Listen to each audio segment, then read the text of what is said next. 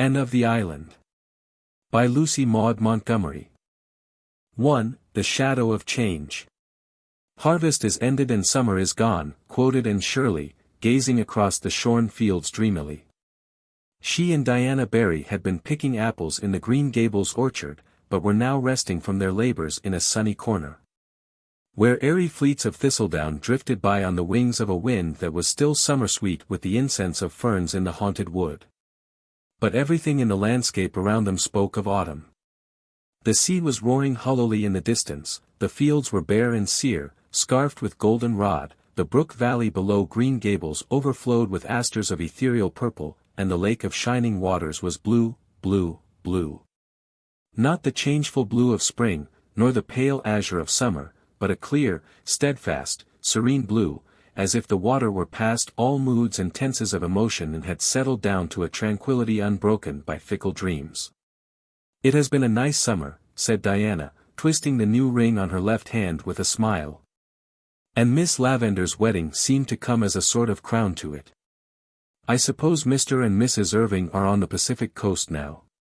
"It seems to me they have been gone long enough to go around the world," sighed Anne. "I can't believe it is only a week since they were married. Everything has changed. Miss Lavender and Mr. and Mrs. Allen gone, how lonely the manse looks with the shutters all closed. I went past it last night, and it made me feel as if everybody in it had died." "We'll never get another minister as nice as Mr. Allen," said Diana, with gloomy conviction. "I suppose we'll have all kinds of supplies this winter, and half the Sundays no preaching at all. And you and Gilbert gone, it will be awfully dull." "Fred will be here," insinuated Anne slyly. "When is Mrs. Lynde going to move up?" asked Diana, as if she had not heard Anne's remark. "Tomorrow. I'm glad she's coming, but it will be another change. Marilla and I cleared everything out of the spare room yesterday. Do you know, I hated to do it. Of course, it was silly, but it did seem as if we were committing sacrilege. That old spare room has always seemed like a shrine to me. When I was a child I thought it the most wonderful apartment in the world. You remember what a consuming desire I had to sleep in a spare room bed, but not the Green Gables spare room. Oh, no, never there. It would have been too terrible, I couldn't have slept a wink from all.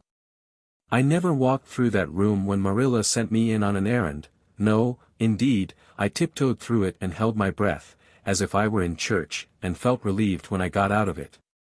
The pictures of George Whitefield and the Duke of Wellington hung there, one on each side of the mirror, and frowned so sternly at me all the time I was in, especially if I dared peep in the mirror. Which was the only one in the house that didn't twist my face a little. I always wondered how Marilla dared house-clean that room. And now it's not only cleaned but stripped bare. George Whitefield and the Duke have been relegated to the upstairs hall. So passes the glory of this world," concluded Anne, with a laugh in which there was a little note of regret. "It is never pleasant to have our old shrines desecrated, even when we have outgrown them." "I'll be so lonesome when you go," moaned Diana for the 100th time. "And to think you go next week." "But we're together still," said Anne cheerily. "We mustn't let next week rob us of this week's joy. I hate the thought of going myself, home and I are such good friends. Talk of being lonesome. It's I who should groan. You'll be here with any number of your old friends, and Fred. While I shall be alone among strangers, not knowing a soul. Except Gilbert and Charlie Sloane," said Diana, imitating Anne's italics and slyness. "Charlie Sloane will be a great comfort, of course," agreed Anne sarcastically, whereupon both those irresponsible damsels laughed. Diana knew exactly what Anne thought of Charlie Sloane, but, despite sundry confidential talks, she did not know just what Anne thought of Gilbert Blythe. To be sure, Anne herself did not know that. "The boys may be boarding at the other end of Kingsport, for all I know," Anne went on. "I am glad I'm going to Redmond, and I am sure I shall like it after a while. But for the first few weeks I know I won't. I shan't even have the comfort of looking forward to the weekend visit home, as I had when I went to Queen's. Christmas will seem like 1,000 years away. Everything is changing, or going to change, said Diana sadly. I have a feeling that things will never be the same again, Anne. We have come to a parting of the ways, I suppose, said Anne thoughtfully. We had to come to it. Do you think, Diana, that being grown up is really as nice as we used to imagine it would be when we were children? I don't know, there are some nice things about it, answered Diana, again caressing her ring with that little smile which always had the effect of making Anne feel suddenly left out and inexperienced. But there are so many puzzling things, too. Sometimes I feel as if being grown up just frightened me, and then I would give anything to be a little girl again.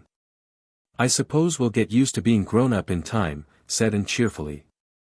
There won't be so many unexpected things about it by and by, though, after all, I fancy it's the unexpected things that give spice to life. We're 18, Diana. In 2 more years we'll be 20. When I was 10 I thought 20 was a green old age. In no time you'll be a staid, middle-aged matron, and I shall be nice, old maid Aunt Anne, coming to visit you on vacations. You'll always keep a corner for me, won't you, dee darling? Not the spare room, of course, old maids can't aspire to spare rooms, and I shall be as humble as Uriah Heep, and quite content with a little over the porch or off the parlor cubby hole. What nonsense you do talk, Anne, laughed Diana. You'll marry somebody splendid and handsome and rich, and no spare room in Avonlea will be half gorgeous enough for you, and you'll turn up your nose at all the friends of your youth. That would be a pity. My nose is quite nice, but I fear turning it up would spoil it, said Anne, patting that shapely organ. I haven't so many good features that I could afford to spoil those I have. So, even if I should marry the king of the Cannibal Islands, I promise you I won't turn up my nose at you, Diana. With another gay laugh the girls separated, Diana to return to Orchard Slope, and to walk to the post office. She found a letter awaiting her there, and when Gilbert Blythe overtook her on the bridge over the lake of shining waters she was sparkling with the excitement of it. Priscilla Grant is going to Redmond, too, she exclaimed. Isn't that splendid? I hoped she would, but she didn't think her father would consent. He has, however, and we're to board together. I feel that I can face an army with banners, or all the professors of Redmond in one fell phalanx, with a chum like Priscilla by my side. I think we'll like Kingsport, said Gilbert. It's a nice old burg, they tell me, and has the finest natural park in the world. I've heard that the scenery in it is magnificent. I wonder if it can be, any more beautiful than this, murmured Anne, looking around her with the loving, enraptured eyes of those to whom home must always be the loveliest spot in the world. No matter what fairer lands may lie under alien stars. They were leaning on the bridge of the old pond, drinking deep of the enchantment of the dusk, just at the spot where Anne had climbed from her sinking dory on the day Elaine floated down to Camelot. The fine, empurpling dye of sunset still stained the western skies, but the moon was rising and the water lay like a great, silver dream in her light. Remembrance wove a sweet and subtle spell over the 2 young creatures. You are very quiet, Anne, said Gilbert at last. I'm afraid to speak or move for fear all this wonderful beauty will vanish just like a broken silence, breathed Anne. Gilbert suddenly laid his hand over the slender white one lying on the rail of the bridge. His hazel eyes deepened into darkness, his still boyish lips opened to say something of the dream and hope that thrilled his soul. But Anne snatched her hand away and turned quickly. The spell of the dusk was broken for her. I must go home, she exclaimed, with a rather overdone carelessness. Marilla had a headache this afternoon, and I'm sure the twins will be in some dreadful mischief by this time.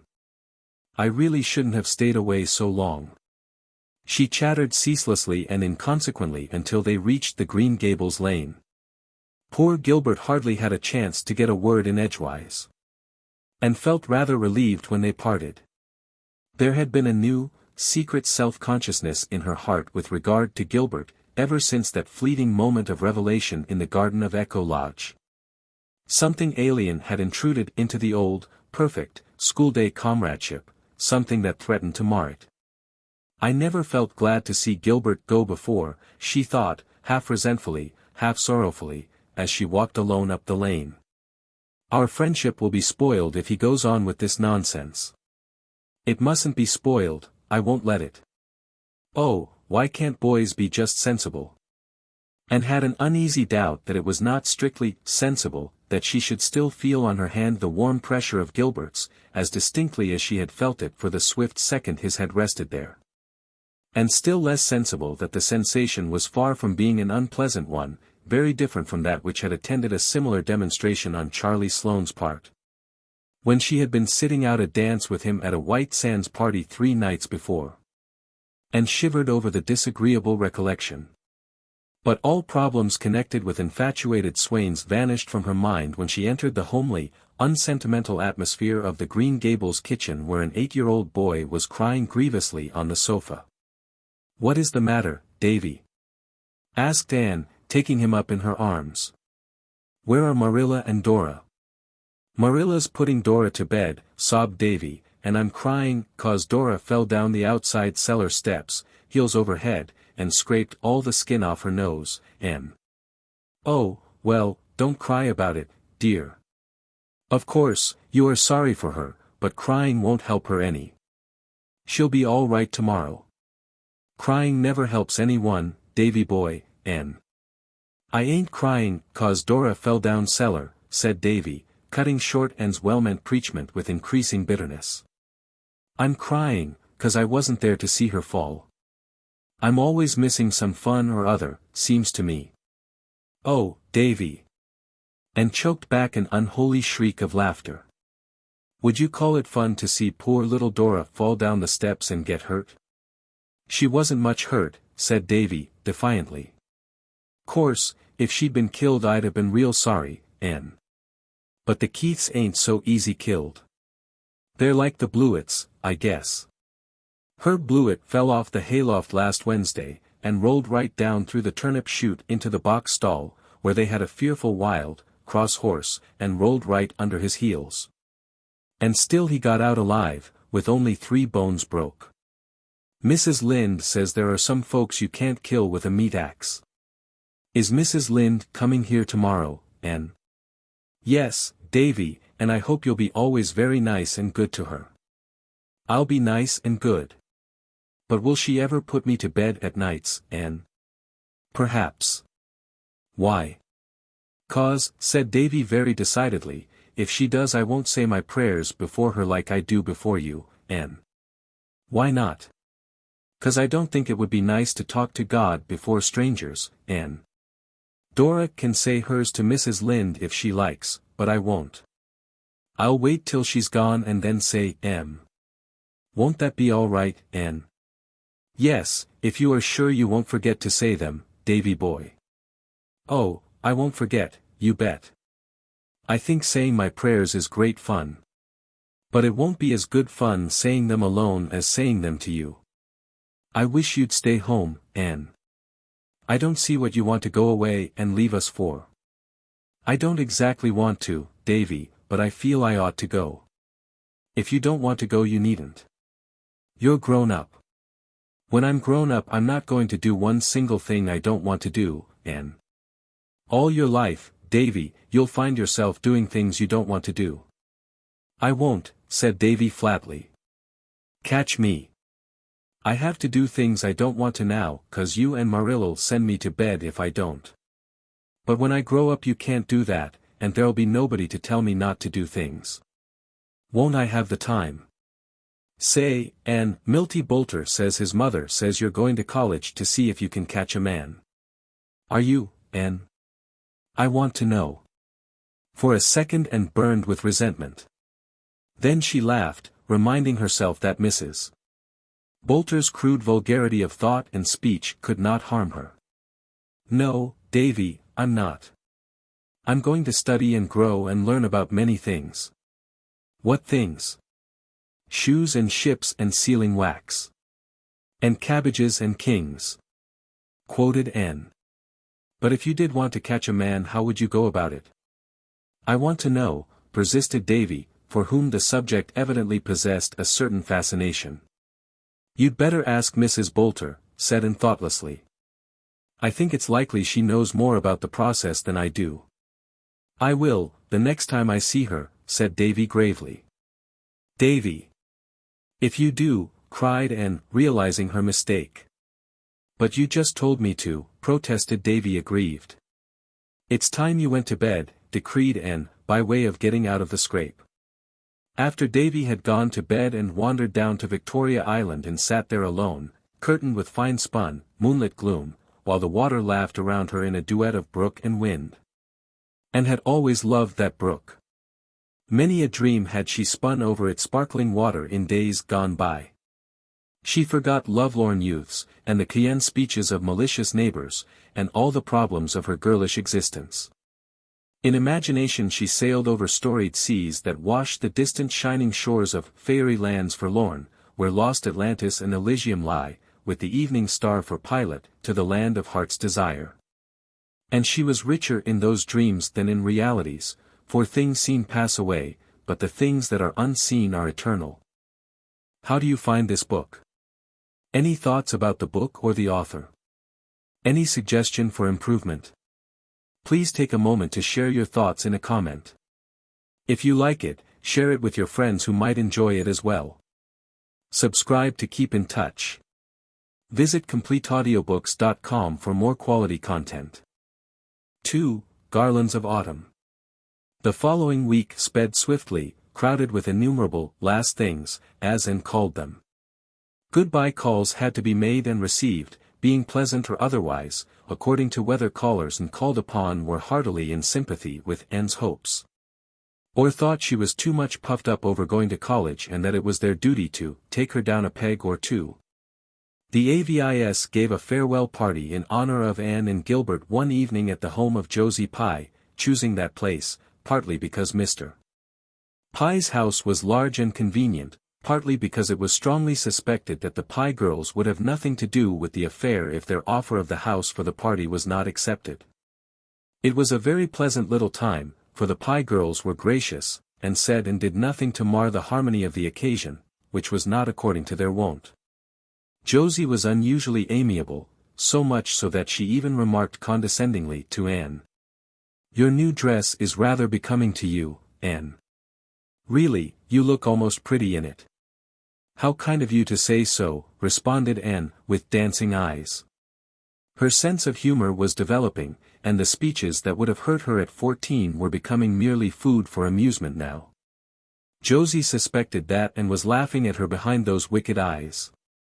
But she contented herself with whispering to Gertie, as they went downstairs, that Anne Shirley would put on more airs than ever now that she was going to college, you'd see. All the bold crowd was there, full of mirth and zest and youthful light-heartedness. Diana Barry, rosy and dimpled, shadowed by the faithful Fred, Jane Andrews, neat and sensible and plain. Ruby Gillis, looking her handsomest and brightest in a cream silk blouse, with red geraniums in her golden hair, Gilbert Blythe and Charlie Sloane, both trying to keep as near the elusive Anne as possible. Carrie Sloane, looking pale and melancholy because, so it was reported, her father would not allow Oliver Kimball to come near the place, moody Spurgeon McPherson, whose round face and objectionable ears were as round and objectionable as ever.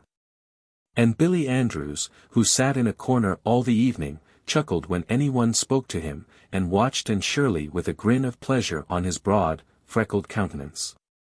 Anne had known beforehand of the party, but she had not known that she and Gilbert were, as the founders of the society, to be presented with a very complimentary address and tokens of respect, in her case a volume of Shakespeare's plays. In Gilbert's a fountain pen. She was so taken by surprise and pleased by the nice things said in the address, read in moody Spurgeon's most solemn and ministerial tones, that the tears quite drowned the sparkle of her big grey eyes. She had worked hard and faithfully for the Avis, and it warmed the cockles of her heart that the members appreciated her efforts so sincerely. And they were all so nice and friendly and jolly, even the Pye girls had their merits, at that moment and loved all the world. She enjoyed the evening tremendously, but the end of it rather spoiled all. Gilbert again made the mistake of saying something sentimental to her as they ate their supper on the moonlit veranda. And, to punish him, was gracious to Charlie Sloane and allowed the latter to walk home with her. She found, however, that revenge hurts nobody quite so much as the one who tries to inflict it. Gilbert walked airily off with Ruby Gillis, and could hear them laughing and talking gaily as they loitered along in the still, crisp autumn air. They were evidently having the best of good times, while she was horribly bored by Charlie Sloane, who talked unbrokenly on, and never, even by accident, said one thing that was worth listening to. And gave an occasional absent yes or no, and thought how beautiful Ruby had looked that night, how very goggly Charlie's eyes were in the moonlight, worse even than by daylight, and that the world, somehow, wasn't quite such a nice place as she had believed it to be earlier in the evening. "I'm just tired out, that is what is the matter with me," she said, when she thankfully found herself alone in her own room. And she honestly believed it was. But a certain little gush of joy, as from some secret, unknown spring, bubbled up in her heart the next evening, when she saw Gilbert striding down through the haunted wood and crossing the old log bridge with that firm, quick step of his. So Gilbert was not going to spend this last evening with Ruby Gillis after all. "You look tired, Anne," he said. "I am tired, and, worse than that, I'm disgruntled.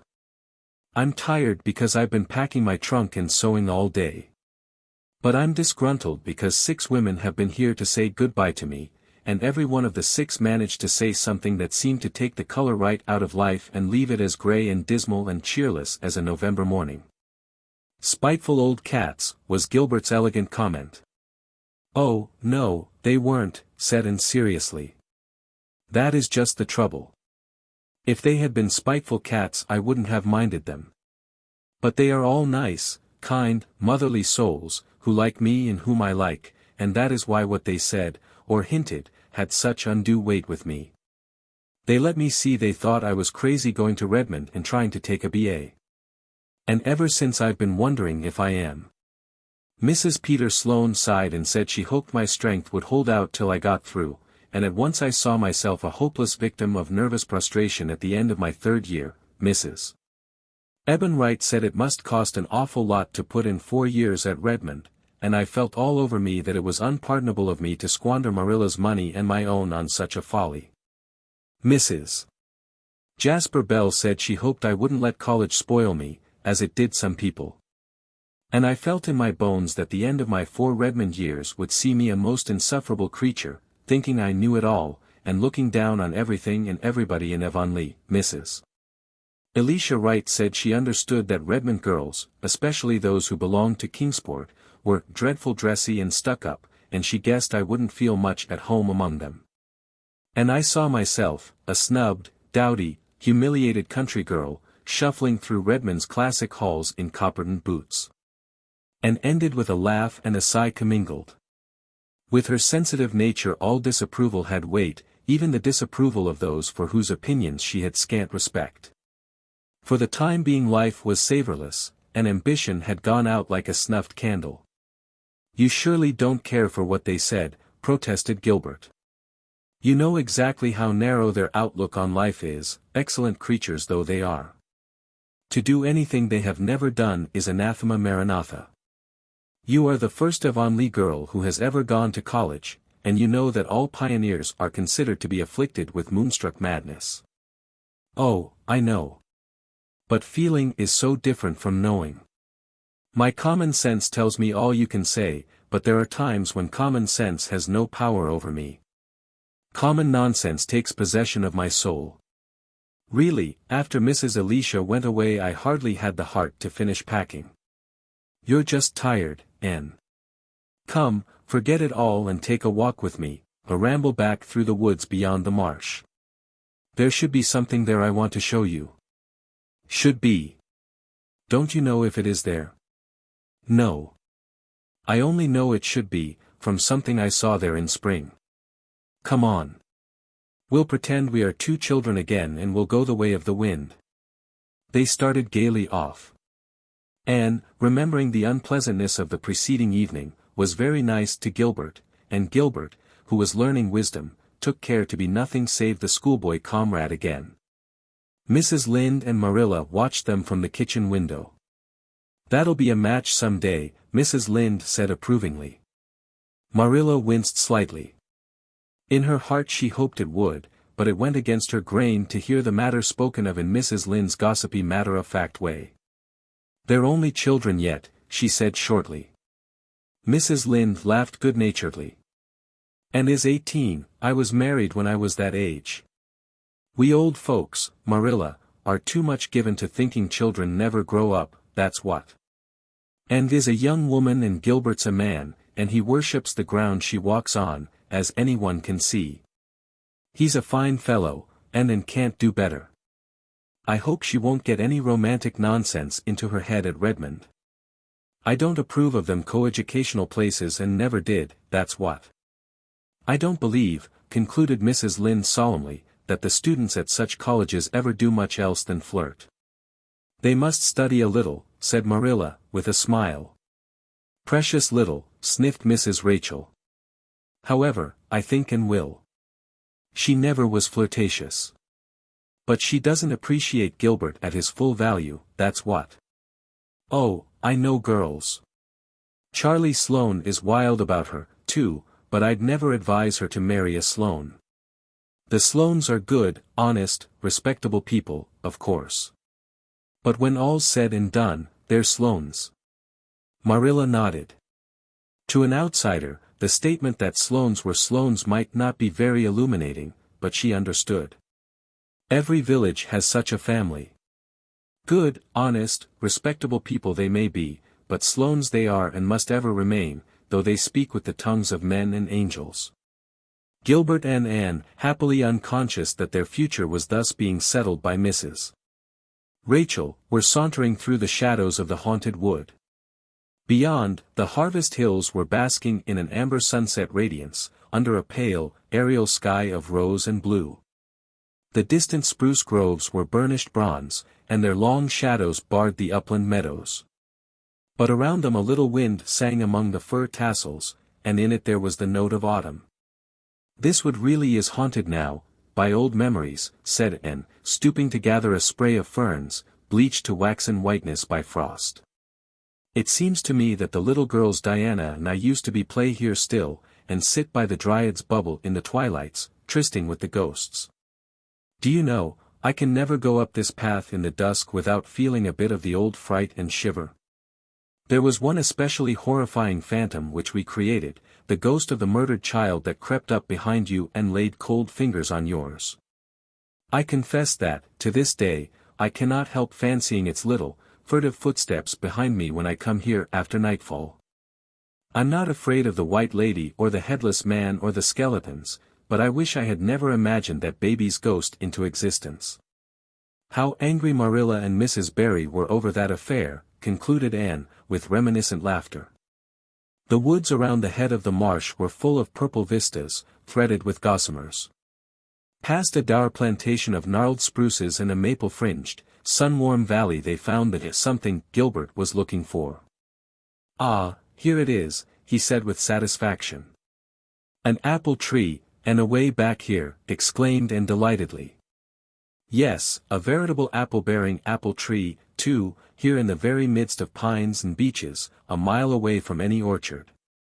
I was here one day last spring and found it, all white with blossom. So I resolved I'd come again in the fall and see if it had been apples. See, it's loaded. They look good, too, tawny as russets but with a dusky red cheek. Most wild seedlings are green and uninviting. I suppose it sprang years ago from some chance-sown seed," said Anne dreamily.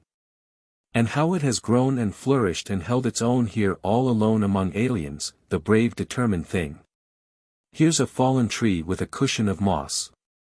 Sit down, Anne, it will serve for a woodland throne.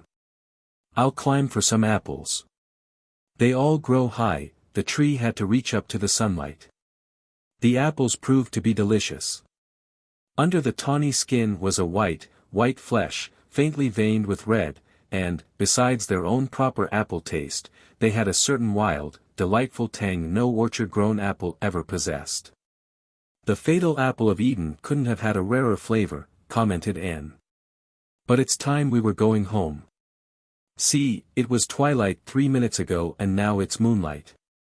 What a pity we couldn't have caught the moment of transformation. But such moments never are caught, I suppose. Let's go back around the marsh and home by way of Lover's Lane. Do you feel as disgruntled now as when you started out, Anne? Not I. Those apples have been as manna to a hungry soul. I feel that I shall love Redmond and have a splendid 4 years there. And after those 4 years, what? Oh, there's another bend in the road at their end, answered Anne lightly. I've no idea what may be around it, I don't want to have. It's nicer not to know. Lover's Lane was a dear place that night, still and mysteriously dim in the pale radiance of the moonlight. They loitered through it in a pleasant chummy silence, neither caring to talk. If Gilbert were always as he has been this evening, how nice and simple everything would be, reflected Anne. Gilbert was looking at Anne, as she walked along. In her light dress, with her slender delicacy, she made him think of a white iris. I wonder if I can ever make her care for me, he thought, with a pang of self-distrust. 3. Greeting and Farewell.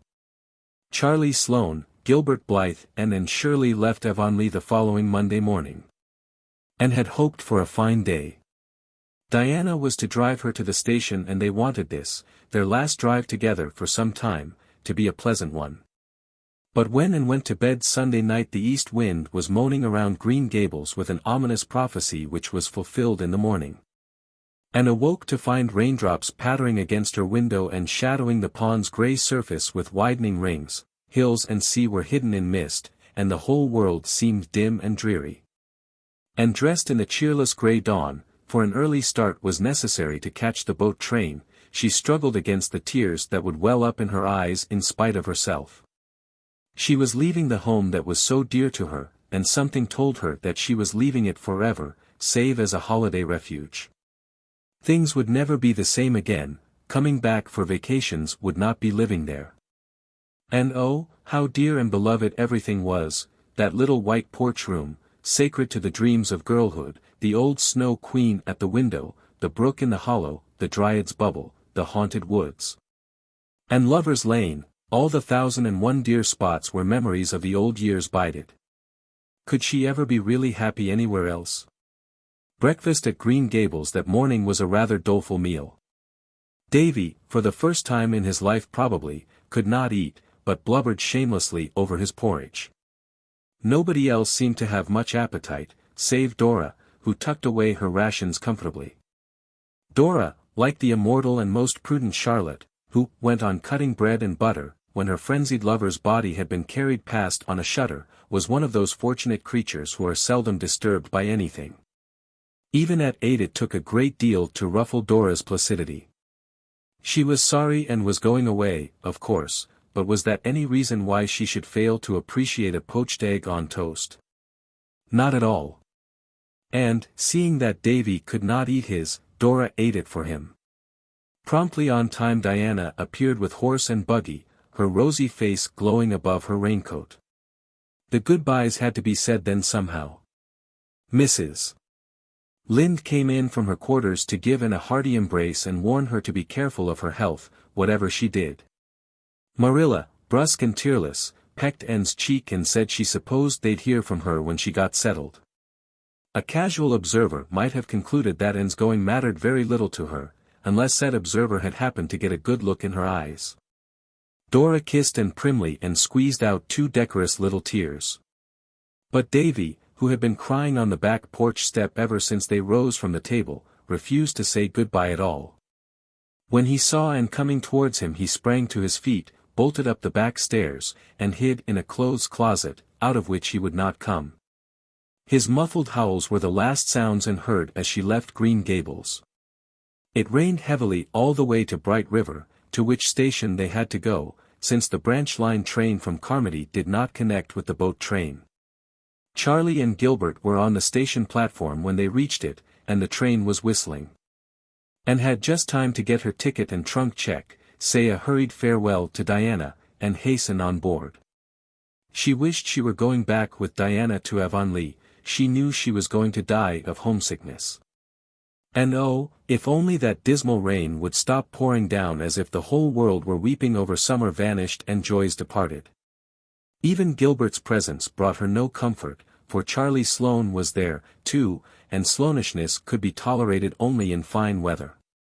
It was absolutely insufferable in rain. But when the boat steamed out of Charlottetown harbor things took a turn for the better.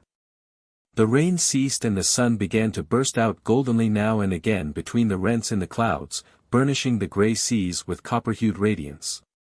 And lighting up the mists that curtained the island's red shores with gleams of gold foretokening a fine day after all. Besides, Charlie Sloane promptly became so seasick that he had to go below, and Anne and Gilbert were left alone on deck. I am very glad that all the Sloanes get seasick as soon as they go on water, thought Anne mercilessly. I am sure I couldn't take my farewell look at the pooled sod, with Charlie standing there pretending to look sentimentally at it, too. Well, we're off, remarked Gilbert unsentimentally. Yes, I feel like Byron's Childe Harold, only it isn't really my native shore that I'm watching, said Anne, winking her grey eyes vigorously. Nova Scotia is that, I suppose. But one's native shore is the land one loves the best, and that's good old PEI for me. I can't believe I didn't always live here. Those 11 years before I came seem like a bad dream. It's 7 years since I crossed on this boat, the evening Mrs. Spencer brought me over from Hopetown. I can see myself, in that dreadful old wincey dress and faded sailor hat, exploring decks and cabins with enraptured curiosity. It was a fine evening, and how those red island shores did gleam in the sunshine. Now I'm crossing the strait again. Oh, Gilbert, I do hope I'll like Redmond and Kingsport, but I'm sure I won't. Where's all your philosophy gone, Anne?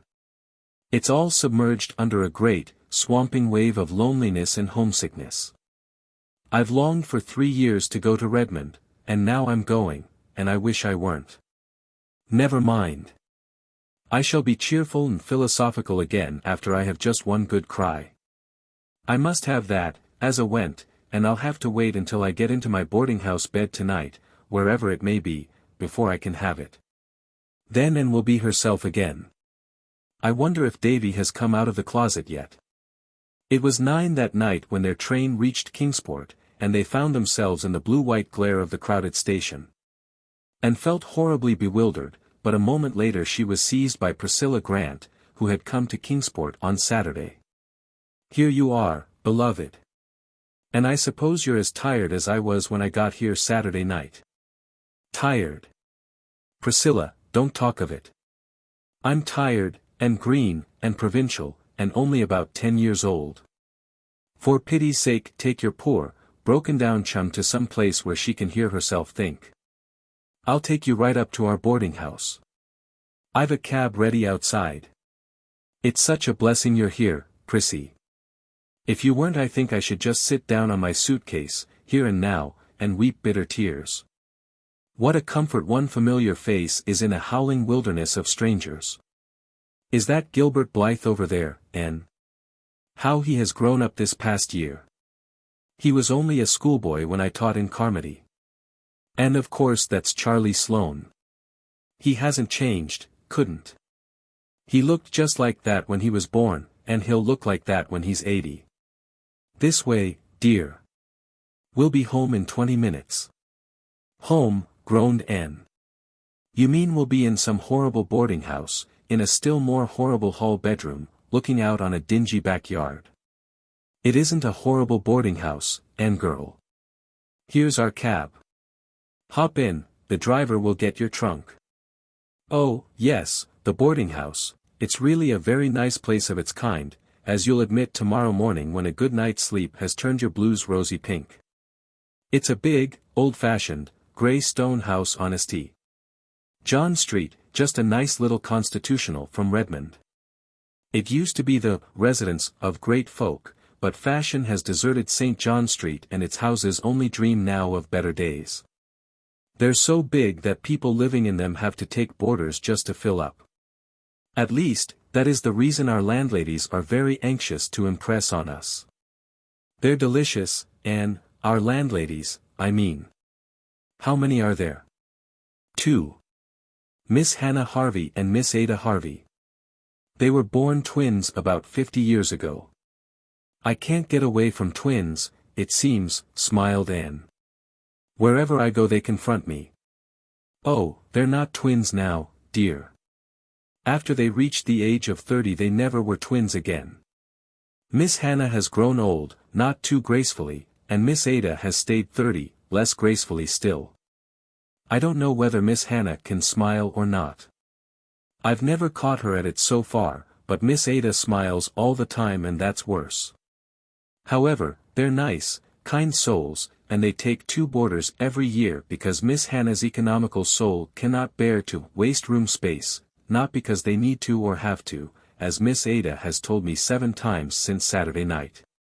As for our rooms, I admit they are hall bedrooms, and mine does look out on the backyard. Your room is a front one and looks out on Old St. John's graveyard, which is just across the street. That sounds gruesome, shivered Anne. I think I'd rather have the backyard view. Oh, no, you wouldn't. Wait and see. Old St. John's is a darling place. It's been a graveyard so long that it's ceased to be one and has become one of the sights of Kingsport. I was all through it yesterday for a pleasure exertion. There's a big stone wall and a row of enormous trees all around it, and rows of trees all through it, and the queerest old tombstones, with the queerest and quaintest inscriptions. You'll go there to study, and see if you don't. Of course, nobody is ever buried there now. But a few years ago they put up a beautiful monument to the memory of Nova Scotian soldiers who fell in the Crimean War. It is just opposite the entrance gates and there's scope for imagination in it, as you used to say. Here's your trunk at last, and the boys coming to say good night. Must I really shake hands with Charlie Sloane, Anne? His hands are always so cold and fishy feeling. We must ask them to call occasionally. Miss Hannah gravely told me we could have young gentlemen callers 2 evenings in the week, if they went away at a reasonable hour. And Miss Ada asked me, smiling, please to be sure they didn't sit on her beautiful cushions.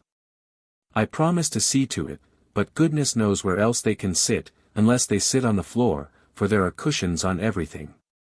Miss Ada even has an elaborate Battenberg one on top of the piano. And was laughing by this time. Priscilla's gay chatter had the intended effect of cheering her up.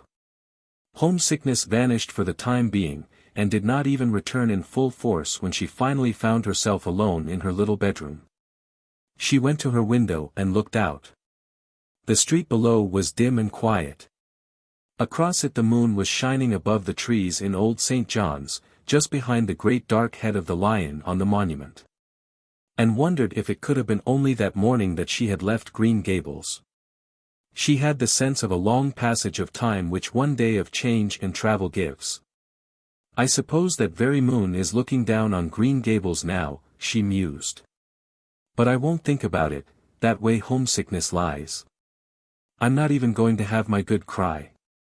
I'll put that off to a more convenient season, and just now I'll go calmly and sensibly to bed and to sleep. 4. April's Lady.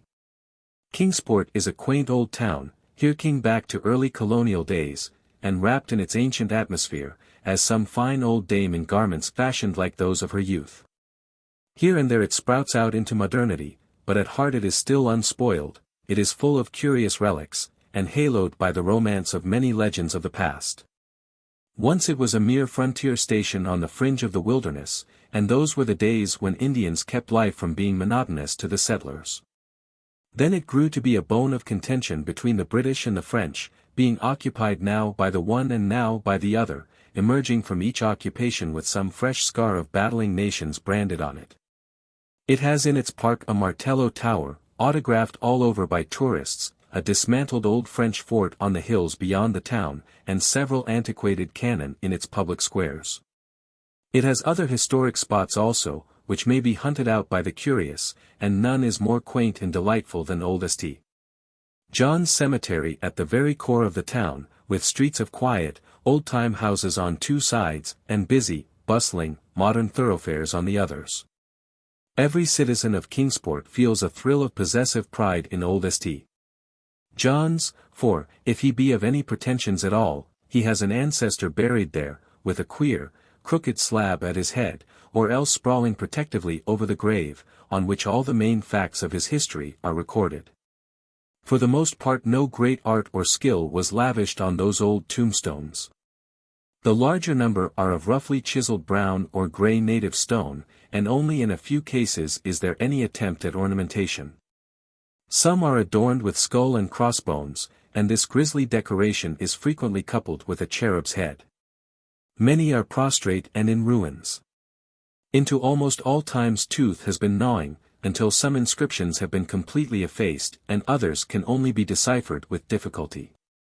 The graveyard is very full and very bowery, for it is surrounded and intersected by rows of elms and willows, beneath whose shade the sleepers must lie very dreamlessly, forever crooned to by the winds and leaves over them, and quite undisturbed by the clamour of traffic just beyond. And took the first of many rambles in old St. John's the next afternoon. She and Priscilla had gone to Redmond in the forenoon and registered as students, after which there was nothing more to do that day. The girls gladly made their escape, for it was not exhilarating to be surrounded by crowds of strangers, most of whom had a rather alien appearance, as if not quite sure where they belonged. The freshettes stood about in detached groups of 2 or 3, looking askance at each other. The freshies, wiser in their day and generation, had banded themselves together on the big staircase of the entrance hall, where they were shouting out glees with all the vigor of youthful lungs.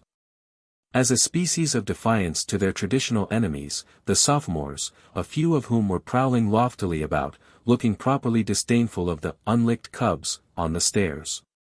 Gilbert and Charlie were nowhere to be seen. "Little did I think the day would ever come when I'd be glad of the sight of a Sloane," said Priscilla, as they crossed the campus, but I'd welcome Charlie's goggle eyes almost ecstatically. At least, they'd be familiar eyes. "Oh," sighed Anne. "I can't describe how I felt when I was standing there, waiting my turn to be registered, as insignificant as the teeniest drop in a most enormous bucket.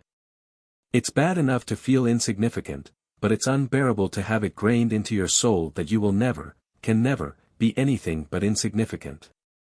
And that is how I did feel, as if I were invisible to the naked eye and some of those sophs might step on me.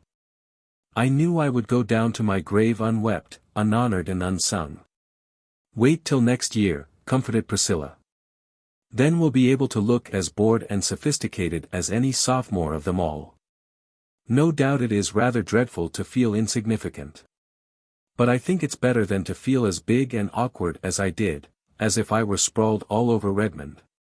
That's how I felt, I suppose because I was a good 2 inches taller than anyone else in the crowd.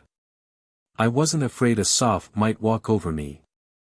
I was afraid they'd take me for an elephant, or an overgrown sample of a potato-fed islander. I suppose the trouble is we can't forgive big Redmond for not being little queens," said Anne, gathering about her the shreds of her old cheerful philosophy to cover her nakedness of spirit. "When we left Queens we knew everybody and had a place of our own. I suppose we have been unconsciously expecting to take life up at Redmond just where we left off at Queens, and now we feel as if the ground had slipped from under our feet. I'm thankful that neither Mrs. Lynde nor Mrs. Elisha Wright know, or ever will know, my state of mind at present. They would exult in saying 'I told you so,' and be convinced it was the beginning of the end. Whereas it is just the end of the beginning." "Exactly. That sounds more Annish. In a little while we'll be acclimated and acquainted, and all will be well. Anne, did you notice the girl who stood alone just outside the door of the co-ed's dressing room all the morning, the pretty one with the brown eyes and crooked mouth?" "Yes, I did. I noticed her particularly because she seemed the only creature there who looked as lonely and friendless as I felt. I had you, but she had no one. I think she felt pretty all by herselfish, too. Several times I saw her make a motion as if to cross over to us, but she never did it, too shy, I suppose. I wished she would come. If I hadn't felt so much like the aforesaid elephant I'd have gone to her." But I couldn't lumber across that big hall with all those boys howling on the stairs. She was the prettiest freshette I saw today, but probably favor is deceitful and even beauty is vain on your first day at Redmond, concluded Priscilla with a laugh. I'm going across to Old St. John's after lunch, said Anne. I don't know that a graveyard is a very good place to go to get cheered up, but it seems the only get-at-able place where there are trees, and trees I must have. I'll sit on one of those old slabs and shut my eyes and imagine I'm in the Avonlea woods. And did not do that, however, for she found enough of interest in Old St. John's to keep her eyes wide open. They went in by the entrance gates, past the simple, massive, stone arch surmounted by the great Lion of England.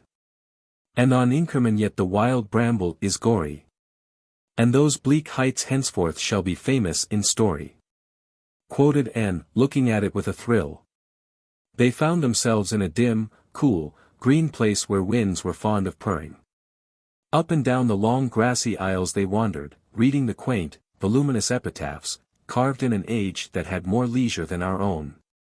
Here leath the body of Albert Crawford, Esq. Read and from a worn, grey slab, for many years keeper of His Majesty's ordnance at Kingsport. He served in the army till the peace of 1763, when he retired from bad health. He was a brave officer, the best of husbands, the best of fathers, the best of friends. He died October 29, 1792, aged 84 years. There's an epitaph for you, Prissy. There is certainly some scope for imagination in it. How full such a life must have been of adventure. And as for his personal qualities, I'm sure human eulogy couldn't go further. I wonder if they told him he was all those best things while he was alive. Here's another, said Priscilla. Listen. To the memory of Alexander Ross, who died on the 22nd of September, 1840, aged 43 years. This is raised as a tribute of affection by one whom he served so faithfully for 27 years that he was regarded as a friend, deserving the fullest confidence and attachment. A very good epitaph, commented and thoughtfully. I wouldn't wish a better. We are all servants of some sort, and if the fact that we are faithful can be truthfully inscribed on our tombstones, nothing more need be added. Here's a sorrowful little grey stone, Prissy, to the memory of a favourite child. And here is another erected to the memory of one who is buried elsewhere. I wonder where that unknown grave is. Really, the graveyards of today will never be as interesting as this. You were right, I shall come here often. I love it already. I see we're not alone here, there's a girl down at the end of this avenue. Yes, and I believe it's the very girl we saw at Redmond this morning. I've been watching her for 5 minutes. She has started to come up the avenue exactly half a dozen times, and half a dozen times has she turned and gone back. Either she's dreadfully shy or she has got something on her conscience. Let's go and meet her. It's easier to get acquainted in a graveyard than at Redmond, I believe. They walked down the long grassy arcade towards the stranger, who was sitting on a grey slab under an enormous willow. She was certainly very pretty, with a vivid, irregular, bewitching type of prettiness. There was a gloss as of brown nuts on her satin-smooth hair and a soft, ripe glow on her round cheeks. Her eyes were big and brown and velvety, under oddly pointed black brows, and her crooked mouth was rose-red. She wore a smart brown suit, with 2 very modish little shoes peeping from beneath it. And her hat of dull pink straw, wreathed with golden-brown poppies, had the indefinable, unmistakable air which pertains to the creation of an artist in millinery. Priscilla had a sudden stinging consciousness that her own hat had been trimmed by her village store milliner, and then wondered uncomfortably if the blouse she had made herself, and which Mrs. Lind had fitted, looked very countrified and homemade besides the stranger's smart attire.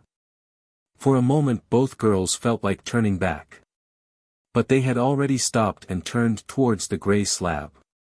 It was too late to retreat, for the brown-eyed girl had evidently concluded that they were coming to speak to her. Instantly she sprang up and came forward with outstretched hand and a gay, friendly smile in which there seemed not a shadow of either shyness or burdened conscience. Oh, I want to know who you two girls are, she exclaimed eagerly. I've been dying to know. I saw you at Redmond this morning. Say, wasn't it awful there? For the time I wished I had stayed home and got married. Anne and Priscilla both broke into unconstrained laughter at this unexpected conclusion. The brown-eyed girl laughed, too. I really did. I could have, you know. Come, let's all sit down on this gravestone and get acquainted. It won't be hard. I know we're going to adore each other, I knew it as soon as I saw you at Redmond this morning. I wanted so much to go right over and hug you both. Why didn't you? Asked Priscilla. Because I simply couldn't make up my mind to do it. I never can make up my mind about anything myself, I'm always afflicted with indecision. Just as soon as I decide to do something I feel in my bones that another course would be the correct one. It's a dreadful misfortune, but I was born that way, and there is no use in blaming me for it, as some people do. So I couldn't make up my mind to go and speak to you, much as I wanted to.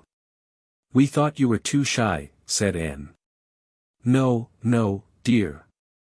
Shyness isn't among the many failings, or virtues, of Philippa Gordon, Phil for short.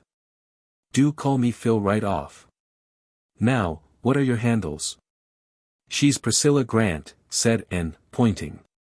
And she's Anne Shirley, said Priscilla, pointing in turn. And we're from the island, said both together.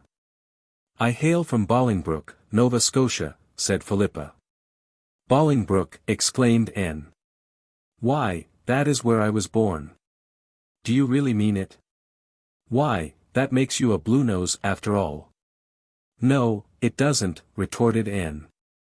Wasn't it Dan O'Connell who said that if a man was born in a stable it didn't make him a horse? I'm island to the core. Well, I'm glad you were born in Bolingbroke anyway. It makes us kind of neighbors, doesn't it? And I like that, because when I tell you secrets it won't be as if I were telling them to a stranger. I have to tell them. I can't keep secrets, it's no use to try. That's my worst failing, that, and indecision, as aforesaid. Would you believe it, it took me half an hour to decide which hat to wear when I was coming here, to a graveyard. At first I inclined to my brown one with the feather. But as soon as I put it on I thought this pink one with the floppy brim would be more becoming. When I got it pinned in place I liked the brown one better. At last I put them close together on the bed, shut my eyes, and jabbed with a hat pin. The pin speared the pink one, so I put it on. It is becoming, isn't it? Tell me, what do you think of my looks? At this naive demand, made in a perfectly serious tone, Priscilla laughed again. But Anne said, impulsively squeezing Philippa's hand. We thought this morning that you were the prettiest girl we saw at Redmond. Philippa's crooked mouth flashed into a bewitching, crooked smile over very white little teeth. I thought that myself, was her next astounding statement, but I wanted someone else's opinion to bolster mine up. I can't decide even on my own appearance. Just as soon as I've decided that I'm pretty I begin to feel miserably that I'm not. Besides, have a horrible old great-aunt who is always saying to me, with a mournful sigh, you were such a pretty baby. It's strange how children change when they grow up. I adore aunts, but I detest great-aunts. Please tell me quite often that I am pretty, if you don't mind. I feel so much more comfortable when I can believe I'm pretty. And I'll be just as obliging to you if you want me to, I can be, with a clear conscience. Thanks, laughed Anne, but Priscilla and I are so firmly convinced of our own good looks that we don't need any assurance about them, so you needn't trouble. Oh, you're laughing at me. I know you think I'm abominably vain, but I'm not. There really isn't one spark of vanity in me. And I'm never a bit grudging about paying compliments to other girls when they deserve them. I'm so glad I know you folks. I came up on Saturday and I've nearly died of homesickness ever since. It's a horrible feeling, isn't it? In Bolingbroke I'm an important personage, and in Kingsport I'm just nobody. There were times when I could feel my soul turning a delicate blue. Where do you hang out? 38 St. John's Street. Better and better.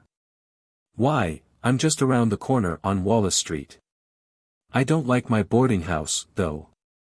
It's bleak and lonesome, and my room looks out on such an unholy backyard. It's the ugliest place in the world. As for cats, well, surely all the Kingsport cats can't congregate there at night, but half of them must.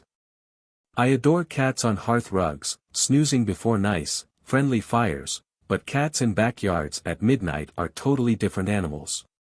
The first night I was here I cried all night, and so did the cats. You should have seen my nose in the morning. How I wished I had never left home. I don't know how you managed to make up your mind to come to Redmond at all, if you are really such an undecided person, said amused Priscilla. Bless your heart, honey, I didn't. It was father who wanted me to come here. His heart was set on it, why, I don't know. It seems perfectly ridiculous to think of me studying for a B.A. degree, doesn't it? Not but what I can do it, all right. I have heaps of brains. Oh, said Priscilla vaguely. Yes. But it's such hard work to use them. And B.A.s are such learned, dignified, wise, solemn creatures, they must be. No, I didn't want to come to Redmond. I did it just to oblige father. He is such a duck. Besides, I knew if I stayed home I'd have to get married. Mother wanted that, wanted it decidedly. Mother has plenty of decision. But I really hated the thought of being married for a few years yet. I want to have heaps of fun before I settle down. And, ridiculous as the idea of my being a B.A. is, the idea of my being an old married woman is still more absurd, isn't it? I'm only 18. No, I concluded I would rather come to Redmond than be married. Besides, how could I ever have made up my mind which man to marry? Were there so many, laughed Anne. Heaps. The boys like me awfully, they really do. But there were only 2 that mattered. The rest were all too young and too poor. I must marry a rich man, you know. Why must you? Honey, you couldn't imagine me being a poor man's wife, could you? I can't do a single useful thing, and I am very extravagant. Oh, no, my husband must have heaps of money.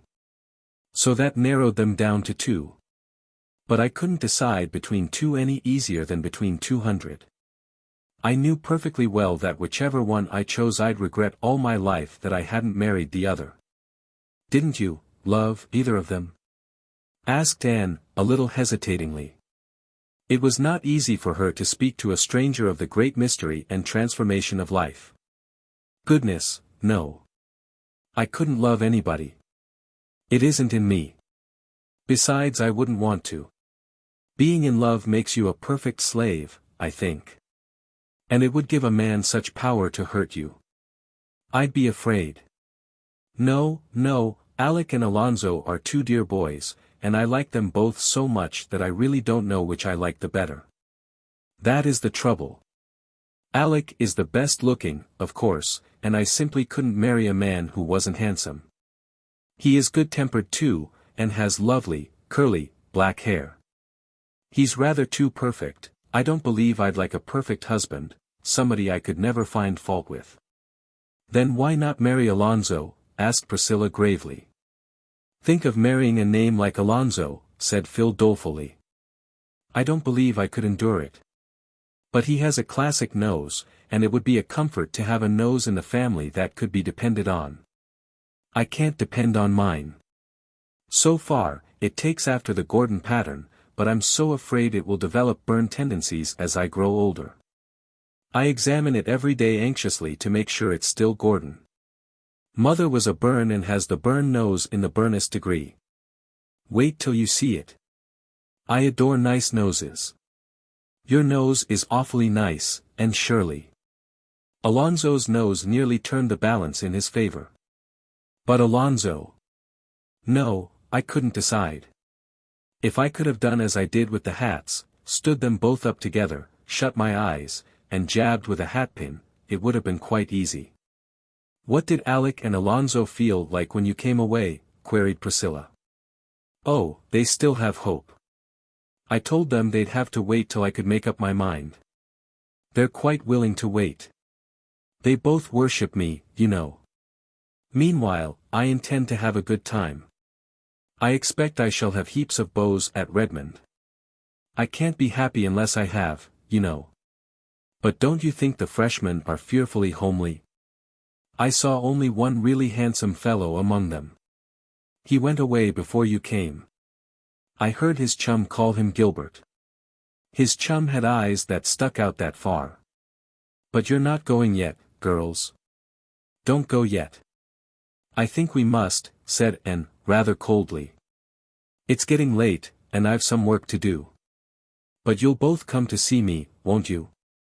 Asked Philippa, getting up and putting an arm around each. And let me come to see you. I want to be chummy with you. I've taken such a fancy to you both. And I haven't quite disgusted you with my frivolity, have I? Not quite, laughed Anne, responding to Phil's squeeze, with a return of cordiality. Because I'm not half so silly as I seem on the surface, you know. You just accept Philippa Gordon, as the Lord made her, with all her faults, and I believe you'll come to like her. Isn't this graveyard a sweet place? I'd love to be buried here. Here's a grave I didn't see before, this one in the iron railing. Oh, girls, look, see, the stone says it's the grave of a middy who was killed in the fight between the Shannon and the Chesapeake. Just fancy. And paused by the railing and looked at the worn stone, her pulses thrilling with sudden excitement. The old graveyard, with its overarching trees and long aisles of shadows, faded from her sight. Instead, she saw the Kingsport harbor of nearly a century agone. Out of the mist came slowly a great frigate, brilliant with the meteor flag of England. Behind her was another, with a still, heroic form, wrapped in his own starry flag, lying on the quarter-deck, the gallant Lawrence. Time's finger had turned back his pages, and that was the Shannon sailing triumphant up the bay with the Chesapeake as her prize. Come back, Anne Shirley, come back, laughed Philippa, pulling her arm. You're 100 years away from us. Come back. And came back with a sigh, her eyes were shining softly. I've always loved that old story, she said, and although the English won that victory, I think it was because of the brave, defeated commander. I love it. This grave seems to bring it so near and make it so real. This poor little middy was only 18. He died of desperate wounds received in gallant action, so reads his epitaph. It is such as a soldier might wish for. Before she turned away, and unpinned the little cluster of purple pansies she wore and dropped it softly on the grave of the boy who had perished in the great sea duel. Well, what do you think of our new friend? Asked Priscilla, when Phil had left them. I like her. There is something very lovable about her, in spite of all her nonsense. I believe, as she says herself, that she isn't half as silly as she sounds. She's a dear, kissable baby, and I don't know that she'll ever really grow up. I like her, too, said Priscilla, decidedly. She talks as much about boys as Ruby Gillis does. But it always enrages or sickens me to hear Ruby, whereas I just wanted to laugh good-naturedly at Phil. Now, what is the why of that? There is a difference, said Anne meditatively. I think it's because Ruby is really so conscious of boys. She plays at love and love-making. Besides, you feel, when she is boasting of her beaux, that she is doing it to rub it well into you that you haven't half so many. Now, when Phil talks of her beaux it sounds as if she was just speaking of chums. She really looks upon boys as good comrades, and she is pleased when she has dozens of them tagging round, simply because she likes to be popular and to be thought popular. Even Alex and Alonzo, I'll never be able to think of those two names separately after this, are to her just two playfellows who want her to play with them all their lives. I'm glad we met her, and I'm glad we went to Old St. John's. I believe I've put forth a tiny soul root into Kingsport soil this afternoon. I hope so. I hate to feel transplanted.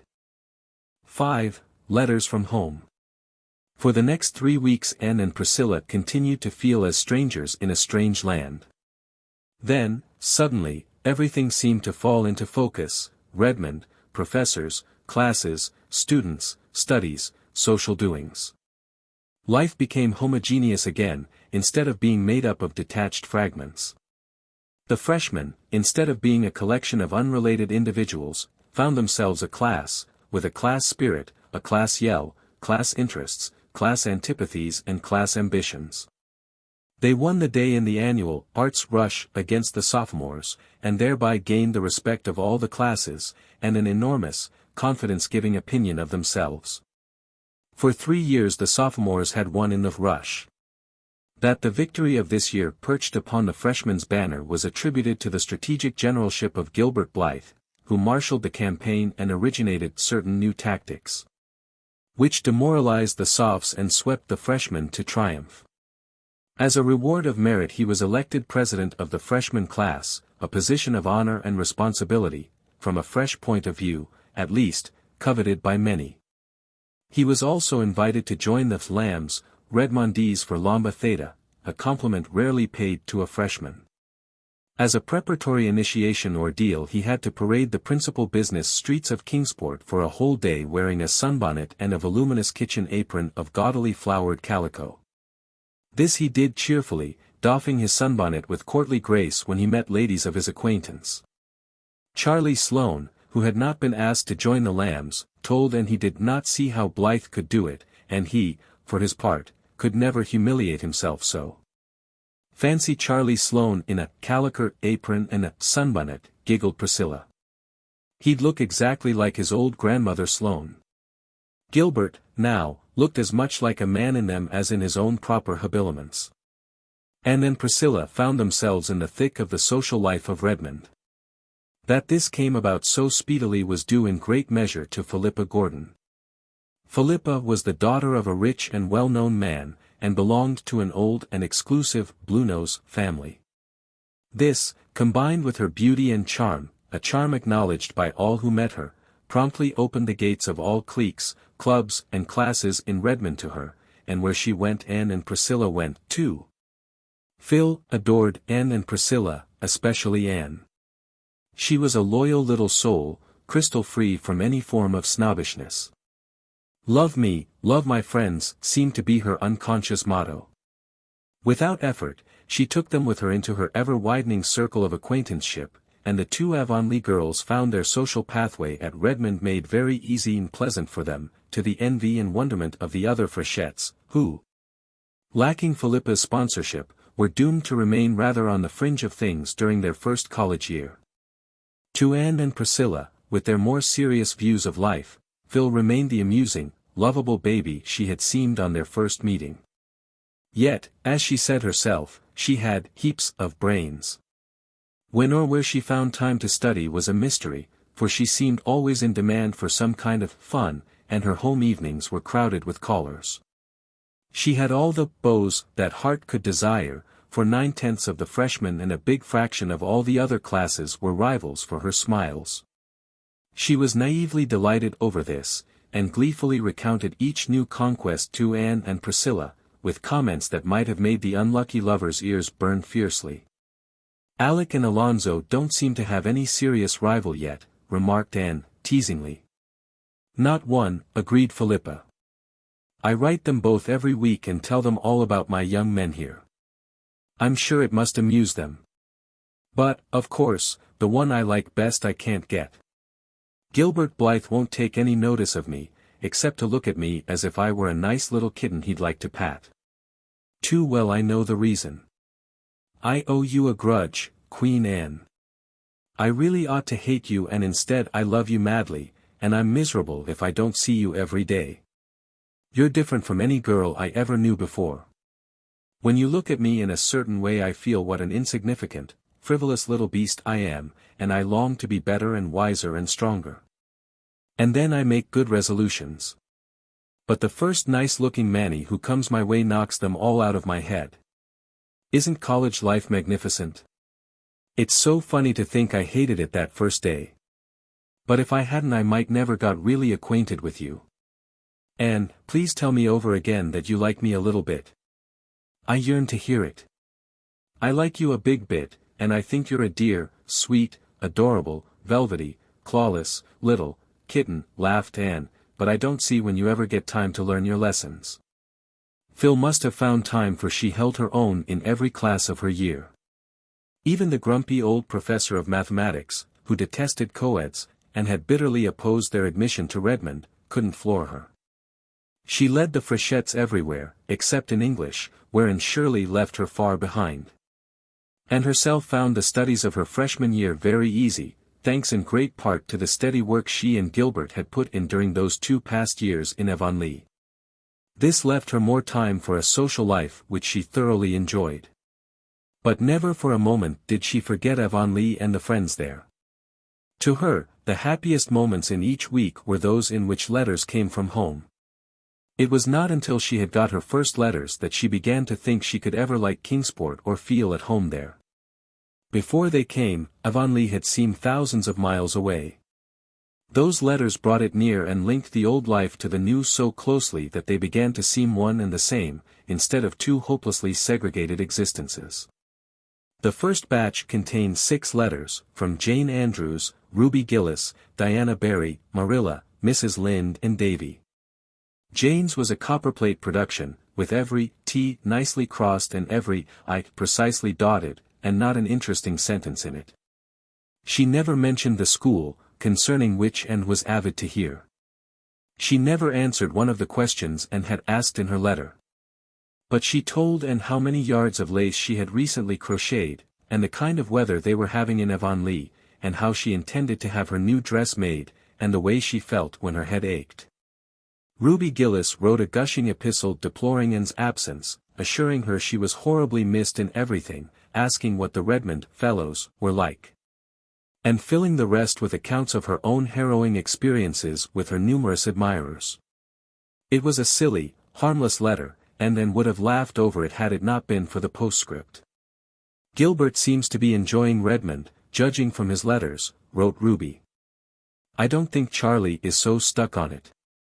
So Gilbert was writing to Ruby. Very well. He had a perfect right to, of course. Only. And did not know that Ruby had written the first letter and that Gilbert had answered it from mere courtesy. She tossed Ruby's letter aside contemptuously. But it took all Diana's breezy, newsy, delightful epistle to banish the sting of Ruby's postscript.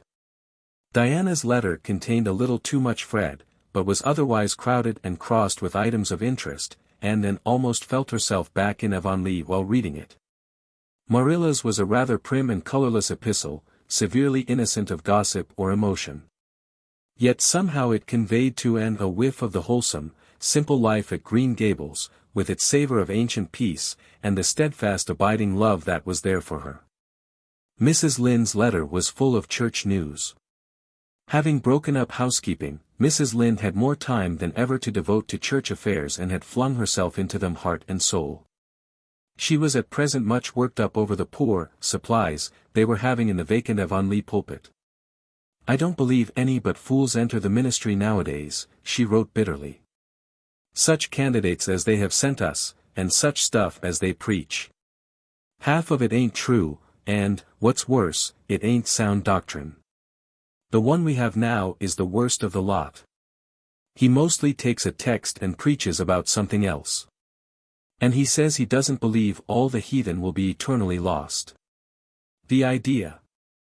If they won't, all the money we've been giving to foreign missions will be clean wasted, that's what. Last Sunday night he announced that next Sunday he'd preach on the axe head that swam. I think he'd better confine himself to the Bible and leave sensational subjects alone. Things have come to a pretty pass if a minister can't find enough in Holy Writ to preach about, that's what. What church do you attend, Anne? I hope you go regularly. People are apt to get so careless about church going away from home, and I understand college students are great sinners in this respect. I'm told many of them actually study their lessons on Sunday. I hope you'll never sink that low, Anne. Remember how you were brought up. And be very careful what friends you make. You never know what sort of creatures are in them colleges. Outwardly they may be as whited sepulchres and inwardly as ravening wolves, that's what. You'd better not have anything to say to any young man who isn't from the island. I forgot to tell you what happened the day the minister called here. It was the funniest thing I ever saw. I said to Marilla, if Anne had been here wouldn't she have had a laugh? Even Marilla laughed. You know he's a very short, fat little man with bow legs. Well, that old pig of Mr. Harrison's, the big, tall one, had wandered over here that day again and broke into the yard, and it got into the back porch, unbeknownst to us, and it was there when the minister appeared in the doorway. It made one wild bolt to get out, but there was nowhere to bolt to except between them bow legs. So there it went, and, being as it was so big and the minister so little, it took him clean off his feet and carried him away. His hat went one way and his cane another, just as Marilla and I got to the door. I'll never forget the look of him. And that poor pig was near scared to death. I'll never be able to read that account in the Bible of the swine that rushed madly down the steep place into the sea without seeing Mr. Harrison's pig careering down the hill with that minister. I guess the pig thought he had the old boy on his back instead of inside of him. I was thankful the twins weren't about.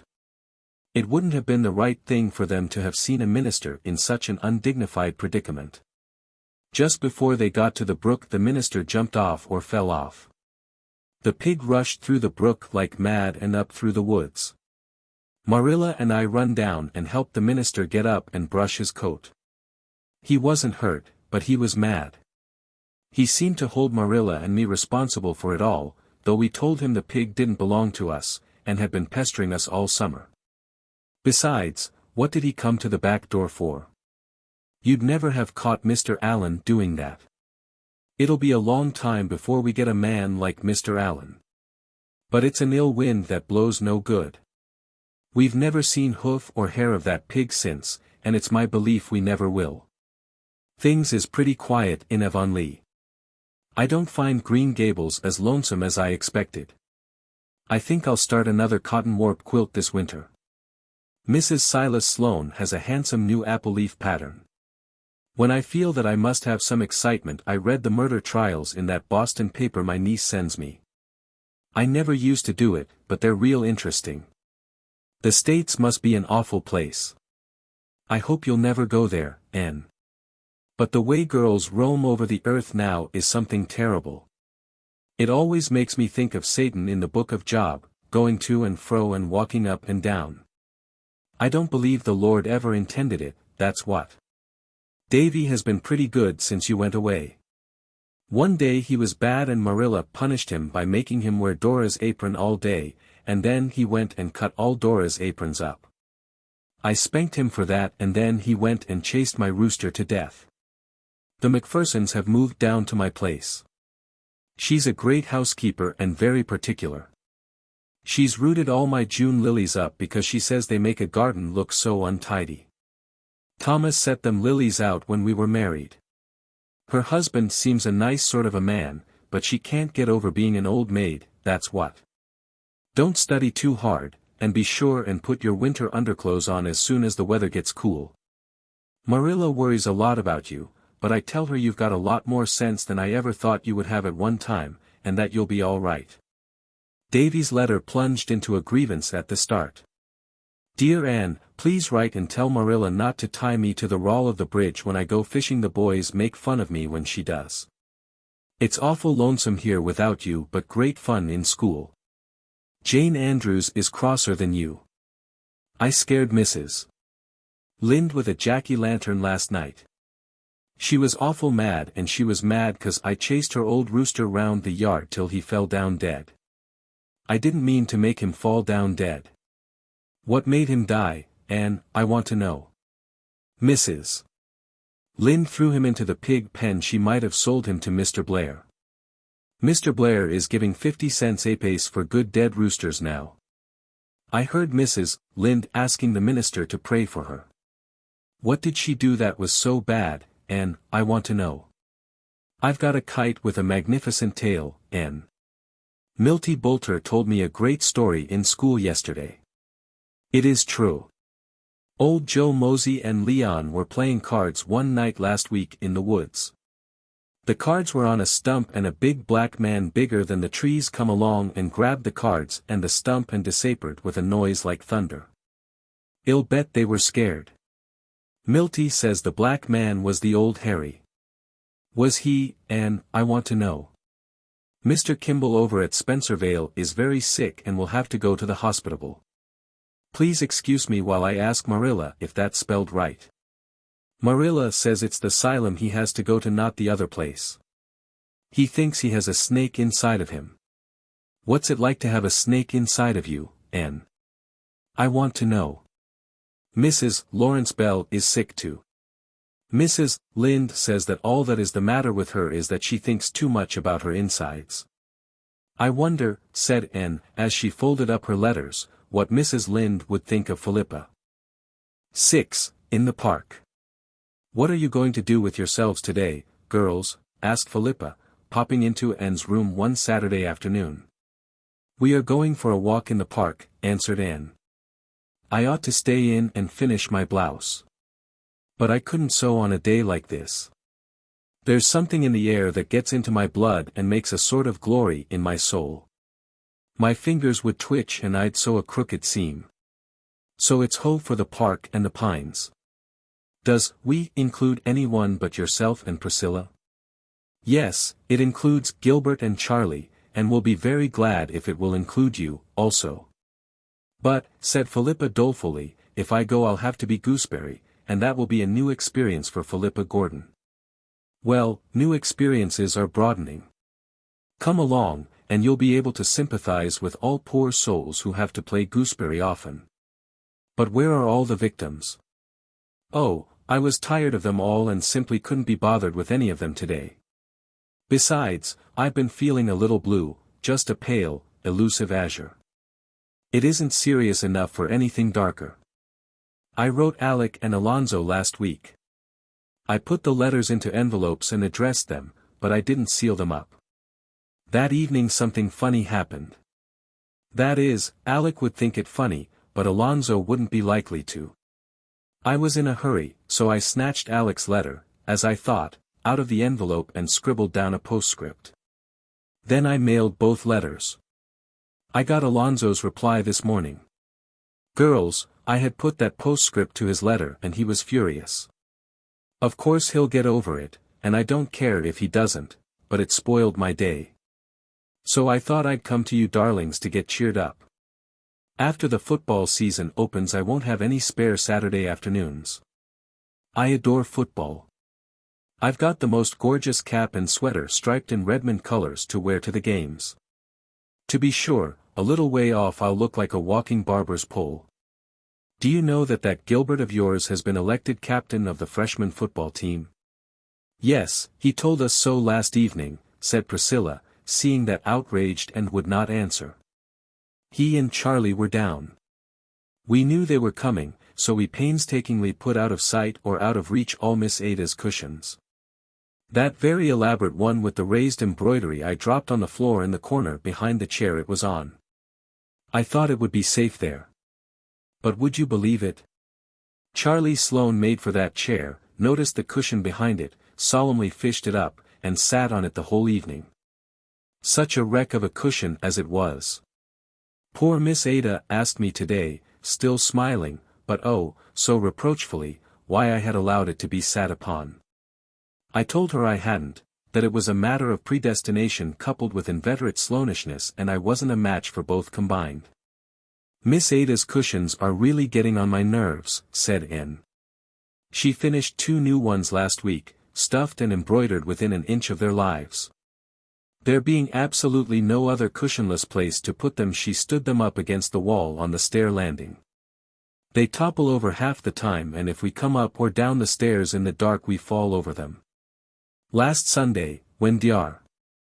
Davis prayed for all those exposed to the perils of the sea, I added in thought, and for all those who live in houses where cushions are loved not wisely but too well. There. We're ready, and I see the boys coming through Old St. John's. Do you cast in your lot with us, Phil? I'll go, if I can walk with Priscilla and Charlie. That will be a bearable degree of gooseberry. That Gilbert of yours is a darling, Anne, but why does he go around so much with goggle eyes? Anne stiffened. She had no great liking for Charlie Sloane, but he was of Avonlea, so no outsider had any business to laugh at him. Charlie and Gilbert have always been friends, she said coldly. Charlie is a nice boy. He's not to blame for his eyes. Don't tell me that. He is. He must have done something dreadful in a previous existence to be punished with such eyes. Pri and I are going to have such sport with him this afternoon. We'll make fun of him to his face and he'll never know it. Doubtless, the abandoned peas, as Anne called them, did carry out their amiable intentions. But Sloane was blissfully ignorant. He thought he was quite a fine fellow to be walking with two such co-eds, especially Philippa Gordon, the class beauty in Belle. It must surely impress Anne. She would see that some people appreciated him at his real value. Gilbert and loitered a little behind the others, enjoying the calm, still beauty of the autumn afternoon under the pines of the park, on the road that climbed and twisted round the harbor shore. The silence here is like a prayer, isn't it? Said Anne, her face upturned to the shining sky. How I love the pines. They seem to strike their roots deep into the romance of all the ages. It is so comforting to creep away now and then for a good talk with them. I always feel so happy out here. And so in mountain solitudes o'ertaken. As by some spell divine. Their cares drop from them like the needles shaken. From out the gusty pine. Quoted Gilbert. They make our little ambitions seem rather petty, don't they, Anne? I think, if ever any great sorrow came to me, I would come to the pines for comfort, said Anne dreamily. I hope no great sorrow ever will come to you, Anne, said Gilbert, who could not connect the idea of sorrow with the vivid, joyous creature beside him, unwitting that those who can soar to the highest heights can also plunge to the deepest depths. And that the natures which enjoy most keenly are those which also suffer most sharply. But there must, sometime, mused Anne. Life seems like a cup of glory held to my lips just now. But there must be some bitterness in it, there is in every cup. I shall taste mine some day. Well, I hope I shall be strong and brave to meet it. And I hope it won't be through my own fault that it will come. Do you remember what Dr.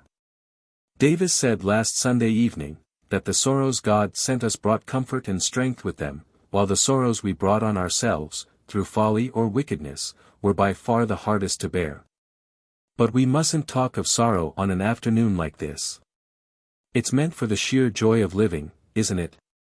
If I had my way I'd shut everything out of your life but happiness and pleasure, Anne, said Gilbert in the tone that meant, danger ahead. Then you would be very unwise, rejoined Anne hastily. I'm sure no life can be properly developed and rounded out without some trial and sorrow, though I suppose it is only when we are pretty comfortable that we admit it. Come, the others have got to the pavilion and are beckoning to us. They all sat down in the little pavilion to watch an autumn sunset of deep red fire and pallid gold. To their left lay Kingsport, its roofs and spires dim in their shroud of violet smoke. To their right lay the harbor, taking on tints of rose and copper as it stretched out into the sunset.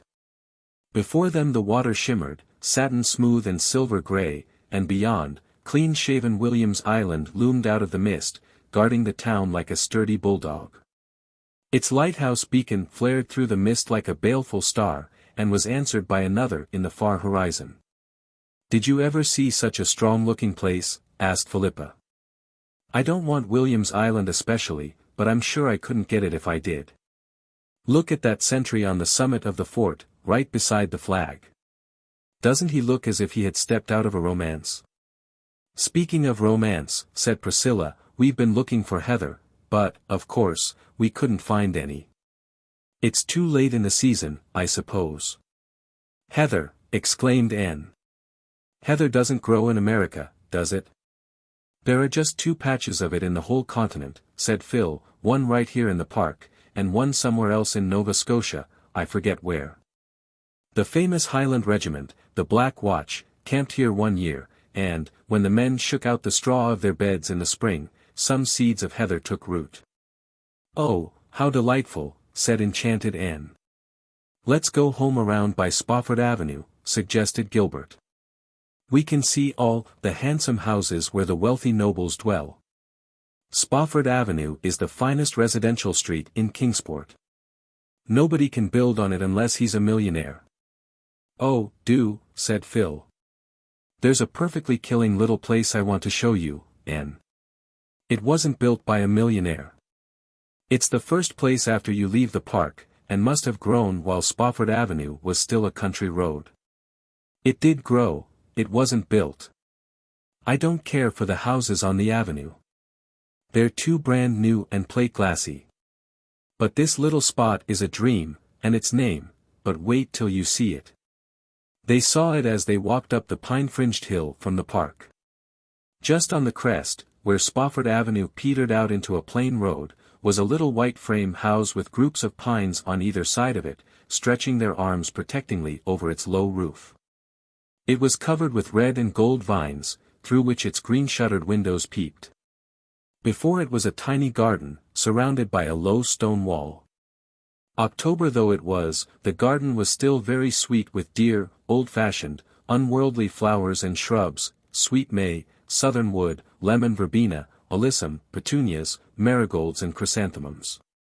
A tiny brick wall, in herringbone pattern, led from the gate to the front porch. The whole place might have been transplanted from some remote country village. Yet there was something about it that made its nearest neighbor, the big lawn-encircled palace of a tobacco king, look exceedingly crude and showy and ill-bred by contrast. As Phil said, it was the difference between being born and being made. "It's the dearest place I ever saw," said Anne delightedly. "It gives me one of my old, delightful funny aches. It's dearer and quainter than even Miss Lavender's stone house." "It's the name I want you to notice especially," said Phil. "Look, in white letters, around the archway over the gate. Patty's Place. Isn't that killing? Especially on this avenue of Pinehursts and Elmwolds and Cedarcrofts. Patty's Place, if you please. I adore it. Have you any idea who Patty is?" asked Priscilla.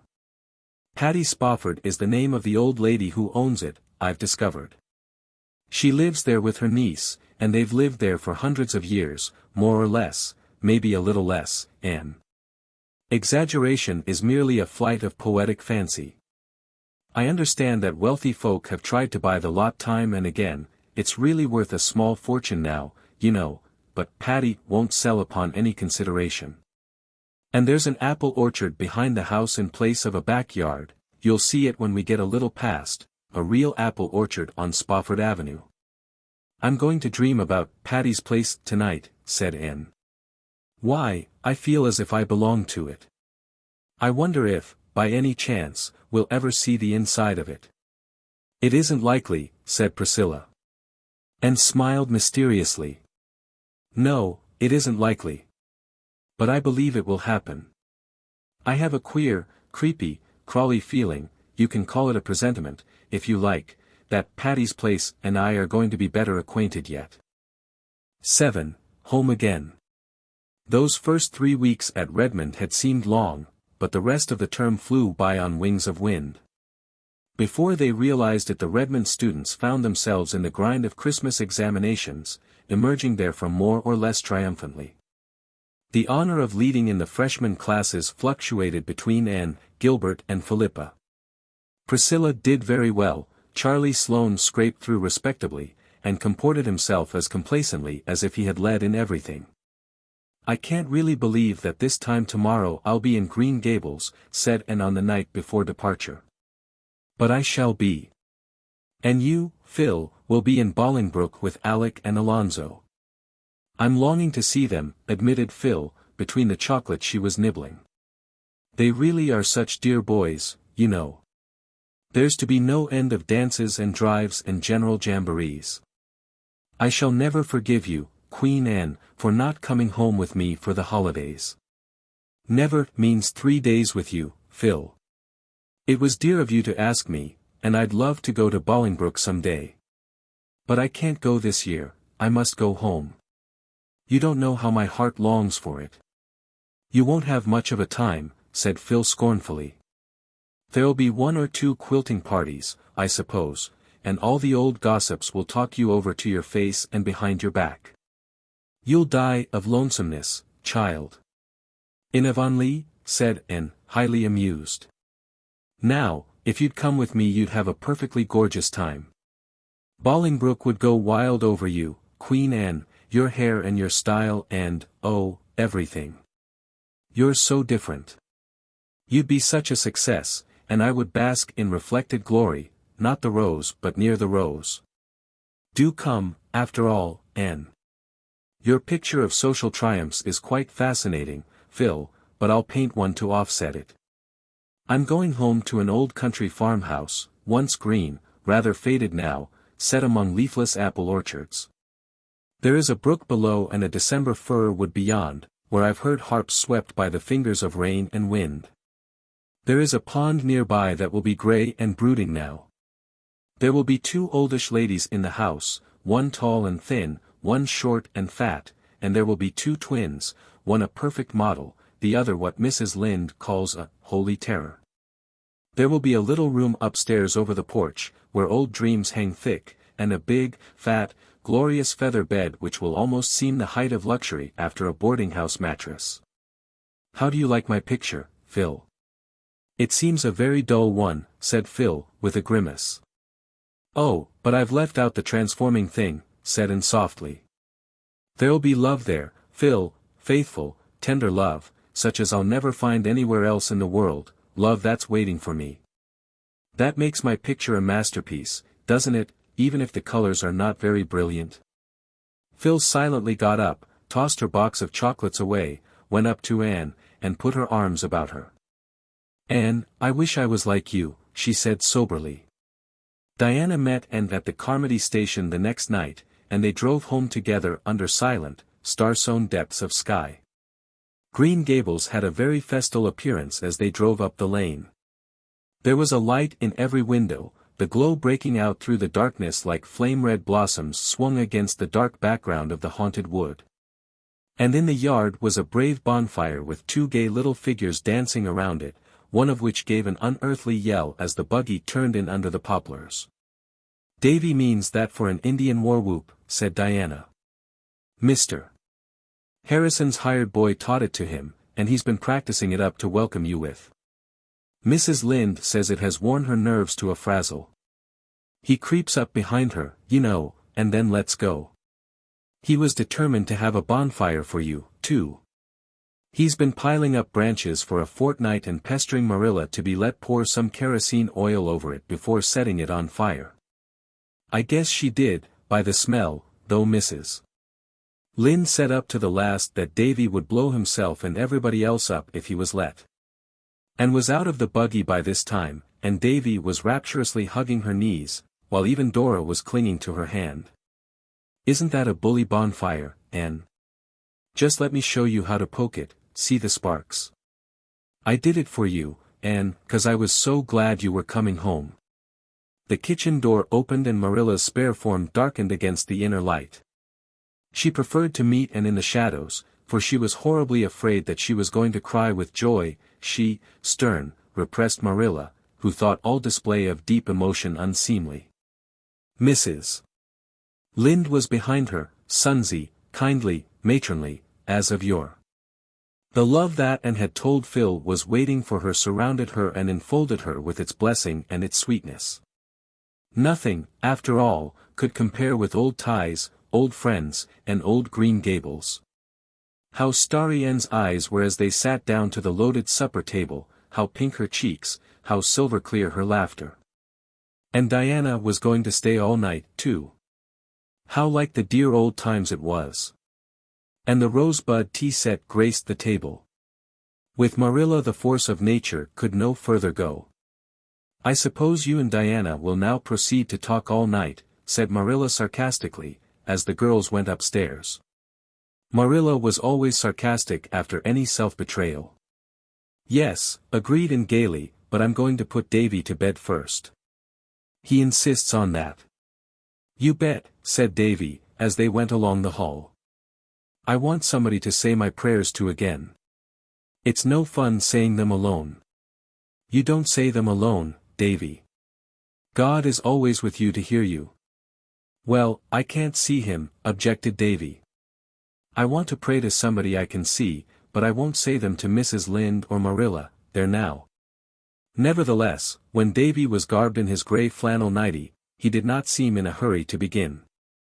He stood before Anne, shuffling one bare foot over the other, and looked undecided. Come, dear, kneel down, said Anne. Davy came and buried his head in Anne's lap, but he did not kneel down.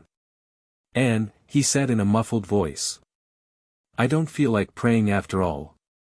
I haven't felt like it for a week now. I didn't pray last night nor the night before.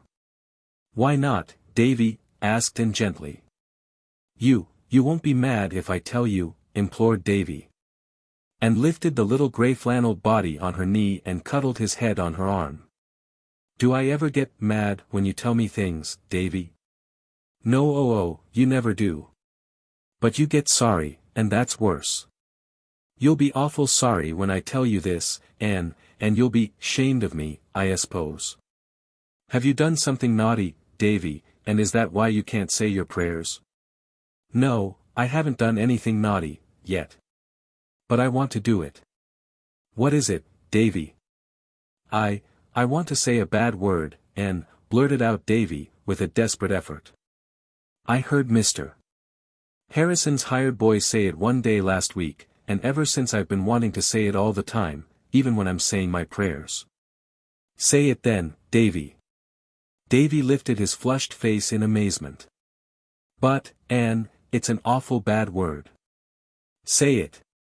Davy gave her another incredulous look, then in a low voice he said the dreadful word.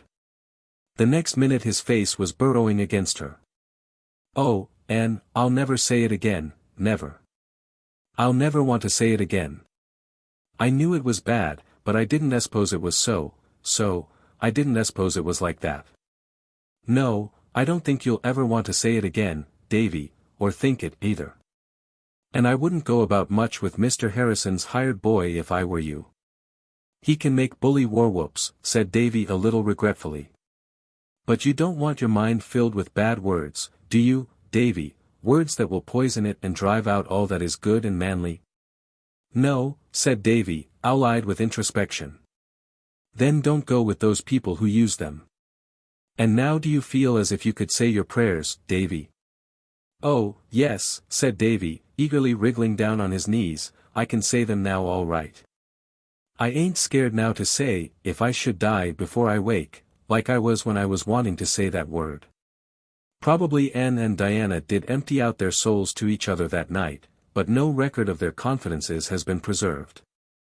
They both looked as fresh and bright-eyed at breakfast as only youth can look after unlawful hours of revelry and confession. There had been no snow up to this time, but as Diana crossed the old log bridge on her homeward way the white flakes were beginning to flutter down over the fields and woods, russet and grey in their dreamless sleep. Soon the faraway slopes and hills were dim and wraith-like through their gauzy scarfing, as if pale autumn had flung a misty bridal veil over her hair and was waiting for her wintry bridegroom. So they had a white Christmas after all, and a very pleasant day it was. In the forenoon letters and gifts came from Miss Lavendar and Paul. And opened them in the cheerful Green Gables kitchen, which was filled with what Davy, sniffing in ecstasy, called pretty smells. Miss Lavendar and Mr. Irving are settled in their new home now, reported Anne. I am sure Miss Lavendar is perfectly happy, I know it by the general tone of her letter, but there's a note from Charlotta the Fourth. She doesn't like Boston at all, and she is fearfully homesick. Miss Lavendar wants me to go through to Echo Lodge some day while I'm home and light a fire to air it, and see that the cushions aren't getting moldy. I think I'll get Diana to go over with me next week, and we can spend the evening with Theodora Dix. I want to see Theodora. By the way, is Ludovic Speed still going to see her? They say so, said Marilla, and he's likely to continue it. Folks have given up expecting that courtship will ever arrive anywhere. I'd hurry him up a bit, if I was Theodora, that's what, said Mrs. Lynde. And there is not the slightest doubt but that she would. There was also a characteristic scrawl from Philippa, full of Alec and Alonzo, what they said and what they did, and how they looked when they saw her. "But I can't make up my mind yet which to marry," wrote Phil. "I do wish you had come with me to decide for me. Someone will have to." When I saw Alec my heart gave a great thump and I thought, he might be the right one. And then, when Alonzo came, thump went my heart again. So that's no guide, though it should be, according to all the novels I've ever read. Now, Anne, your heart wouldn't thump for anybody but the genuine Prince Charming, would it? There must be something radically wrong with mine. But I'm having a perfectly gorgeous time. How I wish you were here. It's snowing today, and I'm rapturous. I was so afraid we'd have a green Christmas and I loathe them. You know, when Christmas is a dirty grey-browny affair, looking as if it had been left over 100 years ago and had been in soak ever since, it is called a green Christmas. Don't ask me why. As Lord Dundreary says, there are Tommy think no fellow can understand. And, did you ever get on a street car and then discover that you hadn't any money with you to pay your fare? I did, the other day. It's quite awful. I had a nickel with me when I got on the car. I thought it was in the left pocket of my coat. When I got settled down comfortably I felt for it. It wasn't there. I had a cold chill. I felt in the other pocket. Not there. I had another chill. Then I felt in a little inside pocket. All in vain. I had 2 chills at once. I took off my gloves, laid them on the seat, and went over all my pockets again. It was not there. I stood up and shook myself, and then looked on the floor. The car was full of people, who were going home from the opera, and they all stared at me, but I was past caring for a little thing like that. But I could not find my fare. I concluded I must have put it in my mouth and swallowed it inadvertently. I didn't know what to do. Would the conductor, I wondered, stop the car and put me off in ignominy and shame? Was it possible that I could convince him that I was merely the victim of my own absent-mindedness, and not an unprincipled creature trying to obtain a ride upon false pretenses? How I wished that Alec or Alonzo were there. But they weren't because I wanted them. If I hadn't wanted them they would have been there by the dozen. And I couldn't decide what to say to the conductor when he came around. As soon as I got one sentence of explanation mapped out in my mind I felt nobody could believe it and I must compose another. It seemed there was nothing to do but trust in Providence, and for all the comfort that gave me I might as well have been the old lady who, when told by the captain during a storm that she must put her trust in the Almighty exclaimed, "Oh, Captain! Is it as bad as that?"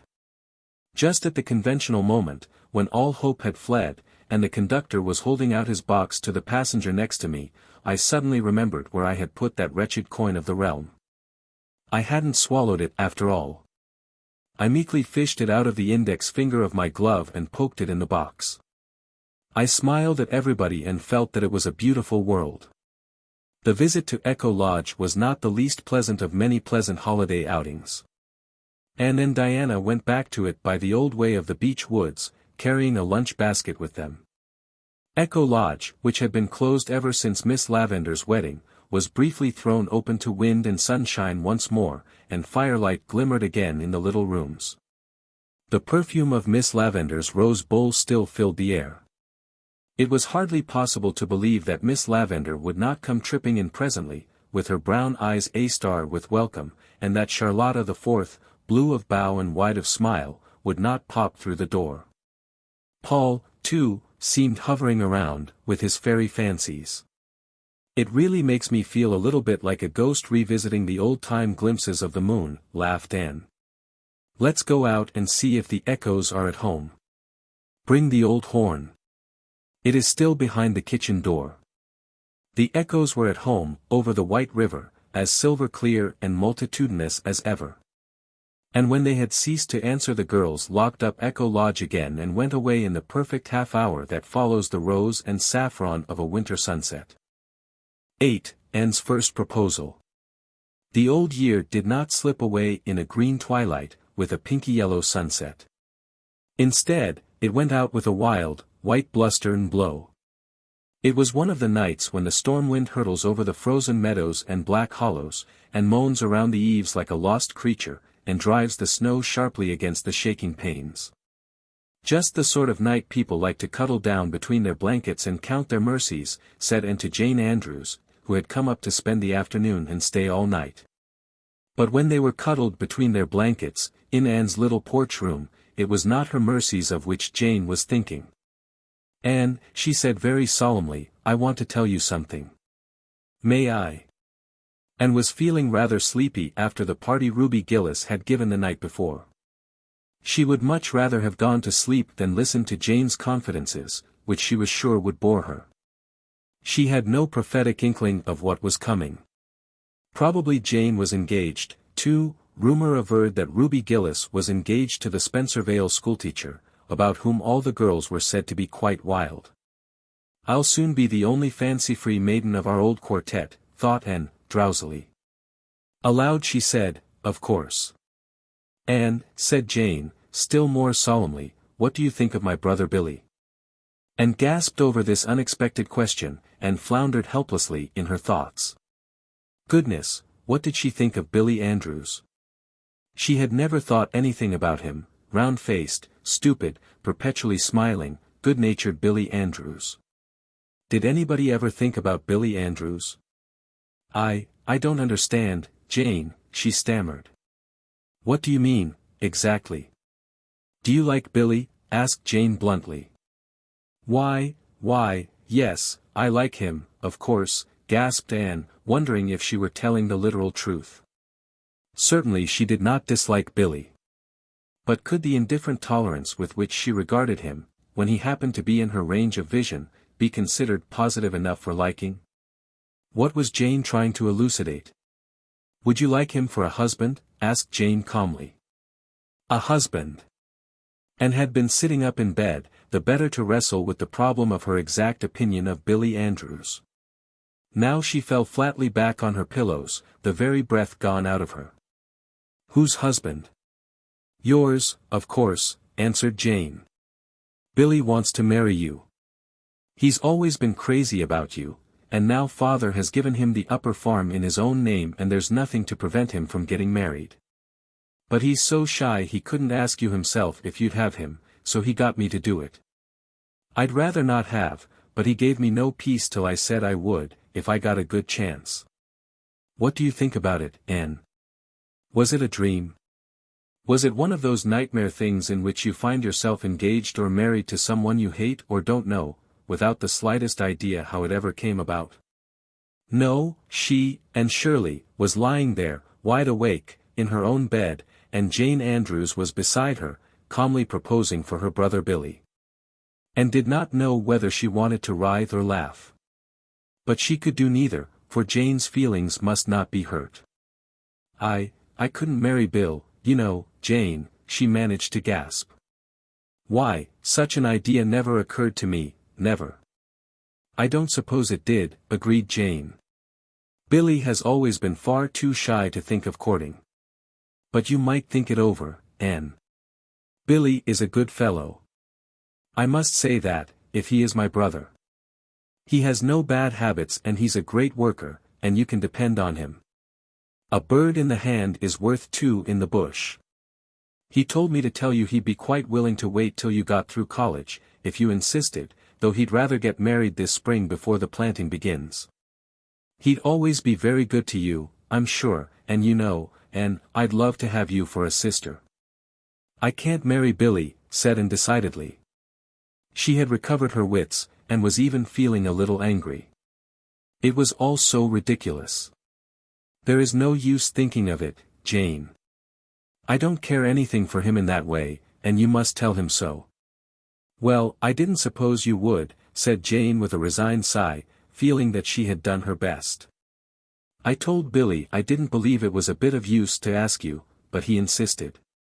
"Well, you've made your decision, Anne, and I hope you won't regret it." Jane spoke rather coldly. She had been perfectly sure that the enamored Billy had no chance at all of inducing Anne to marry him. Nevertheless, she felt a little resentment that Anne Shirley, who was, after all, merely an adopted orphan, without kith or kin, should refuse her brother, one of the Avonlea Andrews. Well, pride sometimes goes before a fall, Jane reflected ominously. And permitted herself to smile in the darkness over the idea that she might ever regret not marrying Billy Andrews. "I hope Billy won't feel very badly over it," she said nicely. Jane made a movement as if she were tossing her head on her pillow. "Oh, he won't break his heart. Billy has too much good sense for that. He likes Nettie Blewett pretty well, too, and Mother would rather he married her than anyone. She's such a good manager and saver. I think, when Billy is once sure you won't have him, he'll take Nettie. Please don't mention this to anyone, will you, Anne?" "Certainly not," said Anne, who had no desire whatever to publish abroad the fact that Billy Andrews wanted to marry her, preferring her, when all was said and done, to Nettie Blewett. Nettie Blewett. "And now I suppose we'd better go to sleep," suggested Jane. To sleep went Jane easily and speedily, but, though very unlike Macbeth in most respects, she had certainly contrived to murder sleep for Anne. That proposed-to damsel lay on a wakeful pillow until the wee SMAs, but her meditations were far from being romantic. It was not, however, until the next morning that she had an opportunity to indulge in a good laugh over the whole affair. When Jane had gone home, still with a hint of frost in voice and manner because Anne had declined so ungratefully and decidedly the honor of an alliance with the house of Andrews, and retreated to the porch room, shut the door. And had her laugh out at last. "If I could only share the joke with someone," she thought. "But I can't. Diana is the only one I'd want to tell, and, even if I hadn't sworn secrecy to Jane, I can't tell Diana things now. She tells everything to Fred, I know she does. Well, I've had my first proposal. I supposed it would come some day, but I certainly never thought it would be by proxy. It's awfully funny, and yet there's a sting in it, too, somehow." And knew quite well wherein the sting consisted, though she did not put it into words. She had had her secret dreams of the first time someone should ask her the great question. And it had, in those dreams, always been very romantic and beautiful, and that someone was to be very handsome and dark-eyed and distinguished-looking and eloquent, whether he were Prince Charming to be enraptured with "yes," or one to whom a regretful, beautifully worded, but hopeless refusal must be given. If the latter, the refusal was to be expressed so delicately that it would be next best thing to acceptance, and he would go away, after kissing her hand, assuring her of his unalterable, lifelong devotion. And it would always be a beautiful memory, to be proud of and a little sad about, also. And now, this thrilling experience had turned out to be merely grotesque. Billy Andrews had got his sister to propose for him because his father had given him the upper farm, and if and wouldn't have him, Nettie Blewett would. There was romance for you, with a vengeance. And laughed, and then sighed. The bloom had been brushed from one little maiden dream. Would the painful process go on until everything became prosaic and humdrum? 9. An unwelcome lover and a welcome friend. The second term at Redmond sped as quickly as had the first, actually whizzed away, Philippa said. And enjoyed it thoroughly in all its phases, the stimulating class rivalry, the making and deepening of new and helpful friendships, the gay little social stunts, the doings of the various societies of which she was a member. The widening of horizons and interests.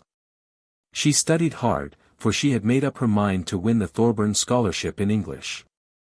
This being won, meant that she could come back to Redmond the next year without trenching on Marilla's small savings, something Anne was determined she would not do.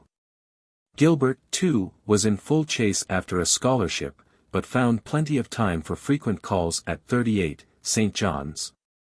He was Anne's escort at nearly all the college affairs, and she knew that their names were coupled in Redmond gossip. Anne raged over this but was helpless.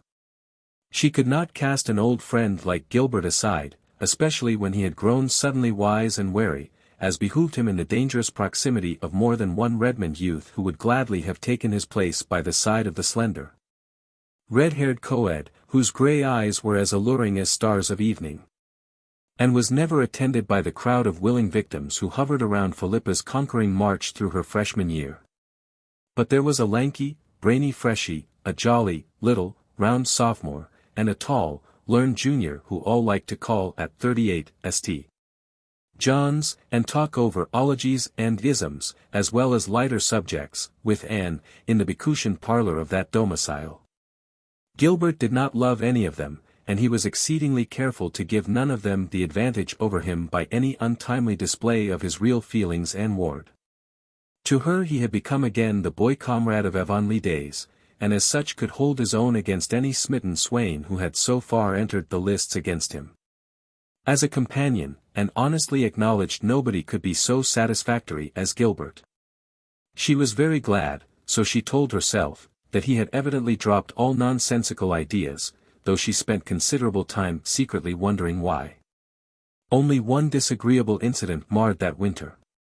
Charlie Sloane, sitting bolt upright on Miss Ada's most dearly beloved cushion, asked Anne one night if she would promise to become Mrs. Charlie Sloane some day. Coming after Billy Andrews' proxy effort, this was not quite the shock to Anne's romantic sensibilities that it would otherwise have been, but it was certainly another heartrending disillusion. She was angry, too, for she felt that she had never given Charlie the slightest encouragement to suppose such a thing possible. But what could you expect of a Sloane, as Mrs. Rachel Lynde would ask scornfully? Charlie's whole attitude, tone, air, words, fairly reeked with Sloanishness. He was conferring a great honor, no doubt whatever about that. And when Anne, utterly insensible to the honor, refused him, as delicately and considerately as she could, for even a Sloane had feelings which ought not to be unduly lacerated, Sloanishness still further betrayed itself. Charlie certainly did not take his dismissal as Anne's imaginary rejected suitors did. Instead, he became angry, and showed it. He said 2 or 3 quite nasty things. Anne's temper flashed up mutinously and she retorted with a cutting little speech whose keenness pierced even Charlie's protective Sloanishness and reached the quick. He caught up his hat and flung himself out of the house with a very red face. And rushed upstairs, falling twice over Miss Ada's cushions on the way, and threw herself on her bed, in tears of humiliation and rage. Had she actually stooped to quarrel with a Sloane? Was it possible anything Charlie Sloane could say had power to make her angry? Oh, this was degradation, indeed, worse even than being the rival of Nettie Blewett. I wish I need never see the horrible creature again, she sobbed vindicatively into her pillows. She could not avoid seeing him again, but the outraged Charlie took care that it should not be at very close quarters.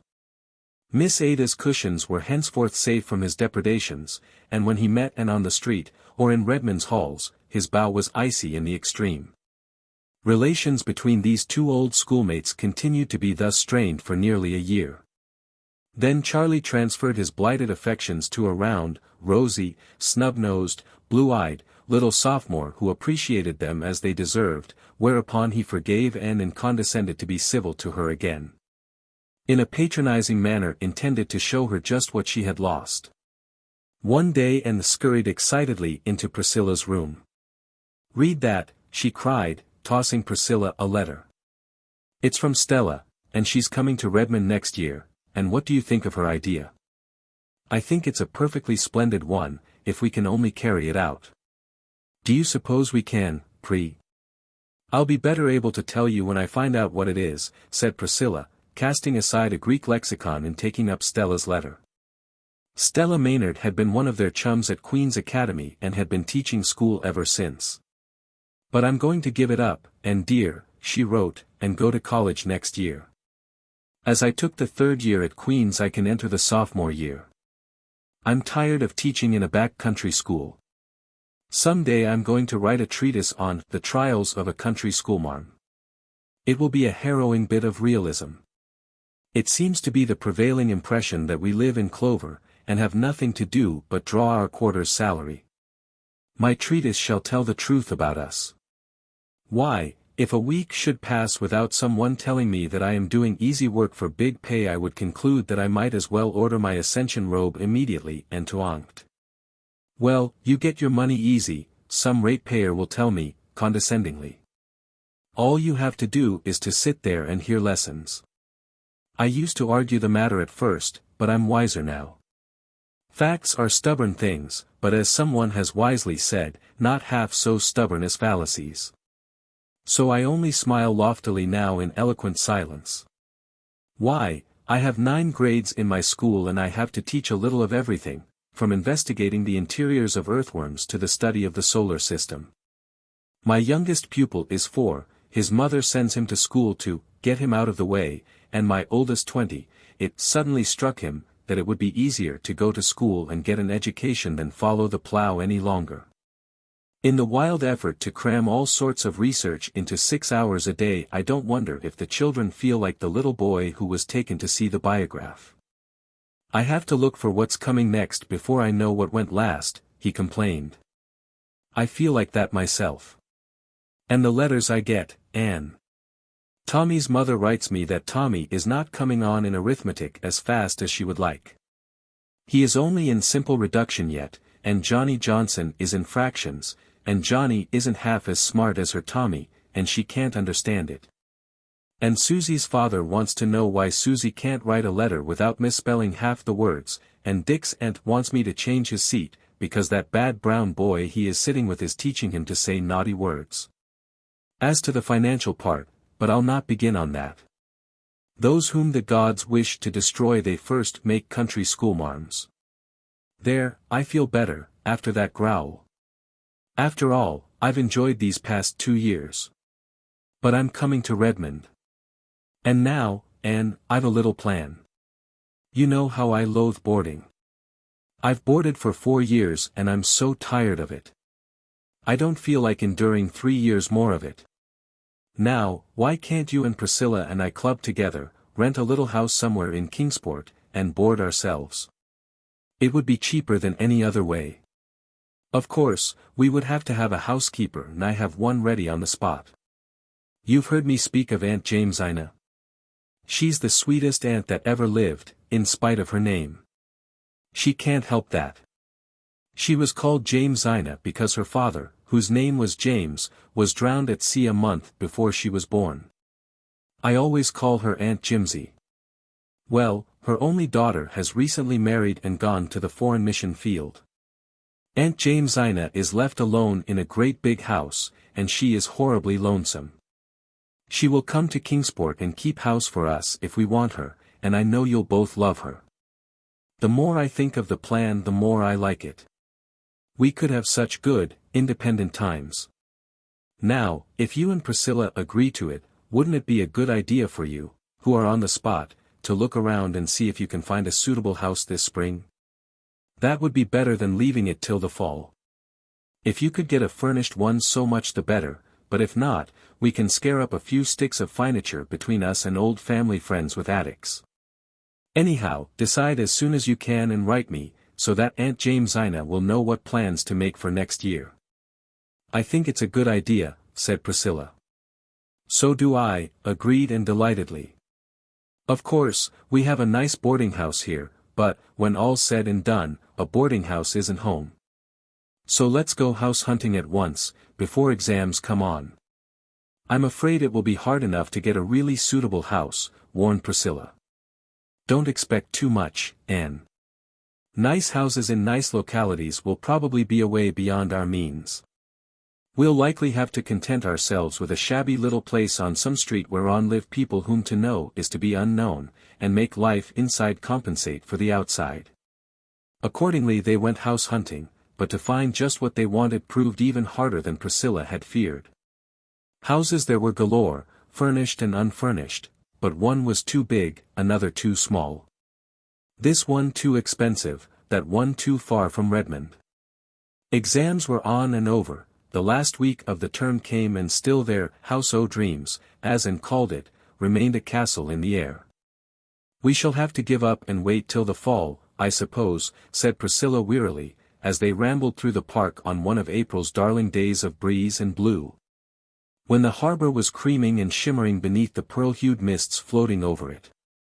We may find some shack to shelter us then, and if not, boarding houses we shall have always with us. I'm not going to worry about it just now, anyway, and spoil this lovely afternoon, said Anne, gazing around her with delight. The fresh chill air was faintly charged with the aroma of pine balsam, and the sky above was crystal clear and blue, a great inverted cup of blessing. Spring is singing in my blood today, and the lure of April is abroad on the air. I'm seeing visions and dreaming dreams, That's because the wind is from the west. I do love the west wind. It sings of hope and gladness, doesn't it? When the east wind blows I always think of sorrowful rain on the eaves and sad waves on a grey shore. When I get old I shall have rheumatism when the wind is east. And isn't it jolly when you discard furs and winter garments for the first time and sally forth, like this, in spring attire, laughed Priscilla. Don't you feel as if you had been made over new? Everything is new in the spring, said Anne. Springs themselves are always so new, too. No spring is ever just like any other spring. It always has something of its own to be its own peculiar sweetness. See how green the grass is around that little pond, and how the willow buds are bursting. And exams are over and gone, the time of convocation will come soon, next Wednesday. This day next week we'll be home. I'm glad, said Anne dreamily. There are so many things I want to do.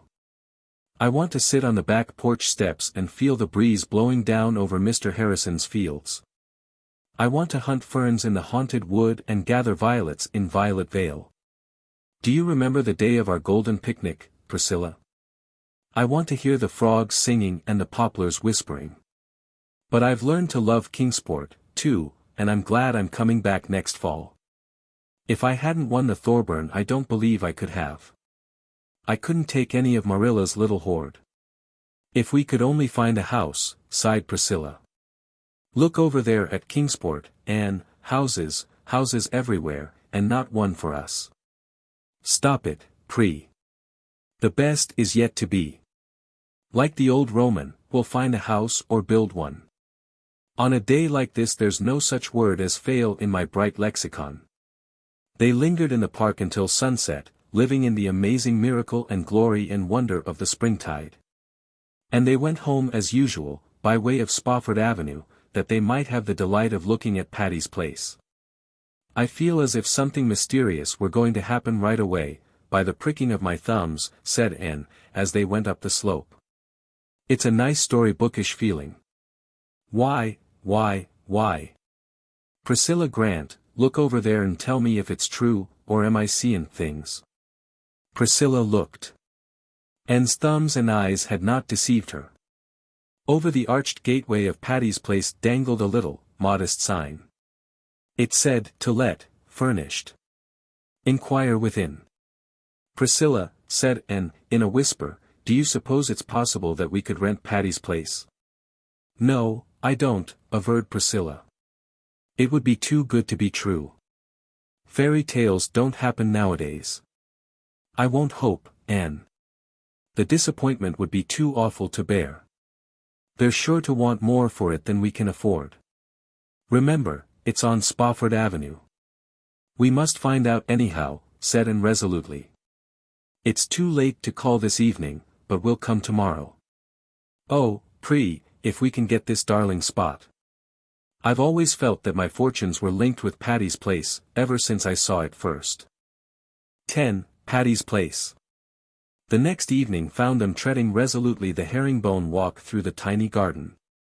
The April wind was filling the pine trees with its roundelay, and the grove was alive with robins, great, plump, saucy fellows, strutting along the paths. The girls rang rather timidly, and were admitted by a grim and ancient handmaiden. The door opened directly into a large living room, where by a cheery little fire sat two other ladies, both of whom were also grim and ancient. Except that one looked to be about 70 and the other 50, there seemed little difference between them. Each had amazingly big, light blue eyes behind steel-rimmed spectacles, each wore a cap and a grey shawl. Each was knitting without haste and without rest, each rocked placidly and looked at the girls without speaking, and just behind each sat a large white china dog, with round green spots all over it, a green nose and green ears. Those dogs captured Anne's fancy on the spot, they seemed like the twin guardian deities of Patty's Place. For a few minutes nobody spoke. The girls were too nervous to find words, and neither the ancient ladies nor the china dogs seemed conversationally inclined. Anne glanced about the room. What a dear place it was. Another door opened out of it directly into the pine grove, and the robins came boldly up on the very step. The floor was spotted with round, braided mats, such as Marilla made at Green Gables, but which were considered out of date everywhere else, even in Avonlea. And yet here they were on Spofford Avenue. A big, polished grandfather's clock ticked loudly and solemnly in a corner. There were delightful little cupboards over the mantelpiece, behind whose glass doors gleamed quaint bits of china. The walls were hung with old prints and silhouettes. In one corner the stairs went up, and at the first low turn was a long window with an inviting seat.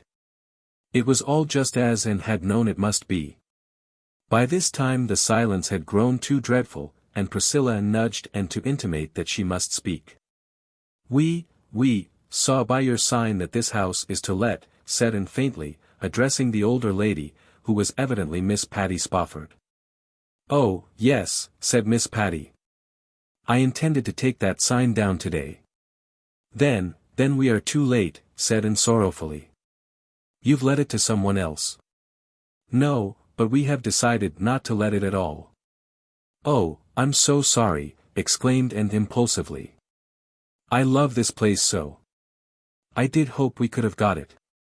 Then did Miss Patty lay down her knitting, take off her specs, rub them, put them on again, and for the first time look at Anne as at a human being.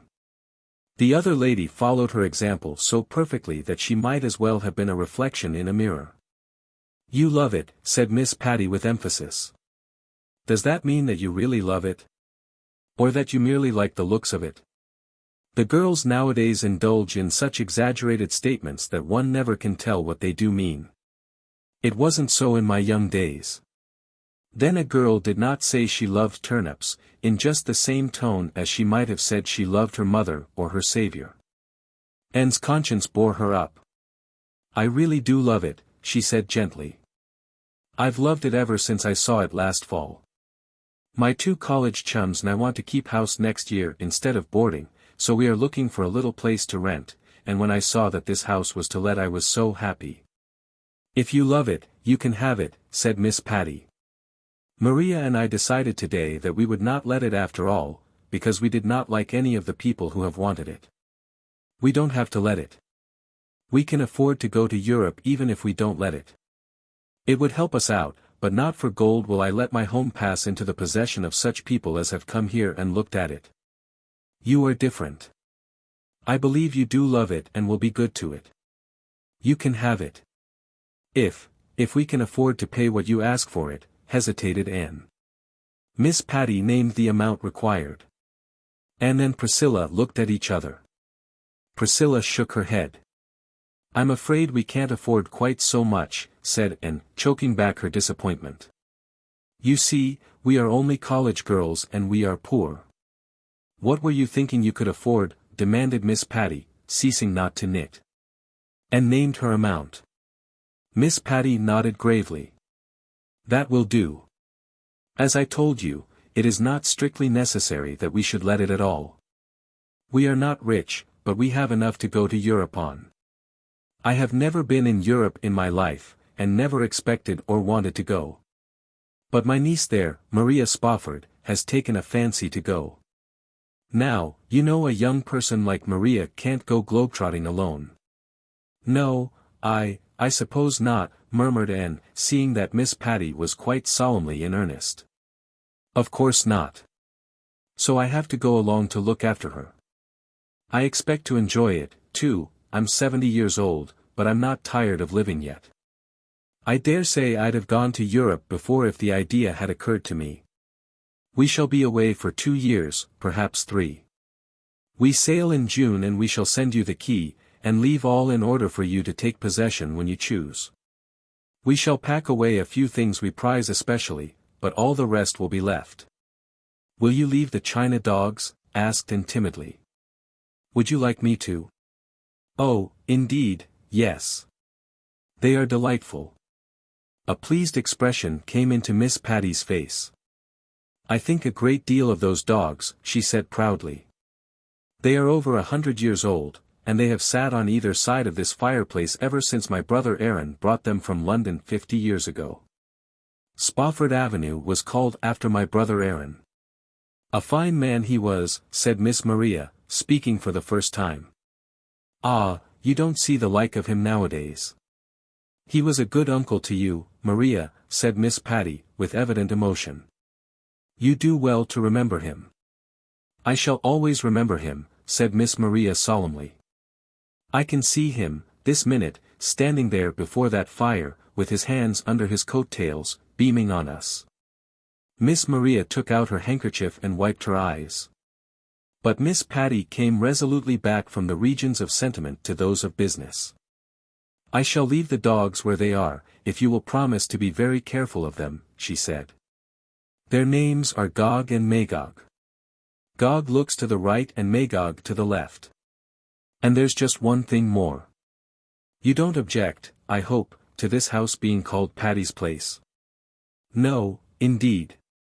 We think that is one of the nicest things about it.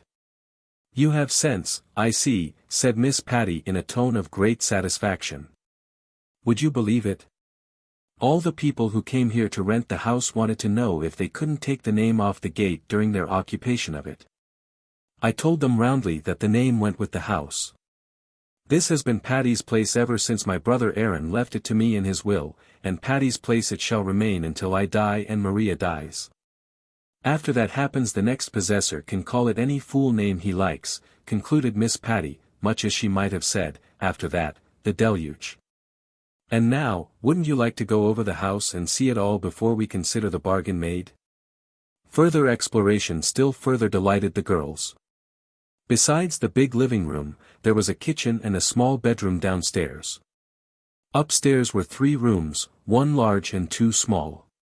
Anne took an especial fancy to one of the small ones, looking out into the big pines, and hoped it would be hers. It was papered in pale blue and had a little, old-timey toilet table with sconces for candles.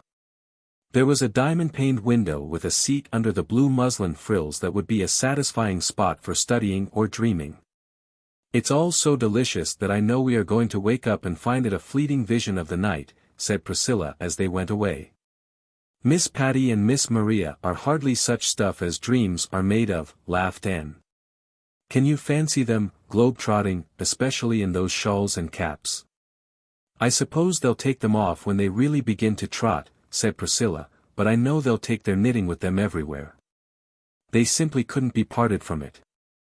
They will walk about Westminster Abbey in knit, I feel sure. Meanwhile, Anne, we shall be living in Patty's Place, and on Spofford Avenue. I feel like a millionairess even now. I feel like one of the morning stars that sang for joy, said Anne. Phil Gordon crept into 38, St. John's, that night and flung herself on Anne's bed. Girls, dear, I'm tired to death. I feel like the man without a country, or was it without a shadow? I forget which. Anyway, I've been packing up. And I suppose you are worn out because you couldn't decide which things to pack first, or where to put them, laughed Priscilla. Exactly.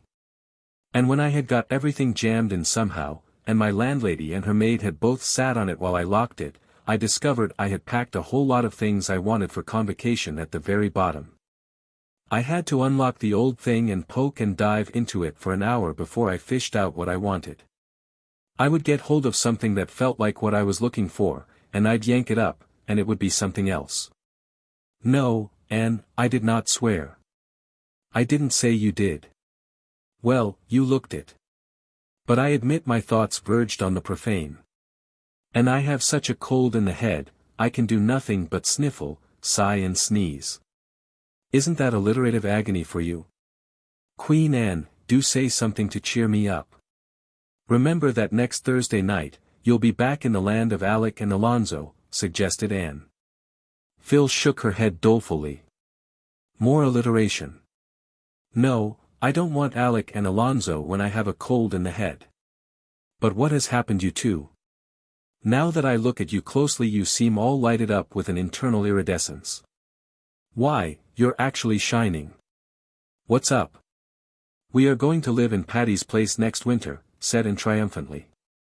"Live, mark you, not board. We've rented it, and Stella Maynard is coming, and her aunt is going to keep house for us." Phil bounced up, wiped her nose, and fell on her knees before Anne. Girls, let me come, too. Oh, I'll be so good. If there's no room for me, I'll sleep in the little doghouse in the orchard. I've seen it. Only let me come. Get up, you goose. I won't stir off my marrow bones till you tell me I can live with you next winter." Anne and Priscilla looked at each other. Then Anne said slowly, "Phil dear, we'd love to have you. But we may as well speak plainly. I'm poor, Pri is poor, Stella Maynard is poor, our housekeeping will have to be very simple and our table plain. You'd have to live as we would. Now, you are rich and your boarding house fare attests the fact." "Oh, what do I care for that?" demanded Phil tragically. "Better a dinner of herbs where your chums are than a stalled ox in a lonely boarding house. Don't think I'm all stomach, girls. I'll be willing to live on bread and water, with just a leetle jam, if you'll let me come. And then," continued Anne, "there will be a good deal of work to be done. Stella's aunt can't do it all. We all expect to have our chores to do. Now, you toil not, neither do I spin," finished Philippa. "But I'll learn to do things. You'll only have to show me once. I can make my own bed to begin with. And remember that, though I can't cook, I can keep my temper. That's something. And I never growl about the weather. That's more. Oh, please, please. I never wanted anything so much in my life, and this floor is awfully hard." "There's just one more thing," said Priscilla resolutely. "You, Phil, as all Redmond knows, entertain callers almost every evening. Now, at Patty's Place we can't do that. We have decided that we shall be at home to our friends on Friday evenings only. If you come with us you'll have to abide by that rule. Well, you don't think I'll mind that, do you?" "Why, I'm glad of it. I knew I should have had some such rule myself, but I hadn't enough decision to make it or stick to it. When I can shuffle off the responsibility on you it will be a real relief. If you won't let me cast in my lot with you I'll die of the disappointment and then I'll come back and haunt you. I'll camp on the very doorstep of Patty's Place and you won't be able to go out or come in without falling over my spook." Again Anne and Priscilla exchanged eloquent looks. "Well," said Anne, "of course we can't promise to take you until we've consulted with Stella, but I don't think she'll object, and, as far as we are concerned, you may come and glad welcome. If you get tired of our simple life you can leave us, and no questions asked," added Priscilla. Phil sprang up, hugged them both jubilantly, and went on her way rejoicing. "I hope things will go right," said Priscilla soberly. "We must make them go right," avowed Anne. "I think Phil will fit into our 'appy little 'ome very well. Oh, Phil's a dear to rattle round with and be chums. And, of course, the more there are of us the easier it will be on our slim purses. But how will she be to live with? You have to summer and winter with any one before you know if she's livable or not. Oh, well, we'll all be put to the test, as far as that goes. And we must quit us like sensible folk, living and let live. Phil isn't selfish, though she's a little thoughtless, and I believe we will all get on beautifully in Patty's Place." 11. The Round of Life. Anne was back in Avonlea with the luster of the Thorburn Scholarship on her brow. People told her she hadn't changed much, in a tone which hinted they were surprised and a little disappointed she hadn't. Avonlea had not changed either. At least, so it seemed at first. But as Anne sat in the Green Gables pew, on the first Sunday after her return, and looked over the congregation, she saw several little changes which, all coming home to her at once, made her realize that time did not quite stand still. Even in Avonlea. A new minister was in the pulpit. In the pews more than one familiar face was missing forever. Old Uncle Abe, his prophesying over and done with, Mrs. Peter Sloane, who had sighed, it was to be hoped, for the last time, Timothy Cotton, who, as Mrs. Rachel Lynde said, had actually managed to die at last after practicing at it for 20 years, and old Josiah Sloane, whom nobody knew in his coffin because he had his whiskers neatly trimmed, were all sleeping in the little graveyard behind the church. And Billy Andrews was married to Nettie Blewett. They appeared out that Sunday. When Billy, beaming with pride and happiness, showed his be-plumed and be-silked bride into the Harmon Andrews pew, and dropped her lids to hide her dancing eyes, she recalled the stormy winter night of the Christmas holidays when Jane had proposed for Billy. He certainly had not broken his heart over his rejection. And wondered if Jane had also proposed to Nettie for him, or if he had mustered enough spunk to ask the fateful question himself. All the Andrews family seemed to share in his pride and pleasure, from Mrs. Harmon in the pew to Jane in the choir. Jane had resigned from the Avonlea school and intended to go west in the fall. "Can't get a beau in Avonlea, that's what," said Mrs. Rachel Lynde scornfully. "Says she thinks she'll have better health out west. I never heard her health was poor before." Jane is a nice girl, Anne had said loyally. She never tried to attract attention, as some did. "Oh, she never chased the boys, if that's what you mean," said Mrs. Rachel. "But she'd like to be married, just as much as anybody, that's what.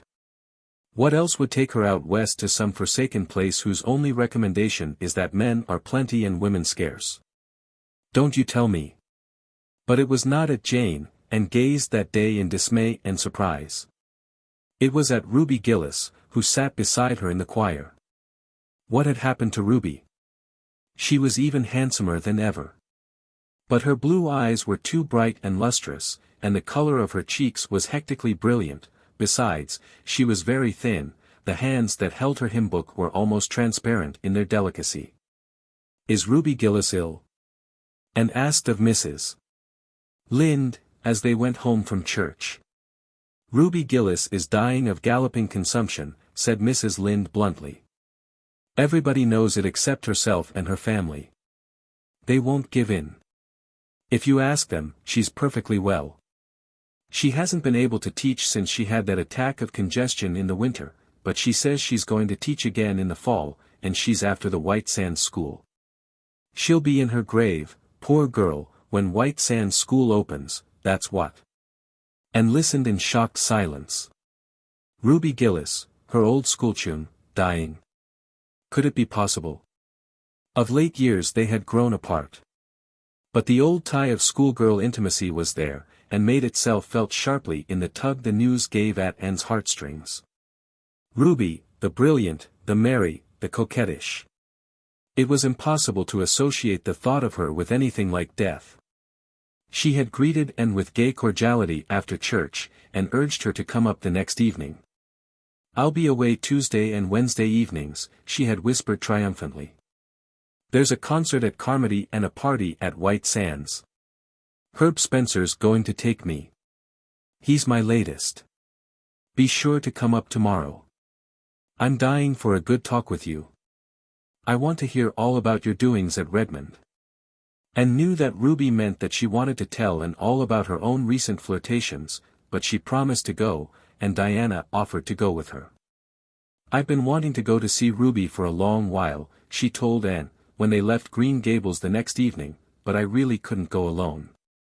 It's so awful to hear Ruby rattling on as she does, and pretending there is nothing the matter with her, even when she can hardly speak for coughing.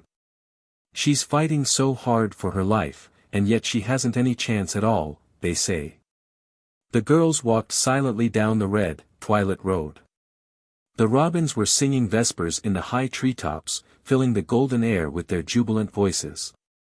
The silver fluting of the frogs came from marshes and ponds, over fields where seeds were beginning to stir with life and thrill to the sunshine and rain that had drifted over them. The air was fragrant with the wild, sweet, wholesome smell of young raspberry copses. White mists were hovering in the silent hollows and violet stars were shining bluely on the brooklands. "What a beautiful sunset," said Diana. "Look, Anne, it's just like a land in itself, isn't it? That long, low back of purple cloud is the shore, and the clear sky further on is like a golden sea. If we could sail to it in the moonshine boat Paul wrote of in his old composition, you remember, how nice it would be, said Anne, rousing from her reverie. Do you think we could find all our yesterdays there, Diana, all our old springs and blossoms? The beds of flowers that Paul saw there are the roses that have bloomed for us in the past. Don't, said Diana. You make me feel as if we were old women with everything in life behind us. I think I've almost felt as if we were since I heard about poor Ruby, said Anne. If it is true that she is dying, any other sad thing might be true, too. You don't mind calling in at Alicia Wright's for a moment, do you? Asked Diana. Mother asked me to leave this little dish of jelly for Aunt Atossa. Who is Aunt Atossa? Oh, haven't you heard? She's Mrs. Samson Coates of Spencervale, Mrs. Alicia Wright's aunt. She's father's aunt too. Her husband died last winter and she was left very poor and lonely, so the Wrights took her to live with them. Mother thought we ought to take her, but father put his foot down. Live with Aunt Atossa he would not. Is she so terrible? Asked Anne absently. You'll probably see what she's like before we can get away, said Diana significantly. Father says she has a face like a hatchet, it cuts the air. But her tongue is sharper still. Late as it was, Aunt Atossa was cutting potato sets in the Wright kitchen. She wore a faded old wrapper, and her gray hair was decidedly untidy. Aunt Atossa did not like being caught in a kilter, so she went out of her way to be disagreeable. Oh, so you're Anne Shirley, she said, when Diana introduced Anne. I've heard of you. Her tone implied that she had heard nothing good. Mrs. Andrews was telling me you were home. She said you had improved a good deal. There was no doubt Aunt Atossa thought there was plenty of room for further improvement. She ceased not from cutting sets with much energy. Is it any use to ask you to sit down? She inquired sarcastically. Of course, there's nothing very entertaining here for you. The rest are all away. Mother sent you this little pot of rhubarb jelly, said Diana pleasantly. She made it today and thought you might like some. Oh, thanks, said Aunt Atossa sourly. I never fancy your mother's jelly, she always makes it too sweet. However, I'll try to worry some down. My appetite's been dreadful poor this spring. I'm far from well, continued Aunt Atossa solemnly, but still I keep doing. People who can't work aren't wanted here. If it isn't too much trouble, will you be condescending enough to set the jelly in the pantry? I'm in a hurry to get these spuds done tonight. I suppose you two ladies never do anything like this. You'd be afraid of spoiling your hands. I used to cut potato sets before we rented the farm, smiled Anne. I do it yet, laughed Diana. I cut sets 3 days last week. Of course, she added teasingly, I did my hands up in lemon juice and kid gloves every night after it. Aunt Atossa sniffed. I suppose you got that notion out of some of those silly magazines you read so many of. I wonder your mother allows you. But she always spoiled you. We all thought when George married her she wouldn't be a suitable wife for him. Aunt Atossa sighed heavily, as if all forebodings upon the occasion of George Barry's marriage had been amply and darkly fulfilled. Going, are you? She inquired, as the girls rose. Well, I suppose you can't find much amusement talking to an old woman like me. It's such a pity the boys ain't home. We want to run in and see Ruby Gillis a little while, explained Diana. Oh, anything does for an excuse, of course, said Aunt Atossa, amiably. Just whip in and whip out before you have time to say how do decently. It's college airs, I suppose. You'd be wiser to keep away from Ruby Gillis. The doctors say consumption's catching. I always knew Ruby'd get something, gaddying off to Boston last fall for a visit. People who ain't content to stay home always catch something. People who don't go visiting catch things, too. Sometimes they even die, said Diana solemnly. Then they don't have themselves to blame for it, retorted Aunt Atossa triumphantly. I hear you are to be married in June, Diana. There is no truth in that report, said Diana, blushing. Well, don't put it off too long, said Aunt Atossa significantly. You'll fade soon, you're all complexion and hair. And the rights are terrible fickle. You ought to wear a hat, Miss Shirley. Your nose is freckling scandalous. My, but you are red-headed. Well, I suppose we're all as the Lord made us. Give Marilla Cuthbert my respects. She's never been to see me since I come to Avonlea, but I suppose I oughtn't to complain. The Cuthberts always did think themselves a cut higher than anyone else round here. Oh, isn't she dreadful? Gasped Diana, as they escaped down the lane. She's worse than Miss Eliza Andrews, said Anne. But then think of living all your life with a name like Atossa. Wouldn't it sour almost anyone? She should have tried to imagine her name was Cordelia. It might have helped her a great deal. It certainly helped me in the days when I didn't like Anne. Josie Pye will be just like her when she grows up, said Diana. Josie's mother and Aunt Atossa are cousins, you know. Oh, dear, I'm glad that's over. She's so malicious, she seems to put a bad flavor in everything. Father tells such a funny story about her. One time they had a minister in Spencervale who was a very good, spiritual man but very deaf. He couldn't hear any ordinary conversation at all. Well, they used to have a prayer meeting on Sunday evenings, and all the church members present would get up and pray in turn, or say a few words on some Bible verse. But one evening Aunt Atossa bounced up. She didn't either pray or preach. Instead, she lit into everybody else in the church and gave them a fearful raking down, calling them right out by name and telling them how they all had behaved, and casting up all the quarrels and scandals of the past 10 years. Finally she wound up by saying that she was disgusted with Spencervale Church and she never meant to darken its door again, and she hoped a fearful judgment would come upon it.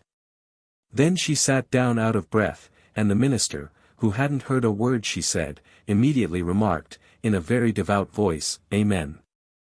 The Lord grant our dear sister's prayer. You ought to hear Father tell the story. Speaking of stories, Diana, remarked Anne, in a significant, confidential tone, do you know that lately I have been wondering if I could write a short story, a story that would be good enough to be published? Why, of course you could, said Diana, after she had grasped the amazing suggestion. You used to write perfectly thrilling stories years ago in our old story club. Well, I hardly meant one of that kind of stories, smiled Anne. I've been thinking about it a little of late, but I'm almost afraid to try, for, if I should fail, it would be too humiliating. I heard Priscilla say once that all Mrs. Morgan's first stories were rejected. But I'm sure yours wouldn't be, Anne, for it's likely editors have more sense nowadays. Margaret Burton, one of the junior girls at Redmond, wrote a story last winter and it was published in the Canadian Woman. I really do think I could write one at least as good. And will you have it published in the Canadian Woman? I might try one of the bigger magazines first. It all depends on what kind of a story I write. What is it to be about? I don't know yet. I want to get hold of a good plot. I believe this is very necessary from an editor's point of view. The only thing I've settled on is the heroine's name.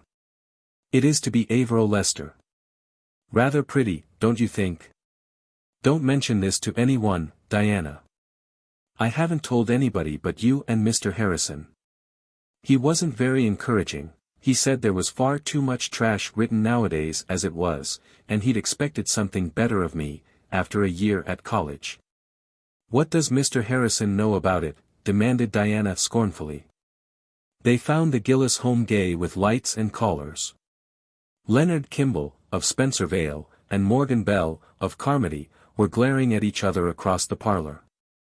Several merry girls had dropped in. Ruby was dressed in white and her eyes and cheeks were very brilliant. She laughed and chattered incessantly, and after the other girls had gone she took Anne upstairs to display her new summer dresses. I've a blue silk to make up yet, but it's a little heavy for summer wear. I think I'll leave it until the fall. I'm going to teach in White Sands, you know. How do you like my hat? That one you had on in church yesterday was real dinky. But I like something brighter for myself. Did you notice those two ridiculous boys downstairs? They've both come determined to sit each other out. I don't care a single bit about either of them, you know. Herb Spencer is the one I like. Sometimes I really do think he's Mr. Right. At Christmas I thought the Spencervale schoolmaster was that. But I found out something about him that turned me against him. He nearly went insane when I turned him down. I wish those two boys hadn't come tonight. I wanted to have a nice good talk with you, Anne, and tell you such heaps of things. You and I were always good chums, weren't we? Ruby slipped her arm about Anne's waist with a shallow little laugh. But just for a moment their eyes met, and, behind all the luster of Ruby's, Anne saw something that made her heart ache. "Come up often, won't you, Anne?" whispered Ruby. "Come alone, I want you." "Are you feeling quite well, Ruby?" "Me? Why, I'm perfectly well. I never felt better in my life. Of course, that congestion last winter pulled me down a little. But just see my color. I don't look much like an invalid, I'm sure." Ruby's voice was almost sharp. She pulled her arm away from Anne, as if in resentment, and ran downstairs, where she was gayer than ever, apparently so much absorbed in bantering her two swains that Diana and Anne felt rather out of it and soon went away. 12. Averil's Atonement. "What are you dreaming of, Anne?" The two girls were loitering one evening in a fairy hollow of the brook. Ferns nodded in it, and little grasses were green, and wild pears hung finely scented, white curtains around it. Anne roused herself from her reverie with a happy sigh. "I was thinking out my story, Diana." "Oh, have you really begun it?" cried Diana, all alight with eager interest in a moment. "Yes, I have only a few pages written, but I have it all pretty well thought out. I've had such a time to get a suitable plot." None of the plots that suggested themselves suited a girl named Averil. "Couldn't you have changed her name?" "No, the thing was impossible. I tried to, but I couldn't do it, any more than I could change yours. Averil was so real to me that no matter what other name I tried to give her I just thought of her as Averil behind it all. But finally I got a plot that matched her. Then came the excitement of choosing names for all my characters. You have no idea how fascinating that is. I've lain awake for hours thinking over those names. The hero's name is Perceval Dalrymple." "Have you named all the characters?" asked Diana wistfully. "If you hadn't I was going to ask you to let me name one, just some unimportant person. I'd feel as if I had a share in the story then." "You may name the little hired boy who lived with the Lesters," conceded Anne. "He is not very important, but he is the only one left unnamed." "Call him Raymond Fitzosborne," suggested Diana, who had a store of such names laid away in her memory, relics of the old Story Club, which she Anne and Jane Andrews and Ruby Gillis had had in their schooldays. And shook her head doubtfully. "I'm afraid that is too aristocratic a name for a chore boy, Diana. I couldn't imagine a Fitzosborne feeding pigs and picking up chips, could you?" Diana didn't see why, if you had an imagination at all, you couldn't stretch it to that extent, but probably Anne knew best, and the chore boy was finally christened Robert Ray, to be called Bobby should occasion require. "How much do you suppose you'll get for it?" asked Diana. But Anne had not thought about this at all. She was in pursuit of fame, not filthy lucre, and her literary dreams were as yet untainted by mercenary considerations. "You'll let me read it, won't you?" pleaded Diana. "When it is finished I'll read it to you and Mr. Harrison, and I shall want you to criticize it severely. No one else shall see it until it is published. How are you going to end it, happily or unhappily?" "I'm not sure. I'd like it to end unhappily, because that would be so much more romantic. But I understand editors have a prejudice against sad endings. I heard Professor Hamilton say once that nobody but a genius should try to write an unhappy ending. And, concluded and modestly, I'm anything but a genius. Oh, I like happy endings best." "You'd better let him marry her," said Diana, who, especially since her engagement to Fred, thought this was how every story should end. But you like to cry over stories? Oh, yes, in the middle of them. But I like everything to come right at last. I must have one pathetic scene in it, said Anne thoughtfully. I might let Robert Ray be injured in an accident and have a death scene. No, you mustn't kill Bobby off, declared Diana, laughing. He belongs to me and I want him to live and flourish. Kill somebody else if you have to. For the next fortnight Anne writhed or revelled, according to mood, in her literary pursuits. Now she would be jubilant over a brilliant idea, now despairing because some contrary character would not behave properly. Diana could not understand this. Make them do as you want them to, she said. I can't, mourned Anne. Averil is such an unmanageable heroine.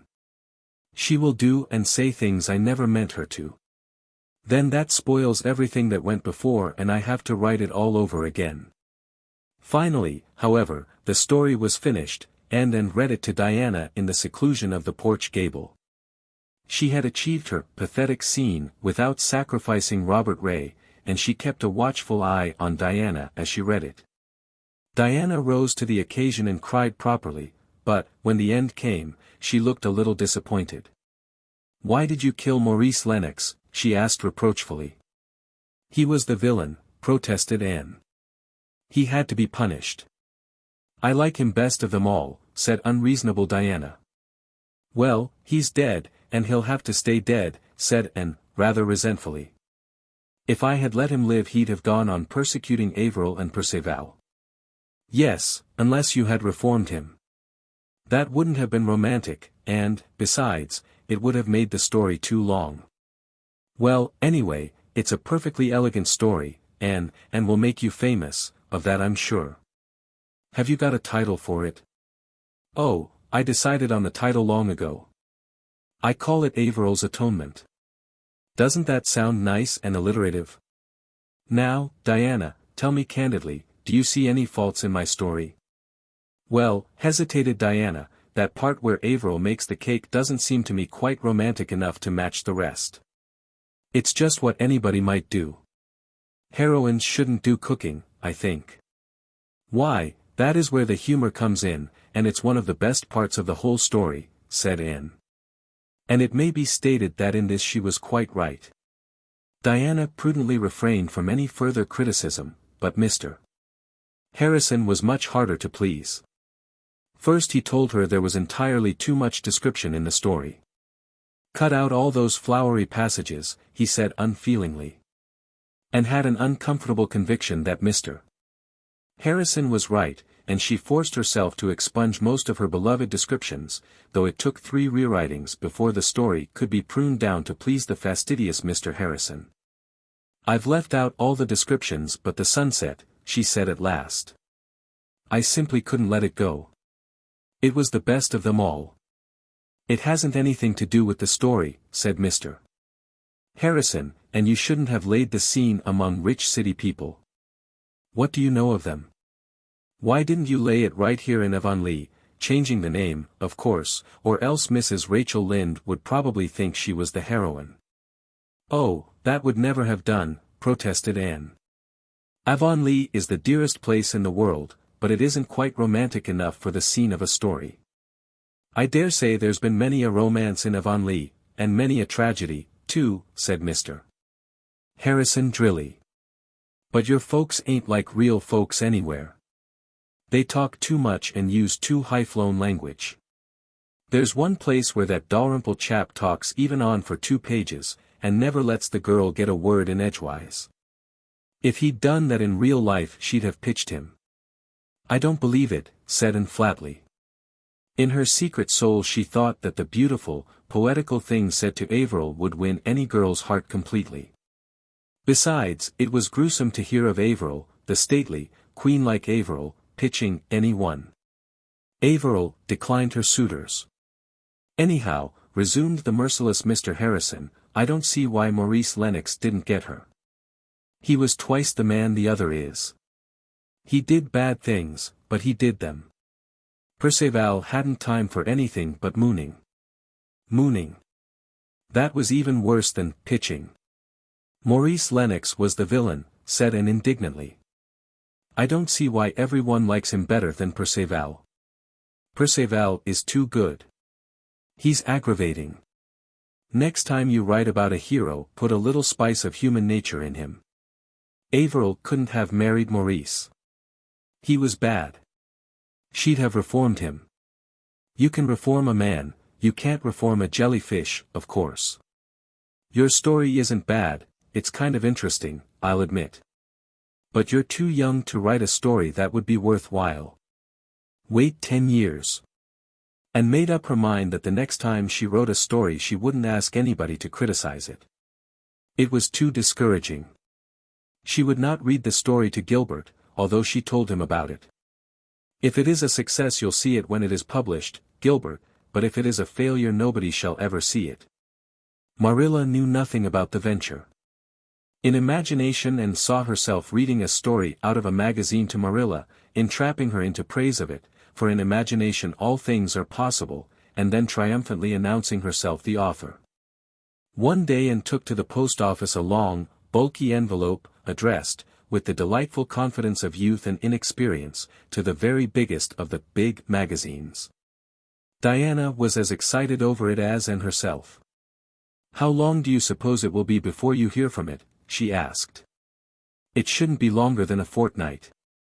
Oh, how happy and proud I shall be if it is accepted. Of course it will be accepted, and they will likely ask you to send them more. You may be as famous as Mrs. Morgan some day, Anne, and then how proud I'll be of knowing you, said Diana, who possessed, at least, the striking merit of an unselfish admiration of the gifts and graces of her friends.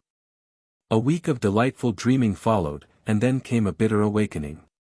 One evening Diana found Anne in the porch gable, with suspicious-looking eyes.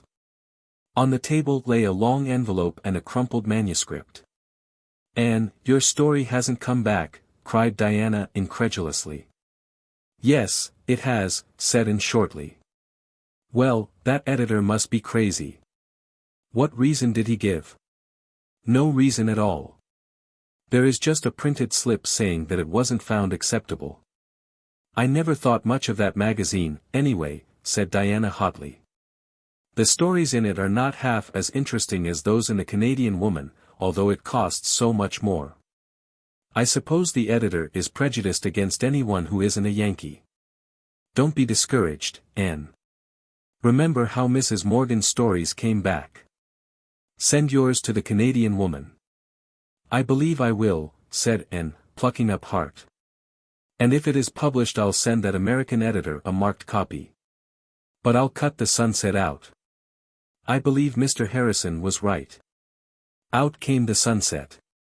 But in spite of this heroic mutilation the editor of the Canadian Woman sent Averil's Atonement back so promptly that the indignant Diana declared that it couldn't have been read at all, and vowed she was going to stop her subscription immediately. And took this second rejection with the calmness of despair. She locked the story away in the garret trunk where the old Story Club tales reposed, but first she yielded to Diana's entreaties and gave her a copy. This is the end of my literary ambitions, she said bitterly. She never mentioned the matter to Mr. Harrison, but one evening he asked her bluntly if her story had been accepted. No, the editor wouldn't take it, she answered briefly. Mr. Harrison looked sidewise at the flushed, delicate profile. Well, I suppose you'll keep on writing them, he said encouragingly. No, I shall never try to write a story again, declared Anne, with the hopeless finality of 19 when a door is shut in its face. I wouldn't give up altogether, said Mr. Harrison reflectively. I'd write a story once in a while, but I wouldn't pester editors with it. I'd write of people and places like I knew, and I'd make my characters talk everyday English. And I'd let the sun rise and set in the usual quiet way without much fuss over the fact. If I had to have villains at all, I'd give them a chance, and I'd give them a chance. There are some terrible bad men in the world, I suppose, but you'd have to go a long piece to find them, though Mrs. Lynde believes we're all bad. But most of us have got a little decency somewhere in us. Keep on writing, Anne. No. It was very foolish of me to attempt it. When I'm through Redmond I'll stick to teaching. I can teach. I can't write stories. It'll be time for you to be getting a husband when you're through Redmond, said Mr. Harrison. I don't believe in putting marrying off too long, like I did. And got up and marched home. There were times when Mr. Harrison was really intolerable. Pitching, mooning, and getting a husband. Ow. 13. The Way of Transgressors. Davy and Dora were ready for Sunday school. They were going alone, which did not often happen, for Mrs. Lynde always attended Sunday school. But Mrs. Lynde had twisted her ankle and was lame, so she was staying home this morning. The twins were also to represent the family at church, for Anne had gone away the evening before to spend Sunday with friends in Carmody, and Marilla had one of her headaches. Davy came downstairs slowly. Dora was waiting in the hall for him, having been made ready by Mrs. Lynde. Davy had attended to his own preparations. He had a cent in his pocket for the Sunday school collection, and a 5-cent piece for the church collection. He carried his Bible in one hand and his Sunday school quarterly in the other. He knew his lesson and his golden text and his catechism question perfectly. Had he not studied them, perforce, in Mrs. Lynde's kitchen, all last Sunday afternoon? Davy, therefore, should have been in a placid frame of mind. As a matter of fact, despite text and catechism, he was inwardly as a ravening wolf. Mrs. Lynde limped out of her kitchen as he joined Dora. Are you clean? She demanded severely. Yes, all of me that shows, Davy answered with a defiant scowl. Mrs. Rachel sighed. She had her suspicions about Davy's neck and ears. But she knew that if she attempted to make a personal examination Davy would likely take to his heels and she could not pursue him today. Well, be sure you behave yourselves, she warned them. Don't walk in the dust. Don't stop in the porch to talk to the other children. Don't squirm or wriggle in your places. Don't forget the golden text. Don't lose your collection or forget to put it in. Don't whisper at prayer time, and don't forget to pay attention to the sermon. Davy deigned no response. He marched away down the lane, followed by the meek Dora. But his soul seethed within. Davy had suffered, or thought he had suffered, many things at the hands and tongue of Mrs. Rachel Lynde since she had come to Green Gables, for Mrs. Lynde could not live with anybody, whether they were 9 or 90, without trying to bring them up properly.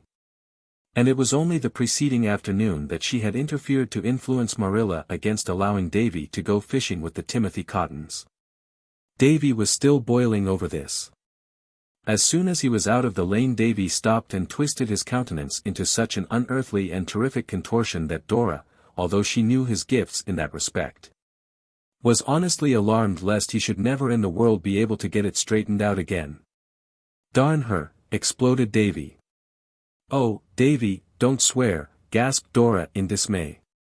Darn isn't swearing, not real swearing. And I don't care if it is, retorted Davy recklessly. Well, if you must say dreadful words don't say them on Sunday, pleaded Dora. Davy was as yet far from repentance, but in his secret soul he felt that, perhaps, he had gone a little too far. I'm going to invent a swear word of my own, he declared. God will punish you if you do, said Dora solemnly.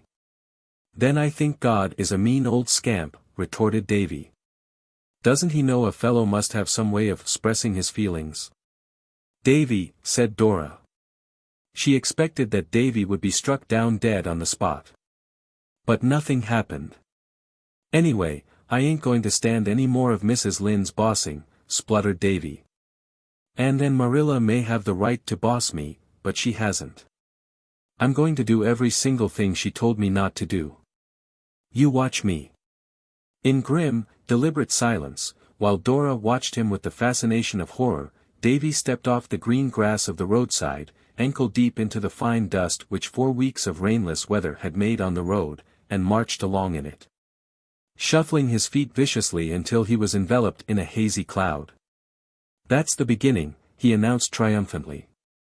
And I'm going to stop in the porch and talk as long as there's anybody there to talk to. I'm going to squirm and wriggle and whisper, and I'm going to say I don't know the golden text. And I'm going to throw away both of my collections right now. And Davy hurled cent and nickel over Mr. Barry's fence with fierce delight. Satan made you do that, said Dora reproachfully. He didn't, cried Davy indignantly. I just thought it out for myself. And I've thought of something else. I'm not going to Sunday school or church at all. I'm going up to play with the Cottons. They told me yesterday they weren't going to Sunday school today, 'cause their mother was away and there was nobody to make them. Come along, Dora, we'll have a great time. I don't want to go, protested Dora. You've got to, said Davy. If you don't come I'll tell Marilla that Frank Bell kissed you in school last Monday. I couldn't help it. I didn't know he was going to, cried Dora, blushing scarlet. Well, you didn't slap him or seem a bit cross, retorted Davy. I'll tell her that, too, if you don't come. We'll take the short cut up this field. I'm afraid of those cows, protested poor Dora, seeing a prospect of escape. The very idea of your being scared of those cows, scoffed Davy. Why, they're both younger than you. They're bigger, said Dora. They won't hurt you. Come along, now. This is great. When I grow up I ain't going to bother going to church at all. I believe I can get to heaven by myself. You'll go to the other place if you break the Sabbath day, said unhappy Dora, following him sorely against her will. But Davy was not scared, yet. Hell was very far off, and the delights of a fishing expedition with the Cottons were very near. He wished Dora had more spunk. She kept looking back as if she were going to cry every minute, and that spoiled a fellow's fun. Hang girls, anyway.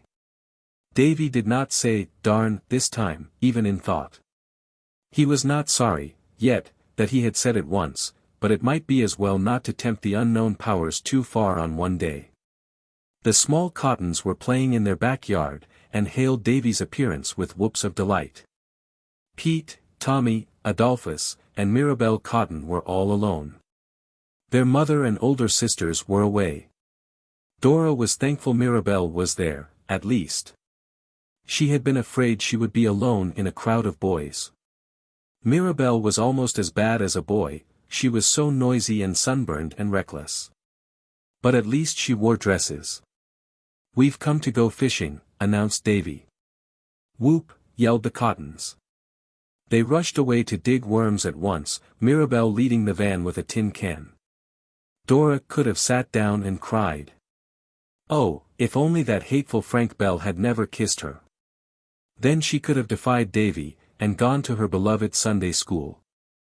They dared not, of course, go fishing on the pond, where they would be seen by people going to church. They had to resort to the brook in the woods behind the Cotton house. But it was full of trout, and they had a glorious time that morning, at least the Cottons certainly had, and Davy seemed to have it. Not being entirely bereft of prudence, he had discarded boots and stockings and borrowed Tommy Cotton's overalls. Thus accoutred, bog and marsh and undergrowth had no terrors for him. Dora was frankly and manifestly miserable. She followed the others in their peregrinations from pool to pool, clasping her Bible and quarterly tightly and thinking with bitterness of soul of her beloved class where she should be sitting that very moment, before a teacher she adored. Instead, here she was roaming the woods with those half-wild Cottons, trying to keep her boots clean and her pretty white dress free from rents and stains. Mirabel had offered the loan of an apron but Dora had scornfully refused.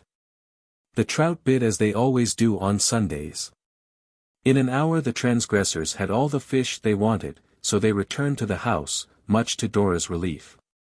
She sat primly on a hencoop in the yard while the others played an uproarious game of tag. And then they all climbed to the top of the pig house roof and cut their initials on the saddleboard. The flat-roofed henhouse and a pile of straw beneath gave Davy another inspiration. They spent a splendid half-hour climbing on the roof and diving off into the straw with whoops and yells. But even unlawful pleasures must come to an end. When the rumble of wheels over the pond bridge told that people were going home from church, Davy knew they must go. He discarded Tommy's overalls, resumed his own rightful attire, and turned away from his string of trout with a sigh. No use to think of taking them home. Well, hadn't we a splendid time? He demanded defiantly, as they went down the hill field. I hadn't, said Dora flatly. And I don't believe you had, really, either, she added, with a flash of insight that was not to be expected of her. I had so, cried Davy, but in the voice of one who doth protest too much. No wonder you hadn't, just sitting there like a mule. I ain't going to associate with the Cottons, said Dora loftily. The Cottons are all right, retorted Davy.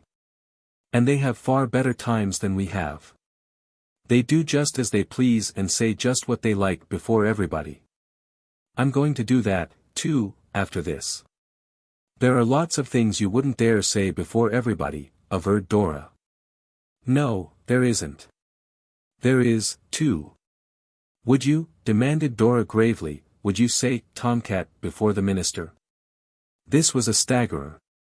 Davy was not prepared for such a concrete example of the freedom of speech.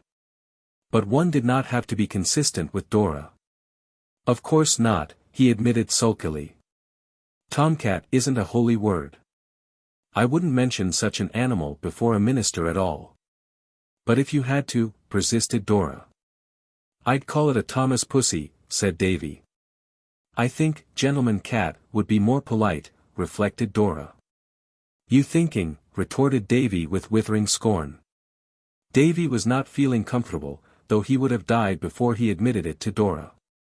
Now that the exhilaration of truant delights had died away, his conscience was beginning to give him salutary twinges.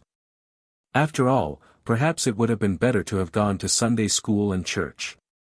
Mrs. Lynde might be bossy. But there was always a box of cookies in her kitchen cupboard and she was not stingy. At this inconvenient moment Davy remembered that when he had torn his new school pants the week before, Mrs.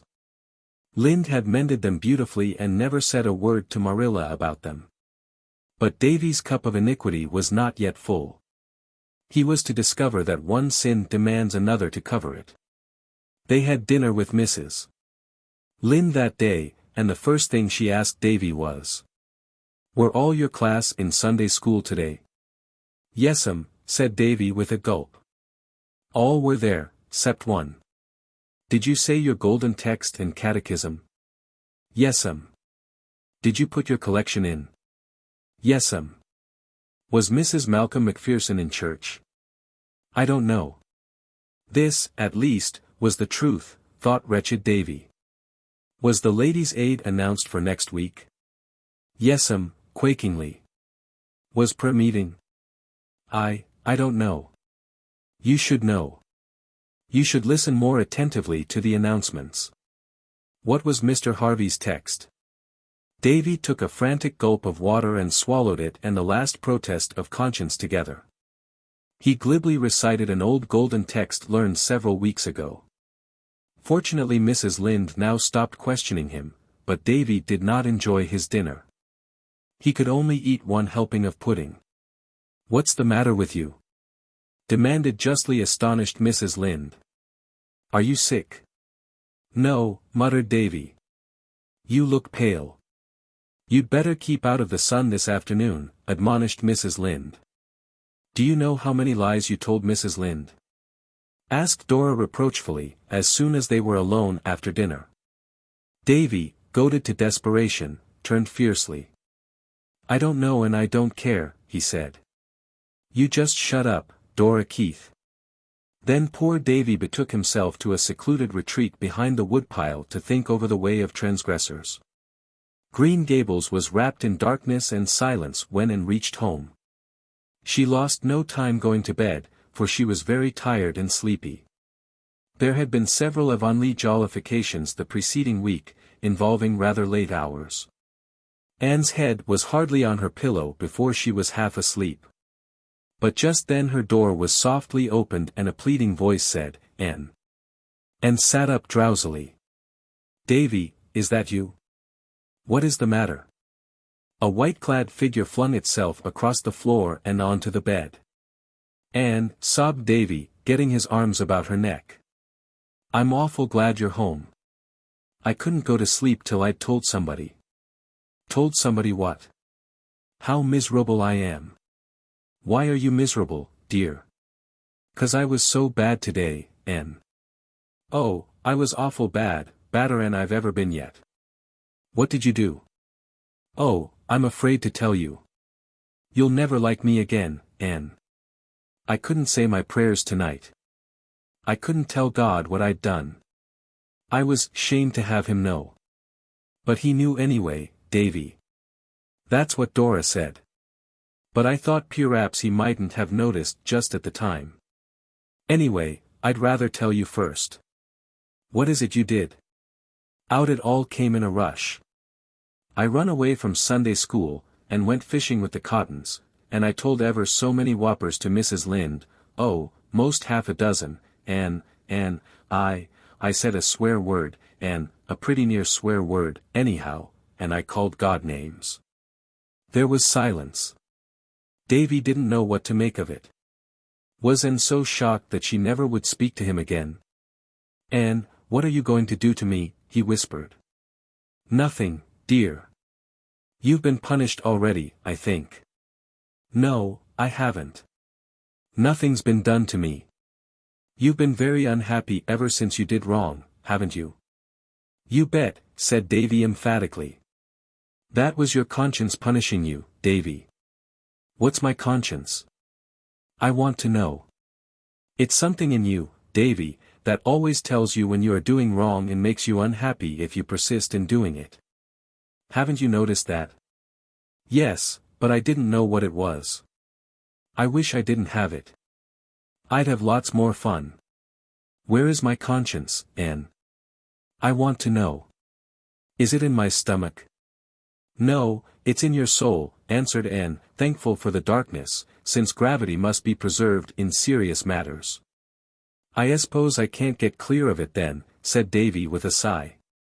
Are you going to tell Marilla and Mrs. Lynde on me, Anne?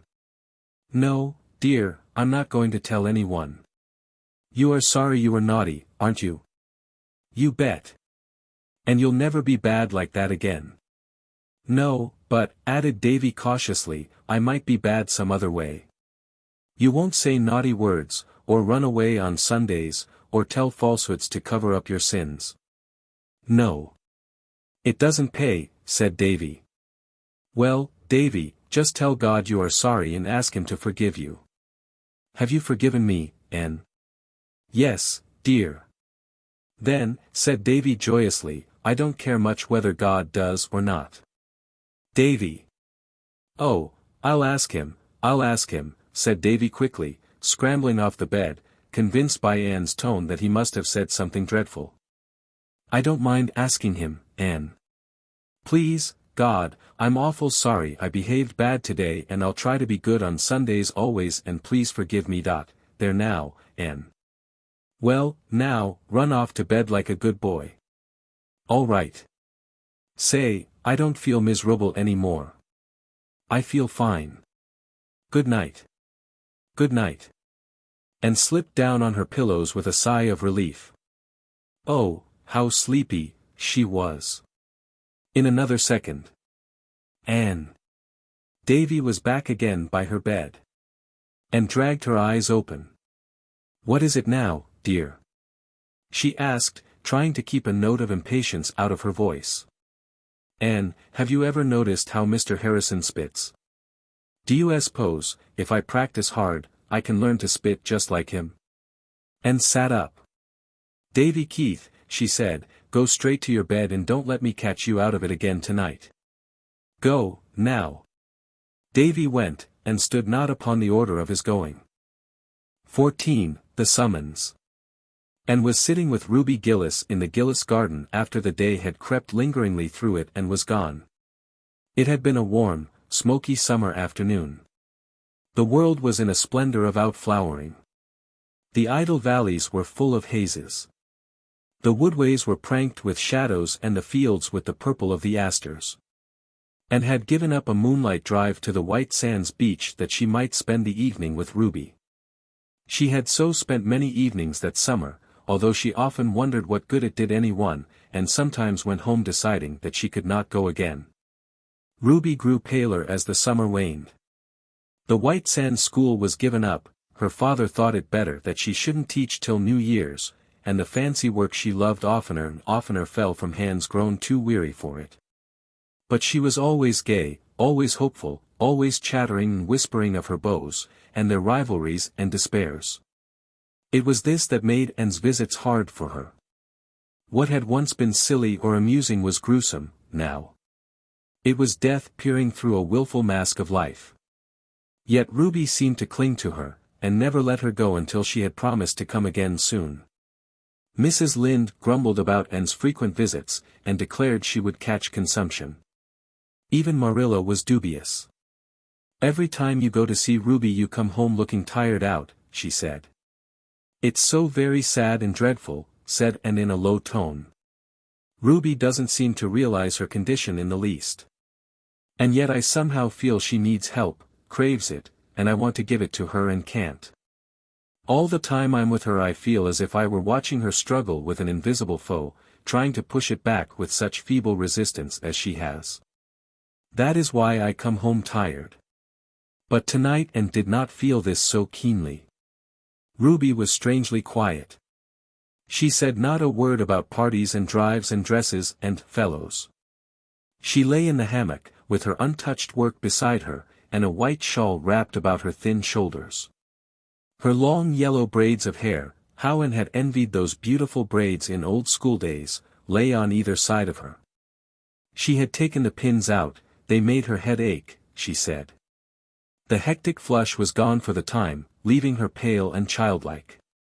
The moon rose in the silvery sky, empearling the clouds around her. Below, the pond shimmered in its hazy radiance. Just beyond the Gillis homestead was the church, with the old graveyard beside it. The moonlight shone on the white stones, bringing them out in clear-cut relief against the dark trees behind. "How strange the graveyard looks by moonlight," said Ruby suddenly. "How ghostly," she shuddered. "Anne, it won't be long now before I'll be lying over there. You and Diana and all the rest will be going about, full of life, and I'll be there, in the old graveyard, dead." The surprise of it bewildered Anne. For a few moments she could not speak. "You know it's so, don't you?" said Ruby insistently. "Yes, I know," answered Anne in a low tone. "Dear Ruby, I know." "Everybody knows it," said Ruby bitterly. "I know it, I've known it all summer, though I wouldn't give in. And, oh, Anne," she reached out and caught Anne's hand pleadingly, impulsively, "I don't want to die. I'm afraid to die." "Why should you be afraid, Ruby?" asked Anne quietly. Because, oh, I'm not afraid but that I'll go to heaven, Anne. I'm a church member. But, it'll be all so different. I think, and I get so frightened, Anne, homesick. Heaven must be very beautiful, of course, the Bible says so, but, Anne, it won't be what we've been used to. Through Anne's mind drifted an intrusive recollection of a funny story she had heard Philippa Gordon tell, the story of some old man who had said very much the same thing about the world to come. It had sounded funny then, she remembered how she and Priscilla had laughed over it. But it did not seem in the least humorous now, coming from Ruby's pale, trembling lips. It was sad, tragic, and true. Heaven could not be what Ruby had been used to. There had been nothing in her gay, frivolous life, her shallow ideals and aspirations, to fit her for that great change, or make the life to come seem to her anything but alien and unreal and undesirable. And wondered helplessly what she could say that would help her. Could she say anything? "I think, Ruby," she began hesitatingly, for it was difficult for Anne to speak to any one of the deepest thoughts of her heart, or the new ideas that had vaguely begun to shape themselves in her mind. Concerning the great mysteries of life here and hereafter, superseding her old childish conceptions, and it was hardest of all to speak of them to such as Ruby Gillis, I think, perhaps. We have very mistaken ideas about heaven, what it is and what it holds for us. I don't think it can be so very different from life here as most people seem to think. I believe we'll just go on living, a good deal as we live here, and be ourselves just the same, only it will be easier to be good and to follow the highest. All the hindrances and perplexities will be taken away, and we shall see clearly. Don't be afraid, Ruby. I can't help it, said Ruby pitifully. Even if what you say about heaven is true, and you can't be sure, it may be only that imagination of yours, it won't be just the same. It can't be. I want to go on living here. I'm so young, Anne. I haven't had my life. I've fought so hard to live, and it isn't any use, I have to die, and leave everything I care for.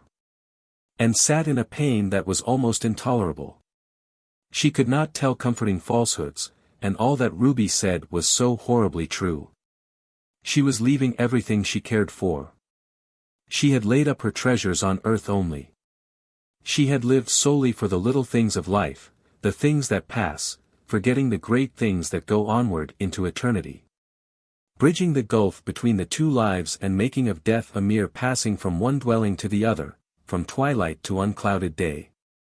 God would take care of her there, and believed, she would learn, but now it was no wonder her soul clung, in blind helplessness, to the only things she knew and loved.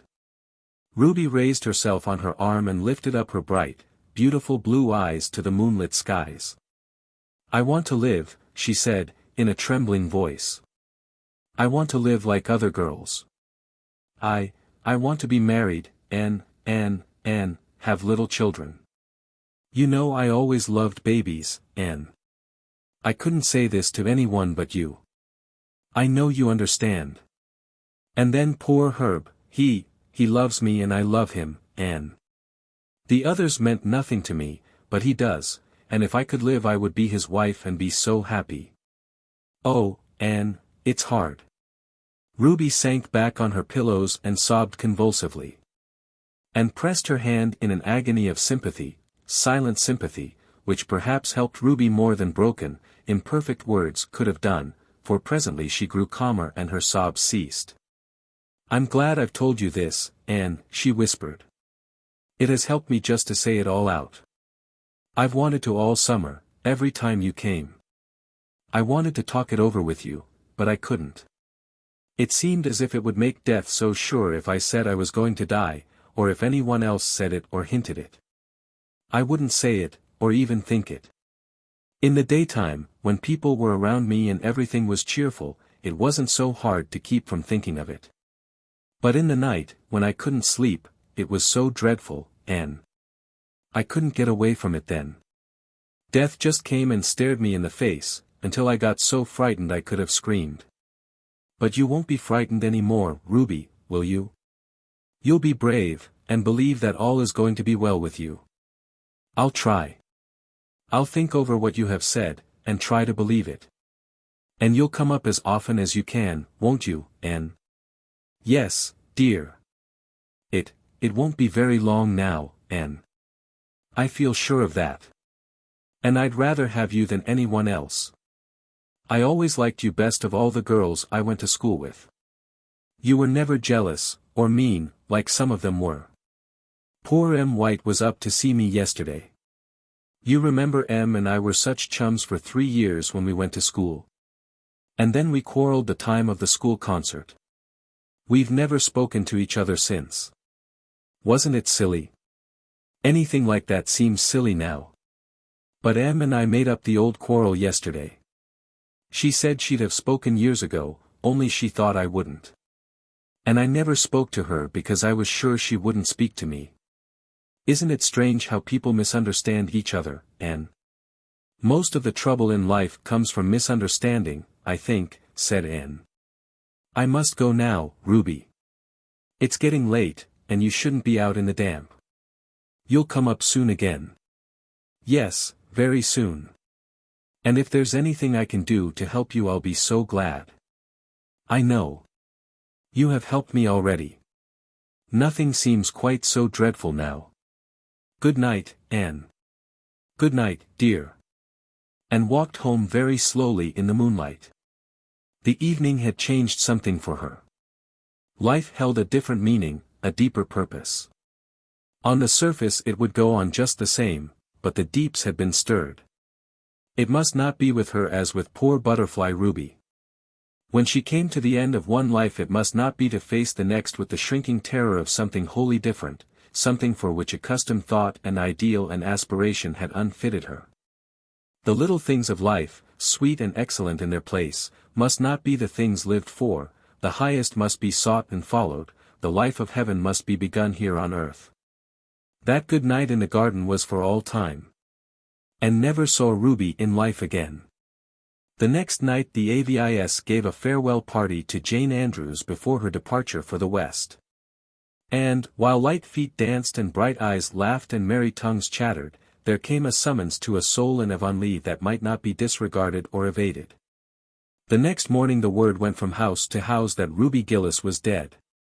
She had died in her sleep, painlessly and calmly, and on her face was a smile, as if, after all, death had come as a kindly friend to lead her over the threshold, instead of the grisly phantom she had dreaded. Mrs. Rachel Lynde said emphatically after the funeral that Ruby Gillis was the handsomest corpse she ever laid eyes on. Her loveliness, as she lay, white-clad, among the delicate flowers that Anne had placed about her, was remembered and talked of for years in Avonlea. Ruby had always been beautiful, but her beauty had been of the earthy. It had had a certain insolent quality in it, as if it flaunted itself in the beholder's eye, spirit had never shone through it, intellect had never refined it.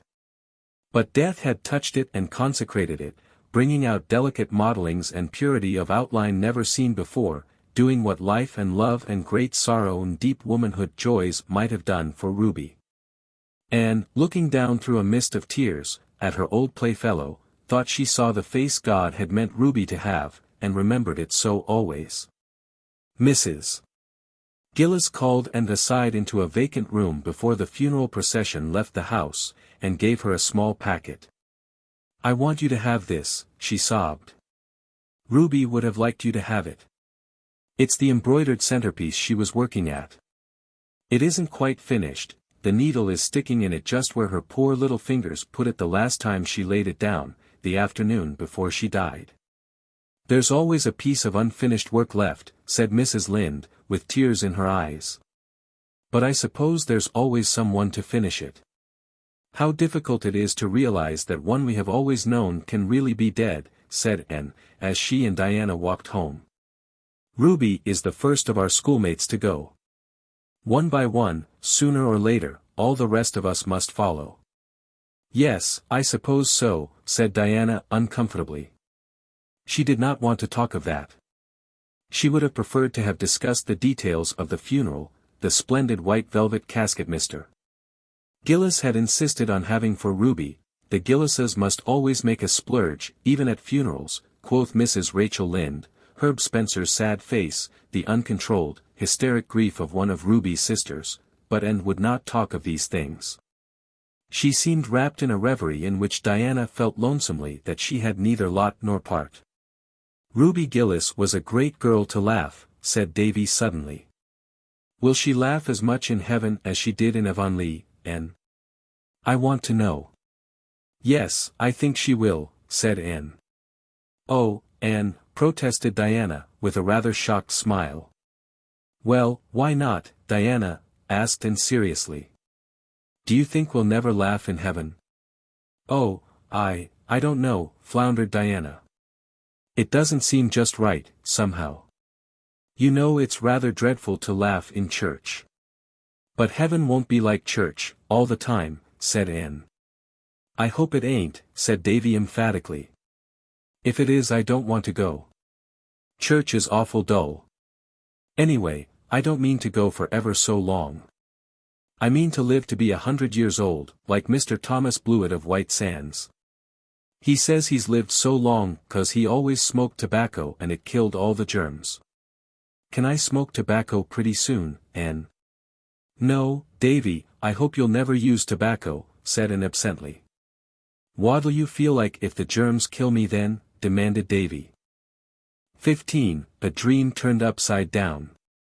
"Just one more week and we go back to Redmond," said Anne. She was happy at the thought of returning to work, classes and Redmond friends. Pleasing visions were also being woven around Patty's Place. There was a warm pleasant sense of home in the thought of it, even though she had never lived there. But the summer had been a very happy one, too, a time of glad living with summer suns and skies, a time of keen delight in wholesome things. A time of renewing and deepening of old friendships, a time in which she had learned to live more nobly, to work more patiently, to play more heartily. All life lessons are not learned at college, she thought. Life teaches them everywhere. But alas, the final week of that pleasant vacation was spoiled for Anne, by one of those impish happenings which are like a dream turned upside down. "Been writing any more stories lately?" inquired Mr. Harrison genially one evening when Anne was taking tea with him and Mrs. Harrison. "No," answered Anne, rather crisply. "Well, no offense meant. Mrs. Hiram Sloane told me the other day that a big envelope addressed to the Rawlings Reliable Baking Powder Company of Montreal had been dropped into the post office box a month ago. And she suspicioned that somebody was trying for the prize they'd offered for the best story that introduced the name of their baking powder. She said it wasn't addressed in your writing, but I thought maybe it was you." "Indeed, no. I saw the prize offer, but I'd never dream of competing for it. I think it would be perfectly disgraceful to write a story to advertise a baking powder. It would be almost as bad as Judson Parker's patent medicine fence." So spake Anne loftily, little dreaming of the valley of humiliation awaiting her. That very evening Diana popped into the porch gable, bright-eyed and rosy-cheeked, carrying a letter. "Oh, Anne, here's a letter for you. I was at the office, so I thought I'd bring it along. Do open it quick. If it is what I believe it is I shall just be wild with delight."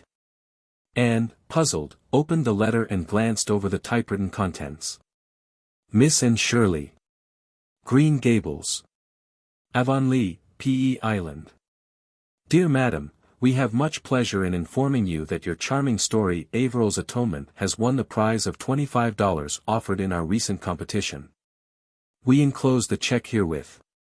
We are arranging for the publication of the story in several prominent Canadian newspapers, and we also intend to have it printed in pamphlet form for distribution among our patrons. Thanking you for the interest you have shown in our enterprise. We remain. Yours very truly. The Rawlings Reliable Baking Powder Co. "I don't understand," said Anne, blankly. Diana clapped her hands. "Oh, I knew it would win the prize, I was sure of it. I sent your story into the competition, Anne." Diana, Barry. "Yes, I did," said Diana gleefully, perching herself on the bed. "When I saw the offer I thought of your story in a minute, and at first I thought I'd ask you to send it in. But then I was afraid you wouldn't, you had so little faith left in it. So I just decided I'd send the copy you gave me, and say nothing about it. Then, if it didn't win the prize, you'd never know and you wouldn't feel badly over it, because the stories that failed were not to be returned, and if it did you'd have such a delightful surprise." Diana was not the most discerning of mortals, but just at this moment it struck her that Anne was not looking exactly overjoyed. The surprise was there, beyond doubt, but where was the delight? "Why, Anne, you don't seem a bit pleased," she exclaimed. And instantly manufactured a smile and put it on. "Of course I couldn't be anything but pleased over your unselfish wish to give me pleasure," she said slowly. "But you know, I'm so amazed, I can't realize it, and I don't understand. There wasn't a word in my story about, and choked a little over the word, baking powder." "Oh, I put that in," said Diana, reassured. "It was as easy as wink, and of course my experience in our old story club helped me. You know the scene where Averil makes the cake? Well, I just stated that she used the Rawlings Reliable in it, and that was why it turned out so well. And then, in the last paragraph, where Perceval clasps Averil in his arms and says, 'Sweetheart, the beautiful coming years will bring us the fulfillment of our home of dreams,' I added. 'In which we will never use any baking powder except Rawlings Reliable.'" "Oh," gasped poor Anne, as if someone had dashed cold water on her. "And you've won the $25, continued Diana jubilantly. "Why, I heard Priscilla say once that the Canadian woman only pays $5 for a story. And held out the hateful pink slip in shaking fingers. I can't take it, it's yours by right, Diana. You sent the story in and made the alterations. I would certainly never have sent it. So you must take the check. I'd like to see myself, said Diana scornfully. Why, what I did wasn't any trouble. The honor of being a friend of the prize winner is enough for me. Well, I must go. I should have gone straight home from the post office, for we have company. But I simply had to come and hear the news. I'm so glad for your sake, Anne. And suddenly bent forward, put her arms about Diana, and kissed her cheek. I think you are the sweetest and truest friend in the world, Diana, she said, with a little tremble in her voice, and I assure you I appreciate the motive of what you've done. Diana, pleased and embarrassed, got herself away, and poor Anne, after flinging the innocent check into her bureau drawer as if it were blood money, cast herself on her bed and wept tears of shame and outraged sensibility. Oh, she could never live this down, never. Gilbert arrived at dusk, brimming over with congratulations, for he had called at Orchard Slope and heard the news. But his congratulations died on his lips at sight of Anne's face. Why, Anne, what is the matter? I expected to find you radiant over winning Rawlings' reliable prize. Good for you. Oh, Gilbert, not you, implored Anne, in an et tu brute tone. I thought you would understand. Can't you see how awful it is? I must confess I can't. What is wrong? Everything, moaned Anne. I feel as if I were disgraced forever. What do you think a mother would feel like if she found her child tattooed over with a baking powder advertisement? I feel just the same. I loved my poor little story, and I wrote it out of the best that was in me. And it is sacrilege to have it degraded to the level of a baking powder advertisement.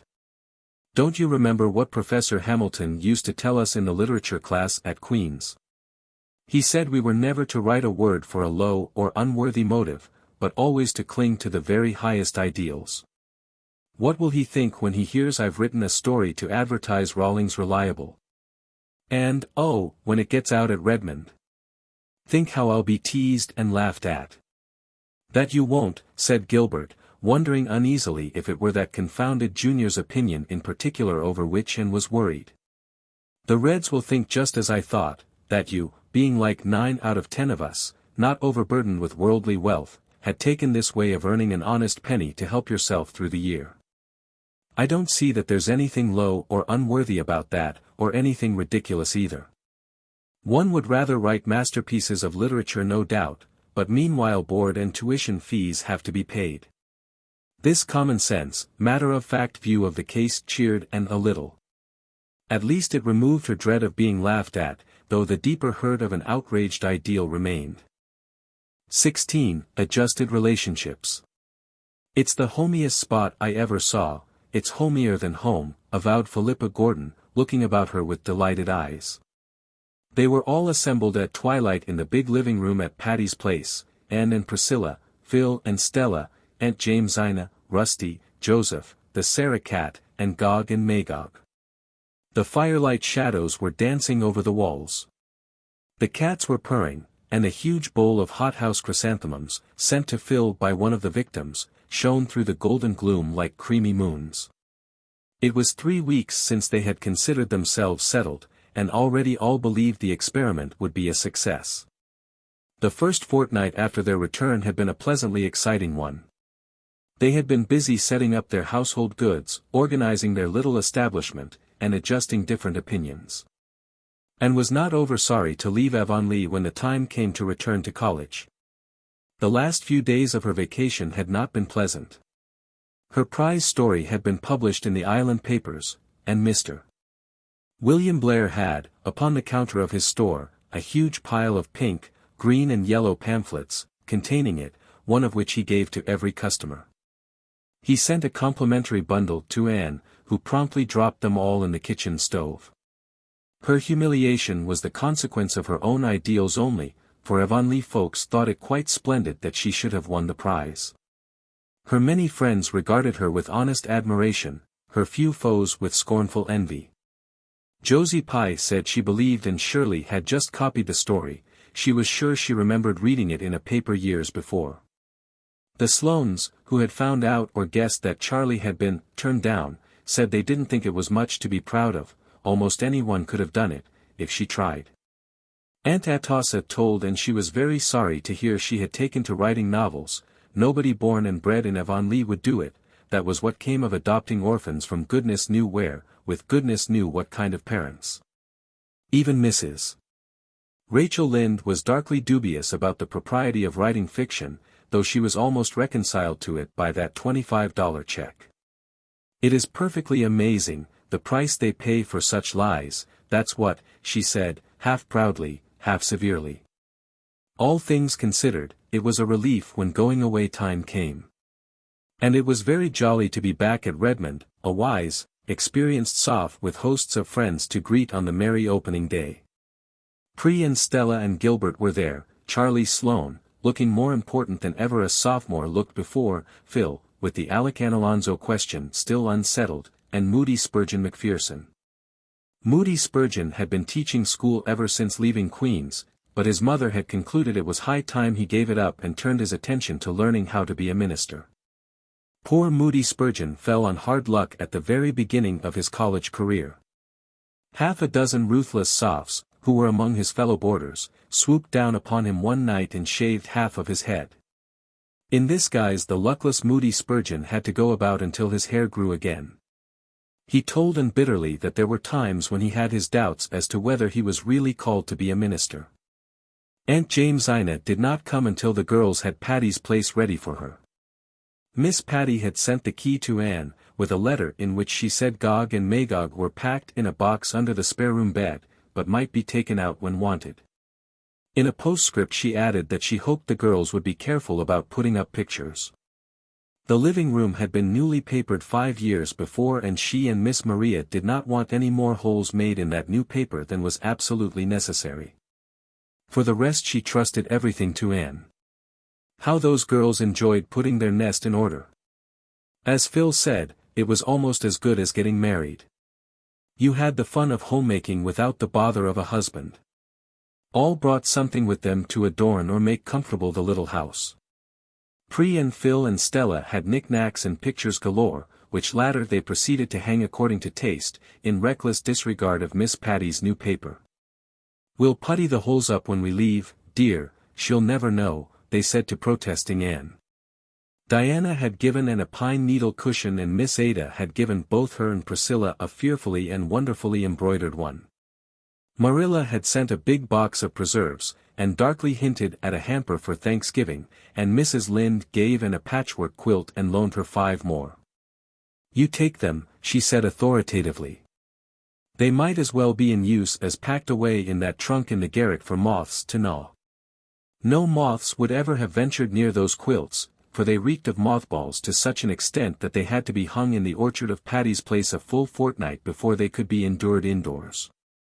Verily, aristocratic Spofford Avenue had rarely beheld such a display. The gruff old millionaire who lived next door came over and wanted to buy the gorgeous red and yellow tulip pattern one which Mrs. Rachel had given Anne. He said his mother used to make quilts like that, and by Jove, he wanted one to remind him of her. And would not sell it, much to his disappointment, but she wrote all about it to Mrs. Lynde. That highly gratified lady sent word back that she had one just like it to spare, so the Tobacco King got his quilt after all, and insisted on having it spread on his bed, to the disgust of his fashionable wife. Mrs. Lynde's quilts served a very useful purpose that winter. Patty's Place, for all its many virtues, had its faults also. It was really a rather cold house, and when the frosty nights came the girls were very glad to snuggle down under Mrs. Lynde's quilts, and hoped that the loan of them might be accounted unto her for righteousness. And had the blue room she had coveted at sight. Priscilla and Stella had the large one. Phil was blissfully content with the little one over the kitchen. And Aunt Jamesina was to have the downstairs one off the living room. Rusty at first slept on the doorstep. Anne, walking home from Redmond a few days after her return, became aware that the people that she met surveyed her with a covert, indulgent smile. And wondered uneasily what was the matter with her. Was her hat crooked? Was her belt loose? Craning her head to investigate, Anne, for the first time, saw Rusty. Trotting along behind her, close to her heels, was quite the most forlorn specimen of the cat tribe she had ever beheld. The animal was well past kittenhood, lank, thin, disreputable looking. Pieces of both ears were lacking, one eye was temporarily out of repair, and one jowl ludicrously swollen. As for color, if a once black cat had been well and thoroughly singed, the result would have resembled the hue of this waif's thin, draggled, unsightly fur. And shooed, but the cat would not shoo. As long as she stood, he sat back on his haunches and gazed at her reproachfully out of his one good eye. When she resumed her walk, he followed, and resigned herself to his company until she reached the gate of Patty's place, which she coldly shut in his face, fondly supposing she had seen the last of him. But when, 15 minutes later, Phil opened the door, there sat the rusty brown cat on the step. More, he promptly darted in and sprang upon Anne's lap with a half-pleading, half-triumphant meow. "Anne," said Stella severely, "do you own that animal?" "No, I do not," protested disgusted Anne. "The creature followed me home from somewhere. I couldn't get rid of him." "Ugh, get down. I like decent cats reasonably well. But I don't like beasties of your complexion." Pussy, however, refused to get down. He coolly curled up in Anne's lap and began to purr. "He has evidently adopted you," laughed Priscilla. "I won't be adopted," said Anne stubbornly. "The poor creature is starving," said Phil pityingly. "Why, his bones are almost coming through his skin." "Well, I'll give him a square meal and then he must return to whence he came," said Anne resolutely. The cat was fed and put out. In the morning he was still on the doorstep. On the doorstep he continued to sit, bolting in whenever the door was opened. No coolness of welcome had the least effect on him, of nobody save and did he take the least notice. Out of compassion the girls fed him, but when a week had passed they decided that something must be done. The cat's appearance had improved. His eye and cheek had resumed their normal appearance, he was not quite so thin. And he had been seen washing his face. "But for all that we can't keep him," said Stella. "Aunt Jimsy is coming next week and she will bring the Sarah cat with her. We can't keep two cats. And if we did, this rusty coat would fight all the time with the Sarah cat. He's a fighter by nature. He had a pitched battle last evening with the Tobacco King's cat and routed him, horse, foot and artillery. We must get rid of him," agreed Anne, looking darkly at the subject of their discussion, who was purring on the hearth-rug with an air of lamb-like meekness. "But the question is, how? How can 4 unprotected females get rid of a cat who won't be got rid of?" "We must chloroform him," said Phil briskly. "That is the most humane way." "Who of us knows anything about chloroforming a cat?" demanded Anne gloomily. "I do, honey. It's one of my few, sadly few, useful accomplishments. I've disposed of several at home. You take the cat in the morning and give him a good breakfast. Then you take an old burlap bag, there's one in the back porch, put the cat on it and turn over him a wooden box. Then take a 2-ounce bottle of chloroform, uncork it, and slip it under the edge of the box.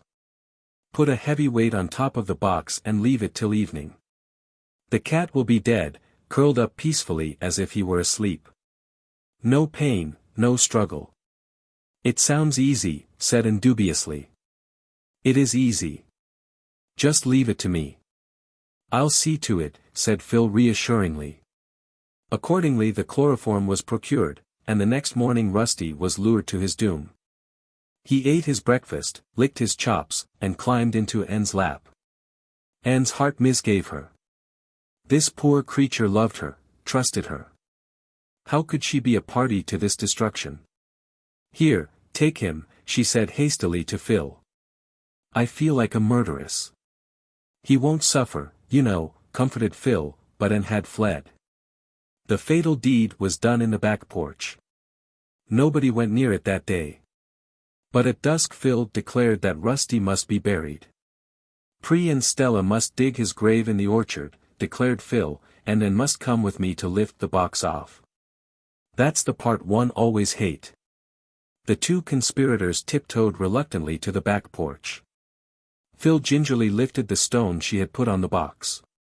Suddenly, faint but distinct, sounded an unmistakable mew under the box. He isn't dead," gasped Anne, sitting blankly down on the kitchen doorstep. "He must be," said Phil incredulously. Another tiny mew proved that he wasn't. The two girls stared at each other. "What will we do?" questioned Anne.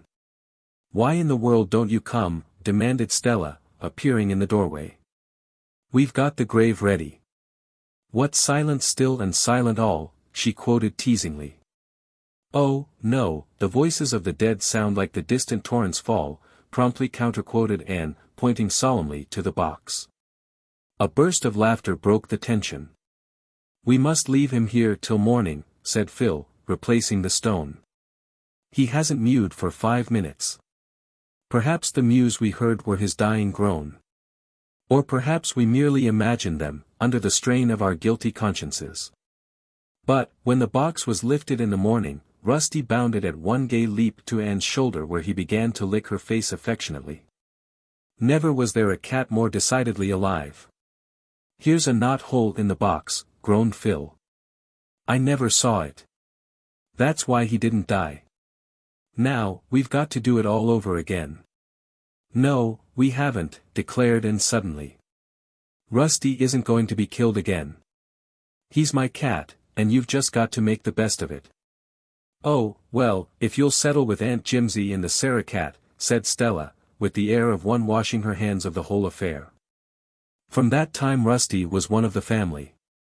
He slept o'nights on the scrubbing cushion in the back porch and lived on the fat of the land.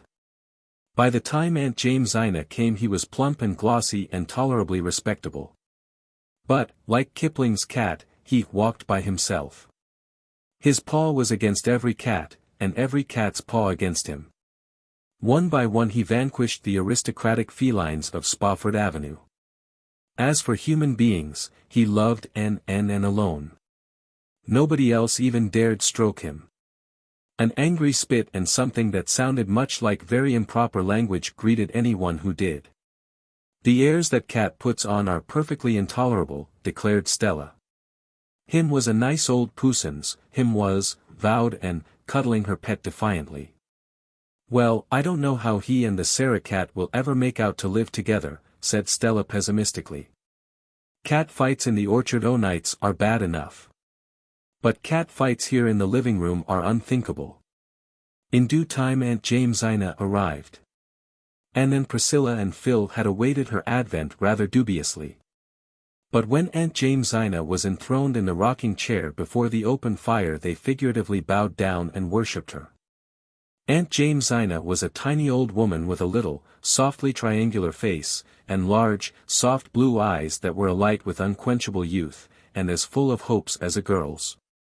She had pink cheeks and snow-white hair which she wore in quaint little puffs over her ears. "It's a very old-fashioned way," she said, knitting industriously at something as dainty and pink as a sunset cloud. "But I am old-fashioned. My clothes are, and it stands to reason my opinions are, too. I don't say they're any the better of that, mind you. In fact, I dare say they're a good deal the worse. But they've worn nice and easy. New shoes are smarter than old ones, but the old ones are more comfortable. I'm old enough to indulge myself in the matter of shoes and opinions. I mean to take it real easy here. I know you expect me to look after you and keep you proper, but I'm not going to do it. You're old enough to know how to behave if you're ever going to be. So, as far as I am concerned," concluded Aunt Jamesina, with a twinkle in her young eyes, "you can all go to destruction in your own way." "Oh, will somebody separate those cats?" pleaded Stella, shudderingly. Aunt Jamesina had brought with her not only the Sarah cat but Joseph.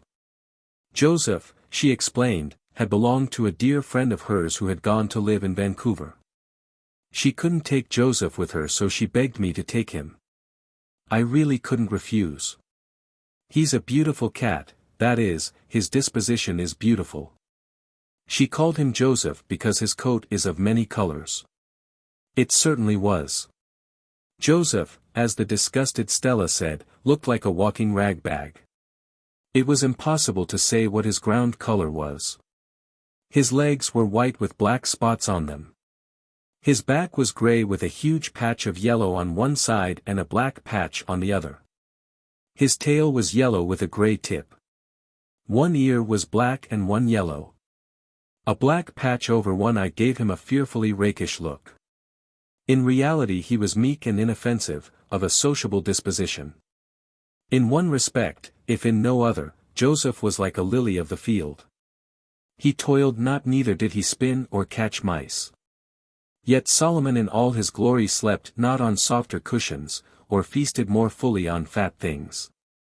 Joseph and the Sarah cat arrived by express in separate boxes. After they had been released and fed, Joseph selected the cushion and corner which appealed to him, and the Sarah cat gravely sat herself down before the fire and proceeded to wash her face. She was a large, sleek, gray and white cat, with an enormous dignity which was not at all impaired by any consciousness of her plebeian origin. She had been given to Aunt Jamesina by her washerwoman. Her name was Sarah, so my husband always called Puss the Sarah cat, explained Aunt Jamesina. She is 8 years old, and a remarkable mouser. Don't worry, Stella. The Sarah cat never fights and Joseph rarely. They'll have to fight here in self-defense, said Stella. At this juncture Rusty arrived on the scene.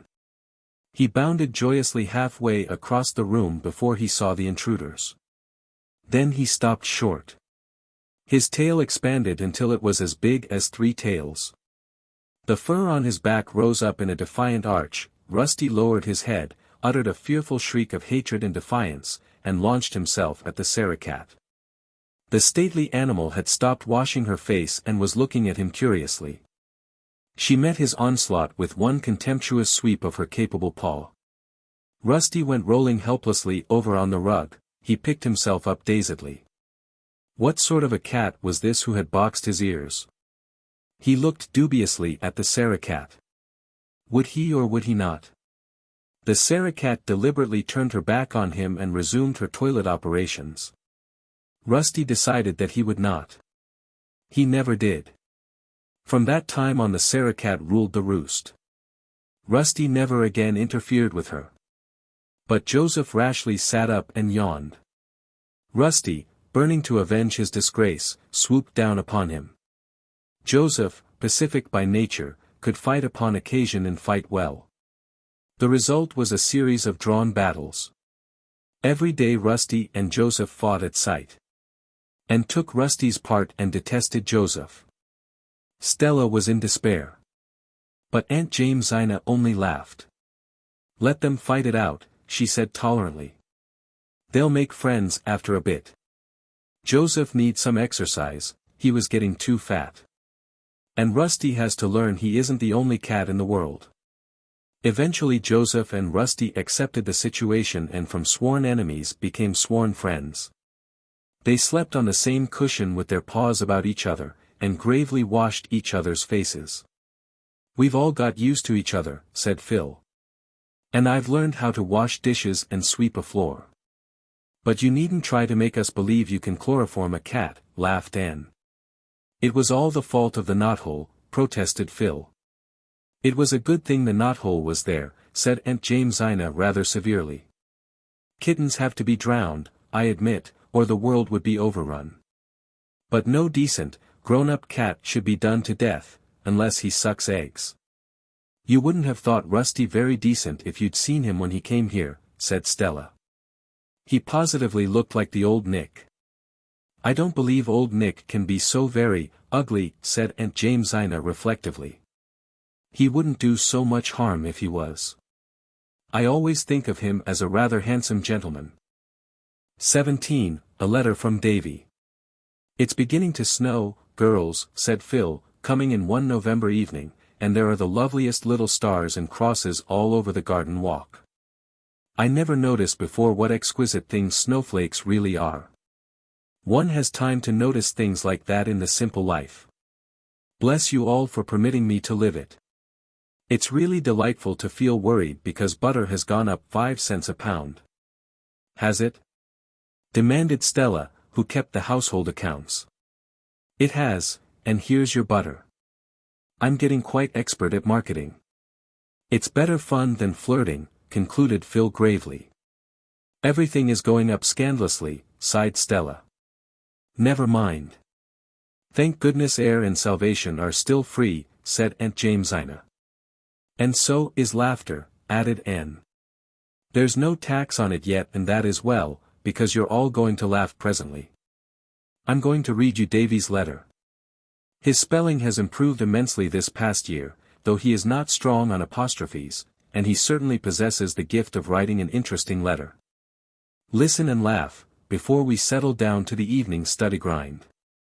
Dear Anne, ran Davy's letter, I take my pen to tell you that we are all pretty well and hope this will find you the same. It's snowing some today and Marilla says the old woman in the sky is shaking her feather beds. Is the old woman in the sky God's wife, Anne? I want to know. Mrs. Lynde has been real sick but she is better now. She fell down the cellar stairs last week. When she fell she grabbed hold of the shelf with all the milk pails and stew pans on it, and it gave way and went down with her and made a splendid crash. Marilla thought it was an earthquake at first. One of the stew pans was all dinged up and Mrs. Lynde strained her ribs. The doctor came and gave her medicine to rub on her ribs but she didn't understand him and took it all inside instead. The doctor said it was a wonder it didn't kill her but it didn't and it cured her ribs and Mrs. Lynde says doctors don't know much anyhow. But we couldn't fix up the stew pan. Marilla had to throw it out. Thanksgiving was last week. There was no school and we had a great dinner. I ate mince pie and roast turkey and fruit cake and donuts and cheese and jam and chocolate cake. Marilla said I'd die but I didn't. Dora had earache after it, only it wasn't in her ears it was in her stomach. I didn't have earache anywhere. Our new teacher is a man. He does things for jokes. Last week he made all us third-class boys write a composition on what kind of a wife we'd like to have and the girls on what kind of a husband. He laughed fit to kill when he read them. This was mine. I thought you'd like to see it.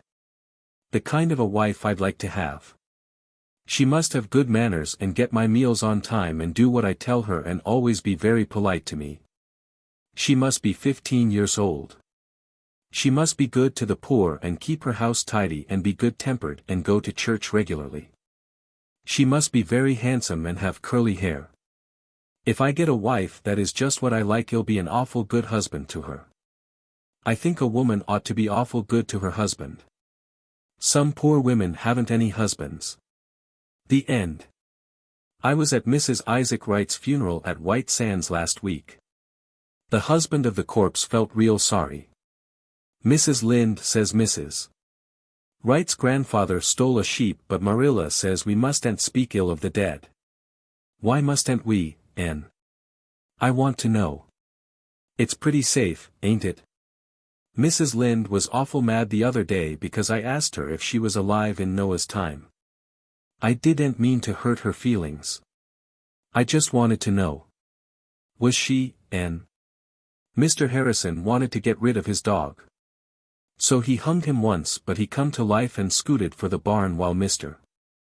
Harrison was digging the grave, so he hung him again and he stayed dead that time. Mr. Harrison has a new man working for him.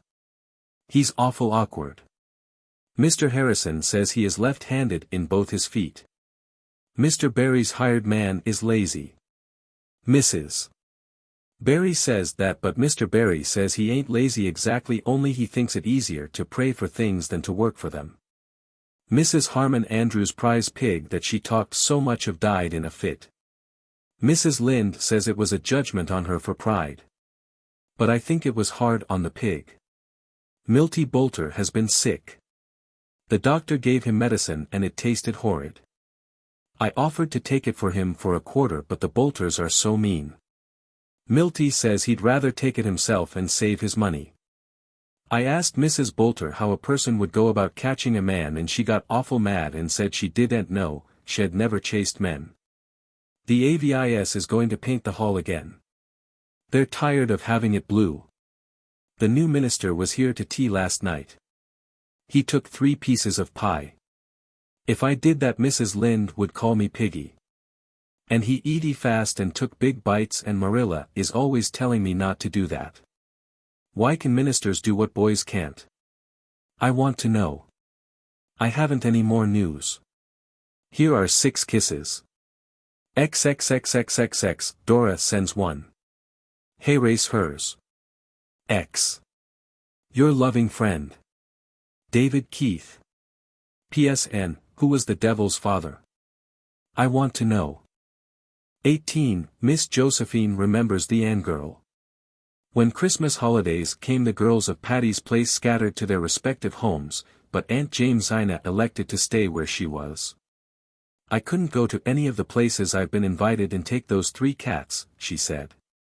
And I'm not going to leave the poor creatures here alone for nearly 3 weeks. If we had any decent neighbors who would feed them I might, but there's nothing except millionaires on this street. So I'll stay here and keep Patty's Place warm for you. And went home with the usual joyous anticipations, which were not wholly fulfilled. She found Avonlea in the grip of such an early, cold, and stormy winter as even the oldest inhabitant could not recall. Green Gables was literally hemmed in by huge drifts. Almost every day of that ill-starred vacation it stormed fiercely, and even on fine days it drifted unceasingly. No sooner were the roads broken than they filled in again. It was almost impossible to stir out. The AVIS tried, on 3 evenings, to have a party in honor of the college students, and on each evening the storm was so wild that nobody could go, so they gave up the attempt in despair. Anne, despite her love of and loyalty to Green Gables, could not help thinking longingly of Patty's Place, its cozy open fire, Aunt Jamesina's mirthful eyes, the 3 cats, the merry chatter of the girls. The pleasantness of Friday evenings when college friends dropped in to talk of grave and gay. And was lonely. Diana, during the whole of the holidays, was imprisoned at home with a bad attack of bronchitis. She could not come to Green Gables, and it was rarely and could get to Orchard Slope, for the old way through the haunted wood was impassable with drifts, and the long way over the frozen lake of Shining Waters was almost as bad. Ruby Gillis was sleeping in the white-heaped graveyard, Jane Andrews was teaching a school on western prairies. Gilbert, to be sure, was still faithful, and waded up to Green Gables every possible evening. But Gilbert's visits were not what they once were. And almost dreaded them. It was very disconcerting to look up in the midst of a sudden silence and find Gilbert's hazel eyes fixed upon her with a quite unmistakable expression in their grave depths. And it was still more disconcerting to find herself blushing hotly and uncomfortably under his gaze, just as if, well, it was very embarrassing. And wished herself back at Patty's Place, where there was always somebody else about to take the edge off a delicate situation. At Green Gables Marilla went promptly to Mrs. Lynde's domain when Gilbert came and insisted on taking the twins with her. The significance of this was unmistakable, and was in a helpless fury over it. Davy, however, was perfectly happy. He reveled in getting out in the morning and shoveling out the paths to the well and henhouse. He gloried in the Christmastide delicacies which Marilla and Mrs. Lynde vied with each other in preparing for Anne, and he was reading an enthralling tale, in a school library book, of a wonderful hero who seemed blessed with a miraculous faculty for getting into scrapes from which he was usually delivered by an earthquake or a volcanic explosion, which blew him high and dry out of his troubles, landed him in a fortune, and closed the story with proper éclat. "I tell you it's a bully story, Anne," he said ecstatically. "I'd ever so much rather read it than the Bible." "Would you?" smiled Anne. Davy peered curiously at her. "You don't seem a bit shocked, Anne." Mrs. Lynde was awful shocked when I said it to her. "No, I'm not shocked, Davy. I think it's quite natural that a 9-year-old boy would sooner read an adventure story than the Bible. But when you are older, I hope and think that you will realize what a wonderful book the Bible is. Oh, I think some parts of it are fine, conceded Davy. That story about Joseph now, it's bully. But if I'd been Joseph, I wouldn't have forgive the brothers. No, siree, Anne. I'd have cut all their heads off. Mrs. Lynde was awful mad when I said that and shut the Bible up and said she'd never read me any more of it if I talked like that. So I don't talk now when she reads it Sunday afternoons, I just think things and say them to Milty Boulter next day in school. I told Milty the story about Elisha and the bears and it scared him, so he's never made fun of Mr. Harrison's bald head once. Are there any bears on P.E. Island, Anne? I want to know. Not nowadays, said Anne, absently, as the wind blew a scud of snow against the window. Oh, dear, will it ever stop storming? God knows, said Davy airily, preparing to resume his reading. Anne was shocked this time. Davy, she exclaimed reproachfully. Mrs. Lynde says that, protested Davy. One night last week Marilla said, will Ludovic Speed and Theodora Dix ever get married? And Mrs. Lynde said, God knows, just like that. Well, it wasn't right for her to say it, said Anne, promptly deciding upon which horn of this dilemma to impale herself. It isn't right for anybody to take that name in vain or speak it lightly, Davy. Don't ever do it again. Not if I say it slow and solemn, like the minister, queried Davy gravely.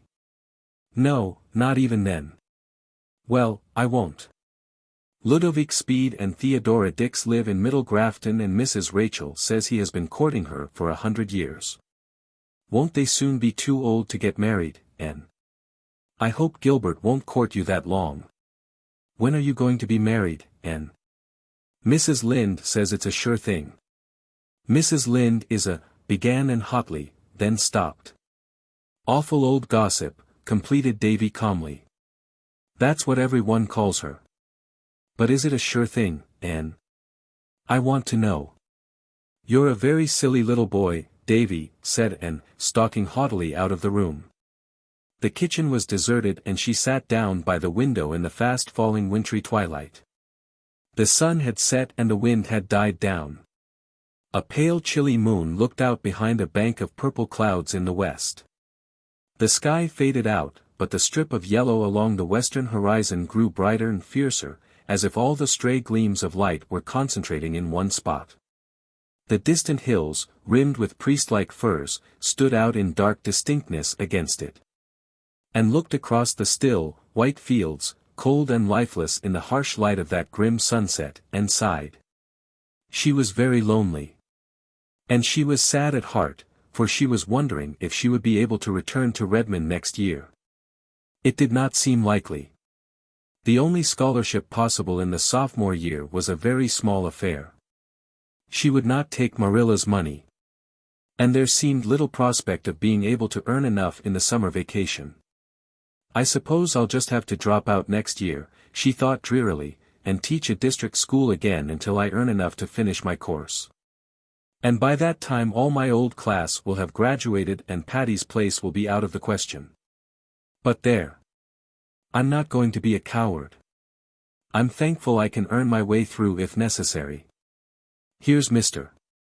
Harrison waiting up the lane, announced Davy, running out. I hope he's brought the mail. It's 3 days since we got it. I want to see what them pesky grits are doing. I'm a conservative, Anne. And I tell you, you have to keep your eye on them grits. Mr. Harrison had brought the mail, and merry letters from Stella and Priscilla and Phil soon dissipated Anne's blues. Aunt Jamesina, too, had written, saying that she was keeping the hearth fire alight, and that the cats were all well, and the house plants doing fine.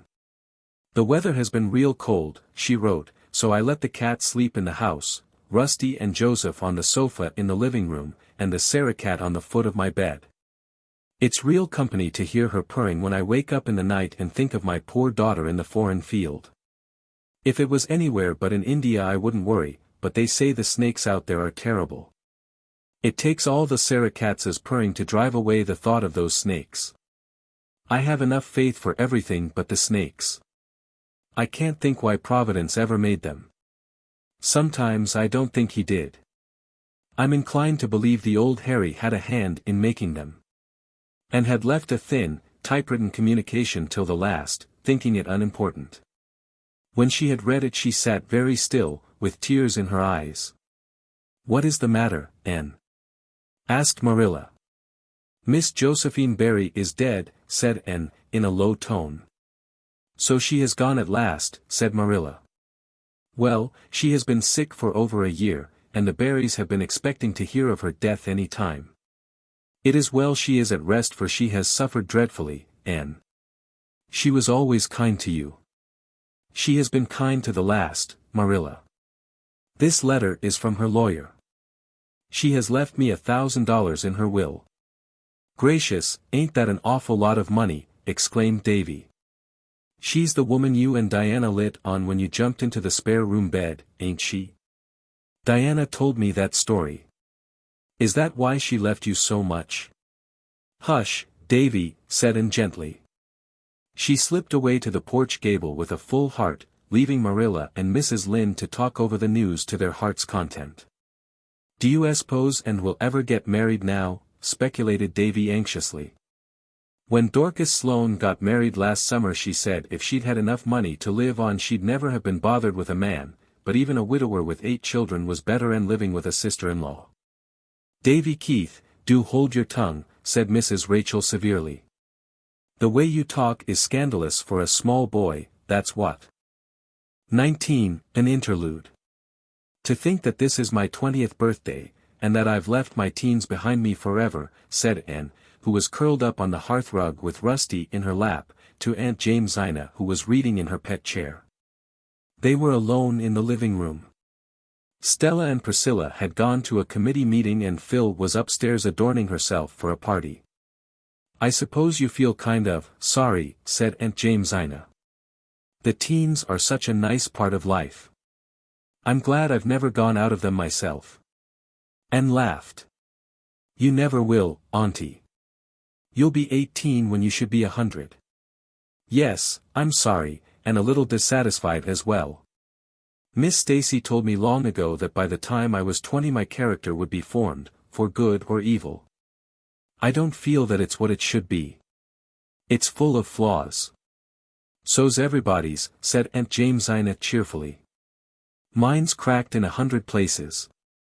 "Your Miss Stacy likely meant that when you are 20 your character would have got its permanent bent in one direction or t'other, and would go on developing in that line. Don't worry over it, Anne. Do your duty by God and your neighbor and yourself, and have a good time. That's my philosophy and it's always worked pretty well. Where's Phil off to tonight?" "She's going to a dance, and she's got the sweetest dress for it, creamy yellow silk and cobwebby lace. It just suits those brown tints of hers." "There's magic in the words silk and lace, isn't there?" said Aunt Jamesina. "The very sound of them makes me feel like skipping off to a dance. And yellow silk. It makes one think of a dress of sunshine. I always wanted a yellow silk dress, but first my mother and then my husband wouldn't hear of it. The very first thing I'm going to do when I get to heaven is to get a yellow silk dress." Amid Anne's peal of laughter Phil came downstairs, trailing clouds of glory, and surveyed herself in the long oval mirror on the wall. "A flattering looking glass is a promoter of amiability," she said. "The one in my room does certainly make me green. Do I look pretty nice, Anne?" "Do you really know how pretty you are, Phil?" asked Anne, in honest admiration. "Of course I do. What are looking glasses and men for?" "That wasn't what I meant. Are all my ends tucked in? Is my skirt straight? And would this rose look better lower down? I'm afraid it's too high, it will make me look lopsided. But I hate things tickling my ears. Everything is just right, and that southwest dimple of yours is lovely. And, there's one thing in particular I like about you, you're so ungrudging. There isn't a particle of envy in you." "Why should she be envious?" demanded Aunt Jamesina. She's not quite as good-looking as you, maybe, but she's got a far handsomer nose. I know it, conceded Phil. My nose always has been a great comfort to me, confessed Anne. And I love the way your hair grows on your forehead, Anne. And that one wee curl, always looking as if it were going to drop, but never dropping, is delicious. But as for noses, mine is a dreadful worry to me. I know by the time I'm 40 it will be Bernie. What do you think I'll look like when I'm 40, Anne? Like an old, matronly, married woman, teased Anne. I won't, said Phil, sitting down comfortably to wait for her escort. Joseph, you calico beastie, don't you dare jump on my lap. I won't go to a dance all over cat hairs. No, Anne, I won't look matronly. But no doubt I'll be married. To Alec or Alonzo, asked Anne. To one of them, I suppose, sighed Phil, if I can ever decide which. It shouldn't be hard to decide, scolded Aunt Jamesina. I was born a seesaw auntie, and nothing can ever prevent me from teetering. You ought to be more level-headed, Philippa. It's best to be level-headed, of course, agreed Philippa, but you miss lots of fun. As for Alec and Alonzo, if you knew them you'd understand why it's difficult to choose between them. They're equally nice. Then take somebody who is nicer, suggested Aunt Jamesina. There's that senior who is so devoted to you, Will Leslie. He has such nice, large, mild eyes. They're a little bit too large and too mild, like a cow's, said Phil cruelly. What do you say about George Parker? There's nothing to say about him except that he always looks as if he had just been starched and ironed. Mar Holworthy then. You can't find a fault with him. No, he would do if he wasn't poor. I must marry a rich man, Aunt Jamesina. That, and good looks, is an indispensable qualification. I'd marry Gilbert Blythe if he were rich. Oh, would you? Said Anne, rather viciously. We don't like that idea a little bit, although we don't want Gilbert ourselves. Oh, no, mocked Phil. But don't let's talk of disagreeable subjects. I'll have to marry sometime, I suppose, but I shall put off the evil day as long as I can. You mustn't marry anybody you don't love, Phil, when all's said and done, said Aunt Jamesina. Oh, hearts that loved in the good old way have been out, oh, the fashion this many a day, trilled Phil mockingly. There's the carriage. I fly, bye-bye, you two old-fashioned darlings. When Phil had gone Aunt Jamesina looked solemnly at Anne. That girl is pretty and sweet and good-hearted, but do you think she is quite right in her mind, by spells, Anne? Oh, I don't think there's anything the matter with Phil's mind, said Anne, hiding a smile. It's just her way of talking. Aunt Jamesina shook her head. Well, I hope so, Anne. I do hope so, because I love her. But I can't understand her, she beats me. She isn't like any of the girls I ever knew, or any of the girls I was myself. How many girls were you, Aunt Jimsy? About half a dozen, my dear. 20, Gilbert Speaks. This has been a dull, prosy day, yawned Phil, stretching herself idly on the sofa, having previously dispossessed two exceedingly indignant cats. And looked up from Pickwick Papers. Now that spring examinations were over she was treating herself to Dickens. It has been a prosy day for us, she said thoughtfully, but to some people it has been a wonderful day. Someone has been rapturously happy in it. Perhaps a great deed has been done somewhere today, or a great poem written, or a great man born. And some heart has been broken, Phil. Why did you spoil your pretty thought by tagging that last sentence on, honey, grumbled Phil. I don't like to think of broken hearts, or anything unpleasant. Do you think you'll be able to shirk unpleasant things all your life, Phil? Dear me, no. Am I not up against them now? You don't call Alec and Alonzo pleasant things, do you, when they simply plague my life out? You never take anything seriously, Phil. Why should I? There are enough folks who do. The world needs people like me, and, just to amuse it. It would be a terrible place if everybody were intellectual and serious and in deep, deadly earnest. My mission is, as Josiah Allen says, to charm and allure. Confess now. Hasn't life at Patty's Place been really much brighter and pleasanter this past winter because I've been here to leaven you? Yes, it has, owned Anne. And you all love me, even Aunt Jamesina, who thinks I'm stark mad. So why should I try to be different? Oh, dear, I'm so sleepy. I was awake until 1 last night, reading a harrowing ghost story. I read it in bed, and after I had finished it, do you suppose I could get out of bed to put the light out? No. And if Stella had not fortunately come in late, that lamp would have burned good and bright till morning. When I heard Stella, I called her in, explained my predicament, and got her to put out the light. If I had got out myself to do it, I knew something would grab me by the feet when I was getting in again. By the way, Anne, has Aunt Jamesina decided what to do this summer? Yes, she's going to stay here. I know she's doing it for the sake of those blessed cats, although she says it's too much trouble to open her own house, and she hates visiting. What are you reading? Pickwick. That's a book that always makes me hungry, said Phil. There's so much good eating in it. The characters seem always to be reveling on ham and eggs and milk punch. I generally go on a cupboard rummage after reading Pickwick. The mere thought reminds me that I'm starving. Is there any tidbit in the pantry, Queen Anne? I made a lemon pie this morning. You may have a piece of it. Phil dashed out to the pantry and then betook herself to the orchard in company with Rusty. It was a moist, pleasantly odorous night in early spring. The snow was not quite all gone from the park, a little dingy bank of it yet lay under the pines of the harbor road, screened from the influence of April suns.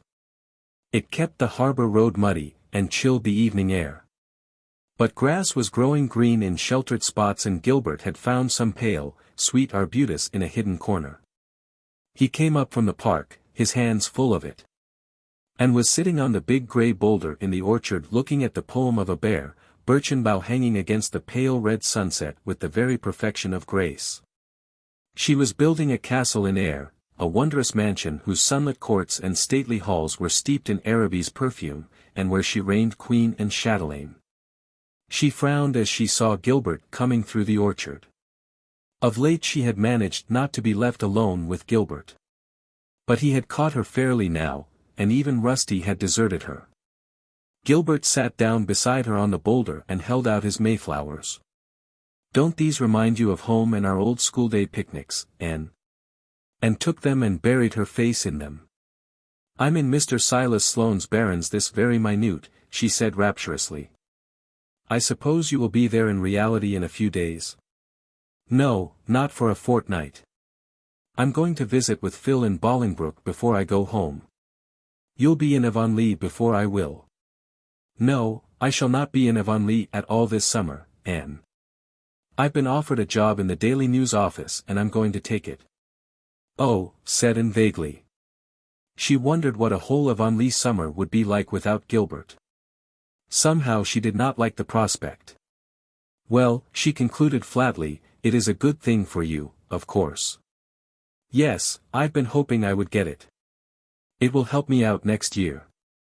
You mustn't work too hard, said Anne, without any very clear idea of what she was saying. She wished desperately that Phil would come out. You've studied very constantly this winter. Isn't this a delightful evening? Do you know, I found a cluster of white violets under that old twisted tree over there today. I felt as if I had discovered a gold mine. You are always discovering gold mines, said Gilbert, also absently. Let us go and see if we can find some more, suggested Anne eagerly. I'll call Phil, Anne. Never mind Phil and the violets just now, Anne, said Gilbert quietly, taking her hand in a clasp from which she could not free it. There is something I want to say to you. Oh, don't say it, cried Anne, pleadingly. Don't, please, Gilbert. I must. Things can't go on like this any longer. Anne, I love you. You know I do.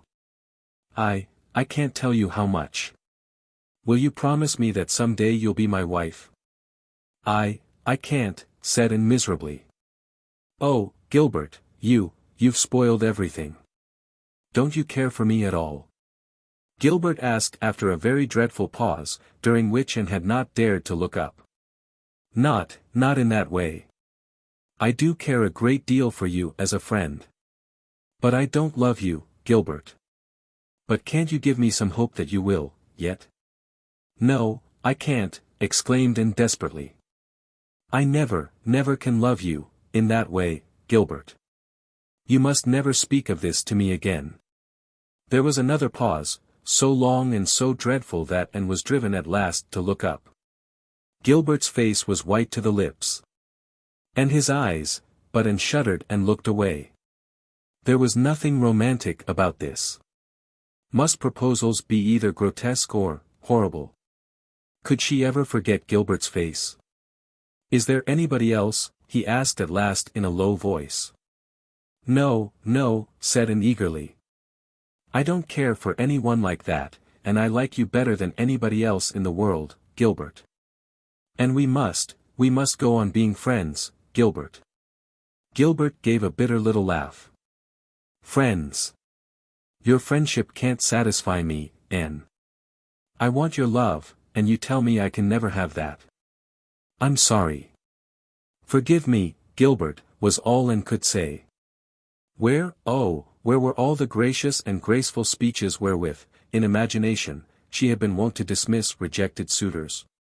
Gilbert released her hand gently. There isn't anything to forgive. There have been times when I thought you did care. I've deceived myself, that's all. Goodbye, Anne. Anne got herself to her room, sat down on her window seat behind the pines, and cried bitterly. She felt as if something incalculably precious had gone out of her life. It was Gilbert's friendship, of course. Oh, why must she lose it after this fashion? What is the matter, honey? Asked Phil, coming in through the moonlit gloom. Anne did not answer. At that moment she wished Phil were 1,000 miles away. I suppose you've gone and refused Gilbert Blythe. You are an idiot, Anne Shirley. Do you call it idiotic to refuse to marry a man I don't love? Said Anne coldly, goaded to reply. You don't know love when you see it. You've tricked something out with your imagination that you think love, and you expect the real thing to look like that. There, that's the first sensible thing I've ever said in my life. I wonder how I managed it. Phil, pleaded Anne, please go away and leave me alone for a little while. My world has tumbled into pieces. I want to reconstruct it. Without any Gilbert in it, said Phil, going. A world without any Gilbert in it. And repeated the words drearily. Would it not be a very lonely, forlorn place? Well, it was all Gilbert's fault. He had spoiled their beautiful comradeship. She must just learn to live without it. 21. Roses of Yesterday. The fortnight Anne spent in Bolingbroke was a very pleasant one, with a little undercurrent of vague pain and dissatisfaction running through it whenever she thought about Gilbert. There was not, however, much time to think about him. Mount Holly, the beautiful old Gordon homestead, was a very gay place, overrun by Phil's friends of both sexes. There was quite a bewildering succession of drives, dances, picnics and boating parties, all expressively lumped together by Phil under the head of jamborees. Alec and Alonzo were so constantly on hand that Anne wondered if they ever did anything but dance attendance on that will-o'-the-wisp of a Phil. They were both nice, manly fellows, but Anne would not be drawn into any opinion as to which was the nicer. And I depended so on you to help me make up my mind which of them I should promise to marry, mourned Phil. You must do that for yourself. You are quite expert at making up your mind as to whom other people should marry, retorted Anne, rather caustically. Oh, that's a very different thing, said Phil, truly. But the sweetest incident of Anne's sojourn in Bolingbroke was the visit to her birthplace, the little shabby yellow house in an out-of-the-way street she had so often dreamed about. She looked at it with delighted eyes, as she and Phil turned in at the gate. It's almost exactly as I've pictured it, she said. There is no honeysuckle over the windows, but there is a lilac tree by the gate, and, yes, there are the muslin curtains in the windows. How glad I am it is still painted yellow. A very tall, very thin woman opened the door. Yes, the Shirleys lived here 20 years ago, she said, in answer to Anne's question. They had it rented. I remember, They both died of fever at Unct. It was terrible sad. They left a baby. I guess it's dead long ago. It was a sickly thing. Old Thomas and his wife took it, as if they hadn't enough of their own. It didn't die, said Anne, smiling. I was that baby. You don't say so. Why, you have grown, exclaimed the woman, as if she were much surprised that Anne was not still a baby. Come to look at you, I see the resemblance. You're complected like your pa. He had red hair. But you favor your ma in your eyes and mouth. She was a nice little thing. My daughter went to school to her and was nigh crazy about her. They was buried in the one grave and the school board put up a tombstone to them as a reward for faithful service. Will you come in? Will you let me go all over the house? Asked Anne eagerly. Laws, yes, you can if you like. 'Twon't take you long, there ain't much of it. I keep it my man to build a new kitchen, but he ain't one of your hustlers. The parlor's in there and there's 2 rooms upstairs. Just prowl about yourselves. I've got to see to the baby. The east room was the one you were born in. I remember your ma saying she loved to see the sunrise. And I mind hearing that you was born just as the sun was rising and its light on your face was the first thing your ma saw. And went up the narrow stairs and into that little east room with a full heart. It was as a shrine to her. Here her mother had dreamed the exquisite, happy dreams of anticipated motherhood, here that red sunrise light had fallen over them both in the sacred hour of birth, here her mother had died. And looked about her reverently, her eyes with tears. It was for her one of the jeweled hours of life that gleam out radiantly forever in memory. Just to think of it, Mother was younger than I am now when I was born, she whispered. When Anne went downstairs the lady of the house met her in the hall. She held out a dusty little packet tied with faded blue ribbon. Here's a bundle of old letters I found in that closet upstairs when I came here, she said. I dunno what they are, I never bothered to look in, but the address on the top one is Miss Bertha Willis, and that was your ma's maiden name. You can take if you'd care to have Oh, thank you, cried Anne, clasping the packet rapturously. That was all that was in the house, said her hostess. The furniture was all sold to pay the doctor bills, and Mrs. Thomas got your ma's clothes and little things. I reckon they didn't last long among that drove of Thomas youngsters. They was destructive young animals, as I mind, I haven't one thing that belonged to my mother, said Anne, chokily. I can never thank you enough for these letters. You're quite welcome. Laws, but your eyes is like your ma's. She could just about talk with hers. Your father was sorter homely but awful nice. I mind hearing folks say when they was married that there never was 2 people more in love with each other, poor creatures, they didn't live much longer, but they was awful happy while they was alive, and I suppose that counts for a good deal. And longed to get home to read her precious letters, but she made one little pilgrimage first. She went alone to the green corner of the old Bolingbroke cemetery where her father and mother were buried, and left on their grave the white flowers she carried. Then she hastened back to Mount Holly, shut herself up in her room, and read the letters.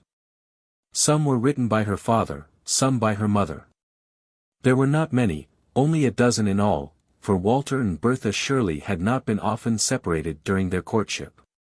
The letters were yellow and faded and dim, blurred with the touch of passing years.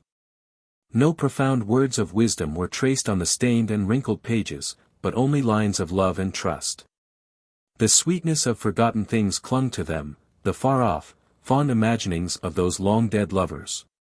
Bertha Shirley had possessed the gift of writing letters which embodied the charming personality of the writer in words and thoughts that retained their beauty and fragrance after the lapse of time. The letters were tender, intimate, sacred. To Anne, the sweetest of all was the one written after her birth to the father on a brief absence.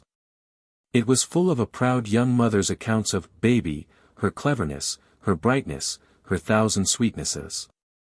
"I love her best when she is asleep and better still when she is awake," Bertha Shirley had written in the postscript. Probably it was the last sentence she had ever penned. The end was very near for her. "This has been the most beautiful day of my life," and said to Phil that night. "I've found my father and mother. Those letters have made them real to me. I'm not an orphan any longer. I feel as if I had opened a book and found roses of yesterday, sweet and beloved, between its leaves." 22. Spring Anne and return to Green Gables. The firelight shadows were dancing over the kitchen walls at Green Gables, for the spring evening was chilly. Through the open east window drifted in the subtly sweet voices of the night. Marilla was sitting by the fire, at least, in body. In spirit she was roaming olden ways, with feet grown young. Of late Marilla had thus spent many an hour, when she thought she should have been knitting for the twins. "I suppose I'm growing old," she said. Yet Marilla had changed but little in the past 9 years, save to grow something thinner, and even more angular. There was a little more gray in the hair that was still twisted up in the same hard knot, with 2 hairpins, were they the same hairpins, still stuck through it. But her expression was very different. The something about the mouth which had hinted at a sense of humor had developed wonderfully, her eyes were gentler and milder, her smile more frequent and tender. Marilla was thinking of her whole past life, her cramped but not unhappy childhood, the jealously hidden dreams and the blighted hopes of her girlhood, the long, gray, narrow, monotonous years of dull middle life that followed. And the coming of Anne, the vivid, imaginative, impetuous child with her heart of love, and her world of fancy, bringing with her color and warmth and radiance, until the wilderness of existence had blossomed like the rose. Marilla felt that out of her 60 years she had lived only the 9 that had followed the advent of Anne. Anne would be home tomorrow night. The kitchen door opened. Marilla looked up expecting to see Mrs. Lynde. And stood before her, tall and starry-eyed, with her hands full of mayflowers and violets. "Anne Shirley," exclaimed Marilla. For once in her life she was surprised out of her reserve. She caught her girl in her arms and crushed her and her flowers against her heart, kissing the bright hair and sweet face warmly. "I never looked for you till tomorrow night. How did you get from Carmody?" "Walked, dearest of Marillas. Haven't I done it a score of times in the Queen's days? The mailman is to bring my trunk tomorrow. I just got homesick all at once, and came a day earlier. And oh, I've had such a lovely walk in the May twilight. I stopped by the Barrens and picked these mayflowers. I came through Violet Vale. It's just a big bowlful of violets now, the dear, sky-tinted things. Smell them, Marilla, drink them in." Marilla sniffed obligingly, but she was more interested in and than in drinking violets. "Sit down, child. You must be real tired. I'm going to get you some supper. There's a darling moonrise behind the hills tonight, Marilla, and oh, how the frogs sang me home from Carmody. I do love the music of the frogs. It seems bound up with all my happiest recollections of old spring evenings. And it always reminds me of the night I came here first. Do you remember it, Marilla?" "Well, yes," said Marilla with emphasis. "I'm not likely to forget it ever. They used to sing so madly in the marsh and brook that year. I would listen to them at my window in the dusk, and wonder how they could seem so glad and so sad at the same time. Oh, but it's good to be home again. Redmond was splendid and Bolingbroke delightful, but Green Gables is home. Gilbert isn't coming home this summer, I hear," said Marilla. No, something in Anne's tone made Marilla glance at her sharply, but Anne was apparently absorbed in arranging her violets in a bowl. "See, aren't they sweet?" she went on hurriedly. "The year is a book, isn't it, Marilla? Spring's pages are written in mayflowers and violets, summer's in roses, autumn's in red maple leaves, and winter in holly and evergreen. Did Gilbert do well in his examinations? Persisted Marilla. Excellently well. He led his class. But where are the twins and Mrs. Lynde? Rachel and Dora are over at Mr. Harrison's. Davy is down at Bolter's. I think I hear him coming now. Davy burst in, saw Anne, stopped, and then hurled himself upon her with a joyful yell. Oh, Anne, ain't I glad to see you. Say, Anne, I've grown 2 inches since last fall. Mrs. Lynde measured me with her tape today, and say, Anne, see my front tooth. It's gone. Mrs. Lynde tied one end of a string to it and the other end to the door, and then shut the door. I sold it to Milty for 2 cents. Milty's collecting teeth. What in the world does he want teeth for? Asked Marilla. To make a necklace for playing Indian chief, explained Davy, climbing upon Anne's lap. He's got 15 already, and everybody else's promised, so there's no use in the rest of us starting to collect, too. I tell you the Bolters are great business people. Were you a good boy at Mrs. Bolter's? Asked Marilla severely. Yes. But say, Marilla, I'm tired of being good. You'd get tired of being bad much sooner, Davy boy, said Anne. Well, it'd be fun while it lasted, wouldn't it? Persisted Davy. I could be sorry for it afterwards, couldn't I? Being sorry wouldn't do away with the consequences of being bad, Davy. Don't you remember the Sunday last summer when you ran away from Sunday school? You told me then that being bad wasn't worthwhile. What were you and Milty doing today? Oh, we fished and chased the cat, and hunted for eggs, and yelled at the echo. There's a great echo in the bush behind the Bolter barn. Say, what is echo, Anne, I want to know. Echo is a beautiful nymph, Davy, living far away in the woods, and laughing at the world from among the hills. What does she look like? Her hair and eyes are dark, but her neck and arms are white as snow. No mortal can ever see how fair she is. She is fleeter than a deer, and that mocking voice of hers is all we can know of her. You can hear her calling at night, you can hear her laughing under the stars. But you can never see her. She flies afar if you follow her, and laughs at you always just over the next hill. Is that true, Anne? Or is it a whopper? Demanded Davy staring. Davy, said Anne despairingly, haven't you sense enough to distinguish between a fairy tale and a falsehood? Then what is it that sasses back from the Bolter bush? I want to know, insisted Davy. When you are a little older, Davy, I'll explain it all to you. The mention of age evidently gave a new turn to Davy's thoughts, for after a few moments of reflection, he whispered solemnly. Anne, I'm going to be married. When? Asked Anne with equal solemnity. Oh, not until I'm grown up, of course. Well, that's a relief, Davy. Who is the lady? Stella Fletcher, she's in my class at school. And say, Anne, she's the prettiest girl you ever saw.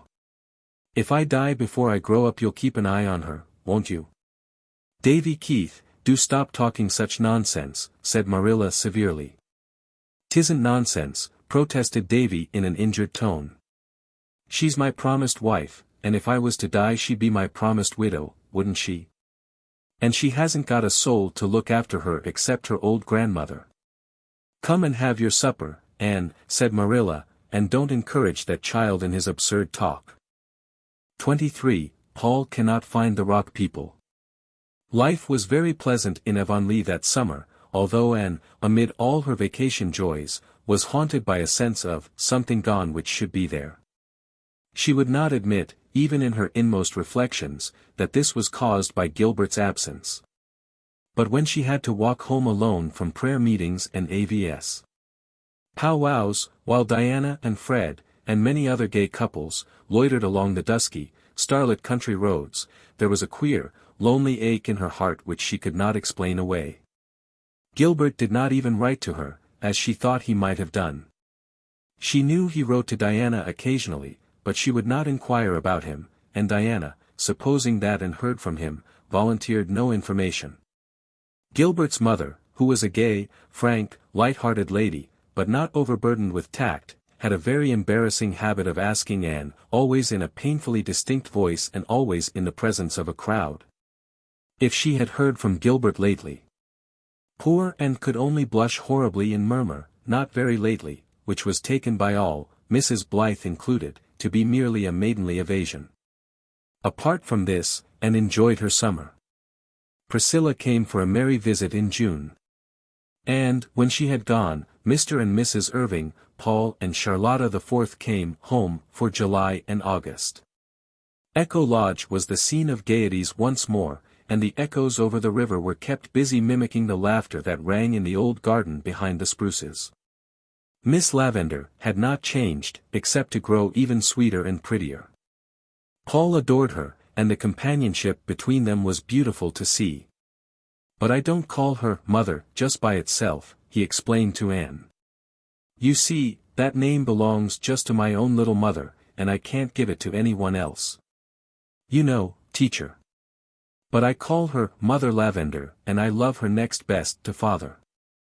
I even love her a little better than you, teacher." "Which is just as it ought to be," answered Anne. Paul was 13 now and very tall for his years. His face and eyes were as beautiful as ever, and his fancy was still like a prism, separating everything that fell upon it into rainbows. He and Anne had delightful rambles to wood and field and shore. Never were there two more thoroughly kindred spirits. Charlotta the Fourth had blossomed out into young ladyhood. She wore her hair now in an enormous pompadour and had discarded the blue ribbon bows of auld lang syne, but her face was as freckled, her nose as snubbed, and her mouth and smiles as wide as ever. "You don't think I talk with a Yankee accent, do you, Miss Shirley, ma'am?" she demanded anxiously. "I don't notice it, Charlotta. I'm real glad of that. They said I did at home, but I thought likely they just wanted to aggravate me. I don't want no Yankee accent. Not that I've a word to say against the Yankees, Miss Shirley, ma'am. They're real civilized. But give me old P.E. Island every time." Paul spent his first fortnight with his grandmother Irving in Avonlea. And was there to meet him when he came, and found him wild with eagerness to get to the shore. Nora and the Golden Lady and the twin sailors would be there. He could hardly wait to eat his supper. Could he not see Nora's elfin face peering around the point, watching for him wistfully? But it was a very sober Paul who came back from the shore in the twilight. "Didn't you find your rock people?" asked Anne. Paul shook his chestnut curls sorrowfully. "The twin sailors and the Golden Lady never came at all," he said. "Nora was there, but Nora is not the same, teacher. She is changed." "Oh, Paul, it is you who are changed," said Anne. "You have grown too old for the rock people. They like only children for playfellows. I am afraid the twin sailors will never again come to you in the pearly, enchanted boat with the sail of moonshine. And the Golden Lady will play no more for you on her golden harp. Even Nora will not meet you much longer. You must pay the penalty of growing up, Paul. You must leave fairyland behind you." "You two talk as much foolishness as ever you did," said old Mrs. Irving, half indulgently, half approvingly. "Oh, no, we don't," said Anne, shaking her head gravely. "We are getting very, very wise, and it is such a pity. We are never half so interesting when we have learned that language is given us to enable us to conceal our thoughts." "But it isn't, it is given us to exchange our thoughts," said Mrs. Irving seriously. She had never heard of Talleyrand and did not understand epigrams. And spent a fortnight of halcyon days at Echo Lodge in the golden prime of August. While there she incidentally contrived to hurry Ludovic Speed in his leisurely courting of Theodora Dix, as related duly in another chronicle of her history. Arnold Sherman, an elderly friend of the Irvings, was there at the same time, and added not a little to the general pleasantness of life. First Chronicles of Avonlea. "What a nice playtime this has been," said Anne. "I feel like a giant refreshed. And it's only a fortnight more till I go back to Kingsport," and Redmond and Patty's Place. Patty's Place is the dearest spot, Miss Lavender. I feel as if I had two homes, one at Green Gables and one at Patty's Place. But where has the summer gone? It doesn't seem a day since I came home that spring evening with the Mayflowers. When I was little I couldn't see from one end of the summer to the other. It stretched before me like an unending season. Now, 'tis a handbreadth, 'tis a tale. Anne, are you and Gilbert Blythe as good friends as you used to be? Asked Miss Lavender quietly. I am just as much Gilbert's friend as ever I was, Miss Lavender. Miss Lavender shook her head. I see something's gone wrong, Anne. I'm going to be impertinent and ask what. Have you quarreled? No, it's only that Gilbert wants more than friendship and I can't give him more. Are you sure of that, Anne? Perfectly sure. I'm very, very sorry. I wonder why everybody seems to think I ought to marry Gilbert Blythe, said Anne petulantly. Because you were made and meant for each other, Anne, that is why. You needn't toss that young head of yours. It's a fact. 24. Enter Jonas. Prospect Point. August 20th. Dear Anne, spelled, with, an, E, wrote Phil, I must prop my eyelids open long enough to write you. I've neglected you shamefully this summer, honey, but all my other correspondents have been neglected, too. I have a huge pile of letters to answer, so I must gird up the loins of my mind and hoe in.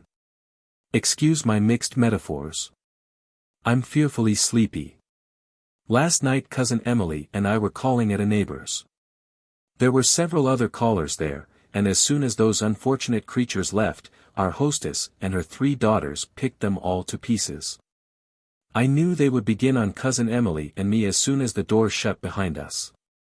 When we came home Mrs. Lilly informed us that the aforesaid neighbor's hired boy was supposed to be down with scarlet fever. You can always trust Mrs. Lilly to tell you cheerful things like that. I have a horror of scarlet fever. I couldn't sleep when I went to bed for thinking of it. I tossed and tumbled about, dreaming fearful dreams when I did snooze for a minute. And at 3 I wakened up with a high fever, a sore throat, and a raging headache. I knew I had scarlet fever. I got up in a panic and hunted up Cousin Emily's doctor book to read up the symptoms. And I had them all. So I went back to bed, and knowing the worst, slept like a top the rest of the night. Though why a top should sleep sounder than anything else I never could understand. But this morning I was quite well, so it couldn't have been the fever. I suppose if I did catch it last night it couldn't have developed so soon. I can remember that in daytime, but at 3 o'clock at night I never can be logical. I suppose you wonder what I'm doing at Prospect Point. Well, I always like to spend a month of summer at the shore, and Father insists that I come to his second cousin Emily's select boarding house at Prospect Point. So a fortnight ago I came as usual. And as usual old Uncle Mark Miller brought me from the station with his ancient buggy and what he calls his generous purpose horse. He is a nice old man and gave me a handful of pink peppermints. Peppermints always seemed to me such a religious sort of candy, I suppose because when I was a little girl Grandmother Gordon always gave them to me in church. Once I asked, referring to the smell of peppermints, is that the odor of sanctity? I didn't like to eat Uncle Mark's peppermints because he just fished them loose out of his pocket, and had to pick some rusty nails and other things from among them before he gave them to me. But I wouldn't hurt his dear old feelings for anything, so I carefully sowed them along the road at intervals. When the last one was gone, Uncle Mark said, a little rebukingly, "Ye shouldn't eat all them candies to onct, Miss Phil. You'll likely have the stomachache. Cousin Emily has only 5 boarders besides myself, 4 old ladies and 1 young man. My right-hand neighbor is Mrs. Lilly. She is one of those people who seem to take a gruesome pleasure in detailing all their many aches and pains and sicknesses. You cannot mention any ailment but she says, shaking her head, "Ah, I know too well what that is," and then you get all the details. Jonas declares he once spoke of locomotor ataxia in hearing and she said she knew too well what that was. She suffered from it for 10 years and was finally cured by a traveling doctor. Who is Jonas? Just wait, Anne Shirley. You'll hear all about Jonas in the proper time and place. He is not to be mixed up with estimable old ladies. My left-hand neighbor at the table is Mrs. Finney. She always speaks with a wailing, dolorous voice. You are nervously expecting her to burst into tears every moment. She gives you the impression that life to her is indeed a vale of tears, and that a smile, never to speak of a laugh, is a frivolity truly reprehensible. She has a worse opinion of me than Aunt Jamesina, and she doesn't love me hard to atone for it, as Auntie J. does, either. Miss Maria Grimsby sits cat-eye-corner from me. The first day I came I remarked to Miss Maria that it looked a little like rain, and Miss Maria laughed. I said the road from the station was very pretty, and Miss Maria laughed. I said there seemed to be a few mosquitoes left yet, and Miss Maria laughed. I said that Prospect Point was as beautiful as ever, and Miss Maria laughed. If I were to say to Miss Maria, my father has hanged himself, my mother has taken poison, my brother is in the penitentiary, and I am in the last stages of consumption, Miss Maria would laugh. She can't help it, she was born so. But is very sad and awful. The fifth old lady is Mrs. Grant. She is a sweet old thing, but she never says anything but good of anybody, and so she is a very uninteresting conversationalist. And now for Jonas, Anne. That first day I came I saw a young man sitting opposite me at the table, smiling at me as if he had known me from my cradle. I knew, for Uncle Mark had told me, that his name was Jonas Blake, that he was a theological student from St. Columbia, and that he had taken charge of the Point Prospect Mission Church for the summer. He is a very ugly young man, really, the ugliest young man I've ever seen. He has a big, loose-jointed figure with absurdly long legs. His hair is tow-color and lank, his eyes are green, and his mouth is big, and his ears, but I never think about his ears if I can help it. He has a lovely voice, if you shut your eyes he is adorable, and he certainly has a beautiful soul and disposition. We were good chums right way. Of course he is a graduate of Redmond, and that is a link between us. We fished and boated together. And we walked on the sands by moonlight. He didn't look so homely by moonlight, and oh, he was nice. Niceness fairly exhaled from him. The old ladies, except Mrs. Grant, don't approve of Jonas, because he laughs and jokes, and because he evidently likes the society of frivolous me better than theirs. Somehow, Anne, I don't want him to think me frivolous. This is ridiculous. Why should I care what a tow-haired person called Jonas, whom I never saw before, thinks of me? Last Sunday Jonas preached in the village church. I went, of course, but I couldn't realize that Jonas was going to preach. The fact that he was a minister, or going to be one, persisted in seeming a huge joke to me. Well, Jonas preached.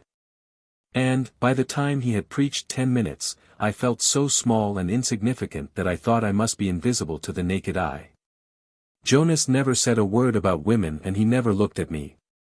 But I realized then and there what a pitiful, frivolous, small-souled little butterfly I was, and how horribly different I must be from Jonas' ideal woman. She would be grand and strong and noble. He was so earnest and tender and true. He was everything a minister ought to be. I wondered how I could ever have thought him ugly, but he really is. With those inspired eyes and that intellectual brow which the roughly falling hair hid on weak days. It was a splendid sermon and I could have listened to it forever, and it made me feel utterly wretched. Oh, I wish I was like you, Anne.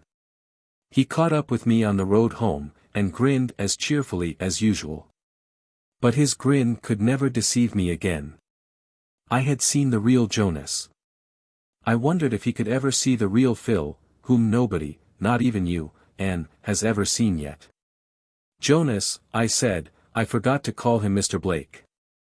Wasn't it dreadful? But there are times when things like that don't matter. Jonas, you were born to be a minister. You couldn't be anything else. No, I couldn't, he said soberly. I tried to be something else for a long time. I didn't want to be a minister. But I came to see at last that it was the work given me to do, and God helping me, I shall try to do it." His voice was low and reverent. I thought that he would do his work and do it well and nobly, and happy the woman fitted by nature and training to help him do it. She would be no feather, blown about by every fickle wind of fancy. She would always know what hat to put on. Probably she would have only one. Ministers never have much money. But she wouldn't mind having one hat or none at all, because she would have Jonas. And surely, don't you dare to say or hint or think that I've fallen in love with Mr. Blake. Could I care for a lank, poor, ugly theologue, named Jonas? As Uncle Mark says, it's impossible, and what's more it's improbable. Good night. Phil. P.S. It is impossible, but I am horribly afraid it's true. I'm happy and wretched and scared. He can never care for me, I know. Do you think I could ever develop into a passable minister's wife, Anne? And would they expect me to lead in prayer? P.G.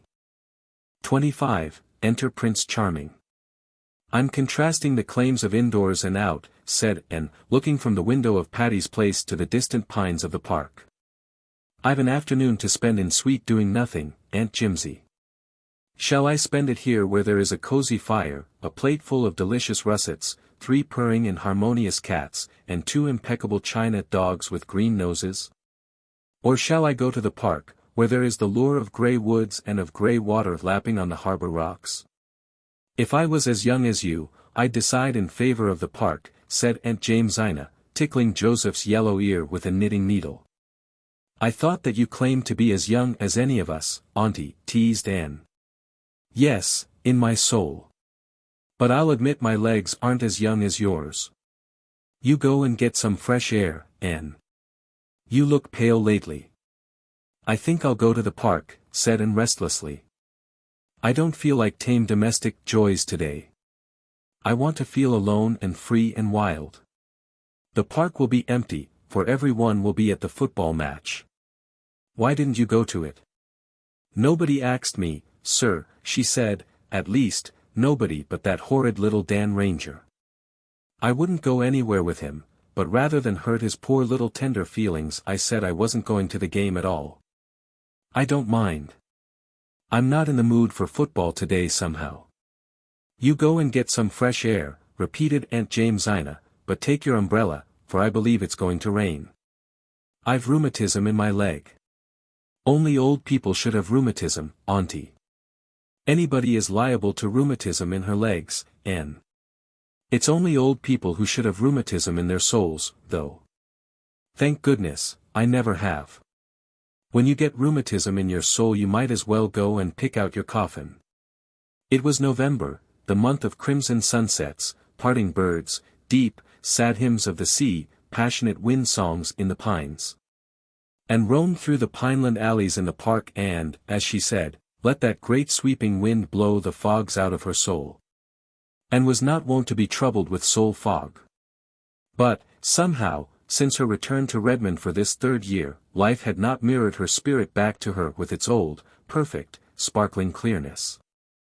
Outwardly, existence at Patty's Place was the same pleasant round of work and study and recreation that it had always been. On Friday evenings the big, fire-lighted living room was crowded by callers and echoed to endless jest and laughter, while Aunt Jamesina smiled beamingly on them all.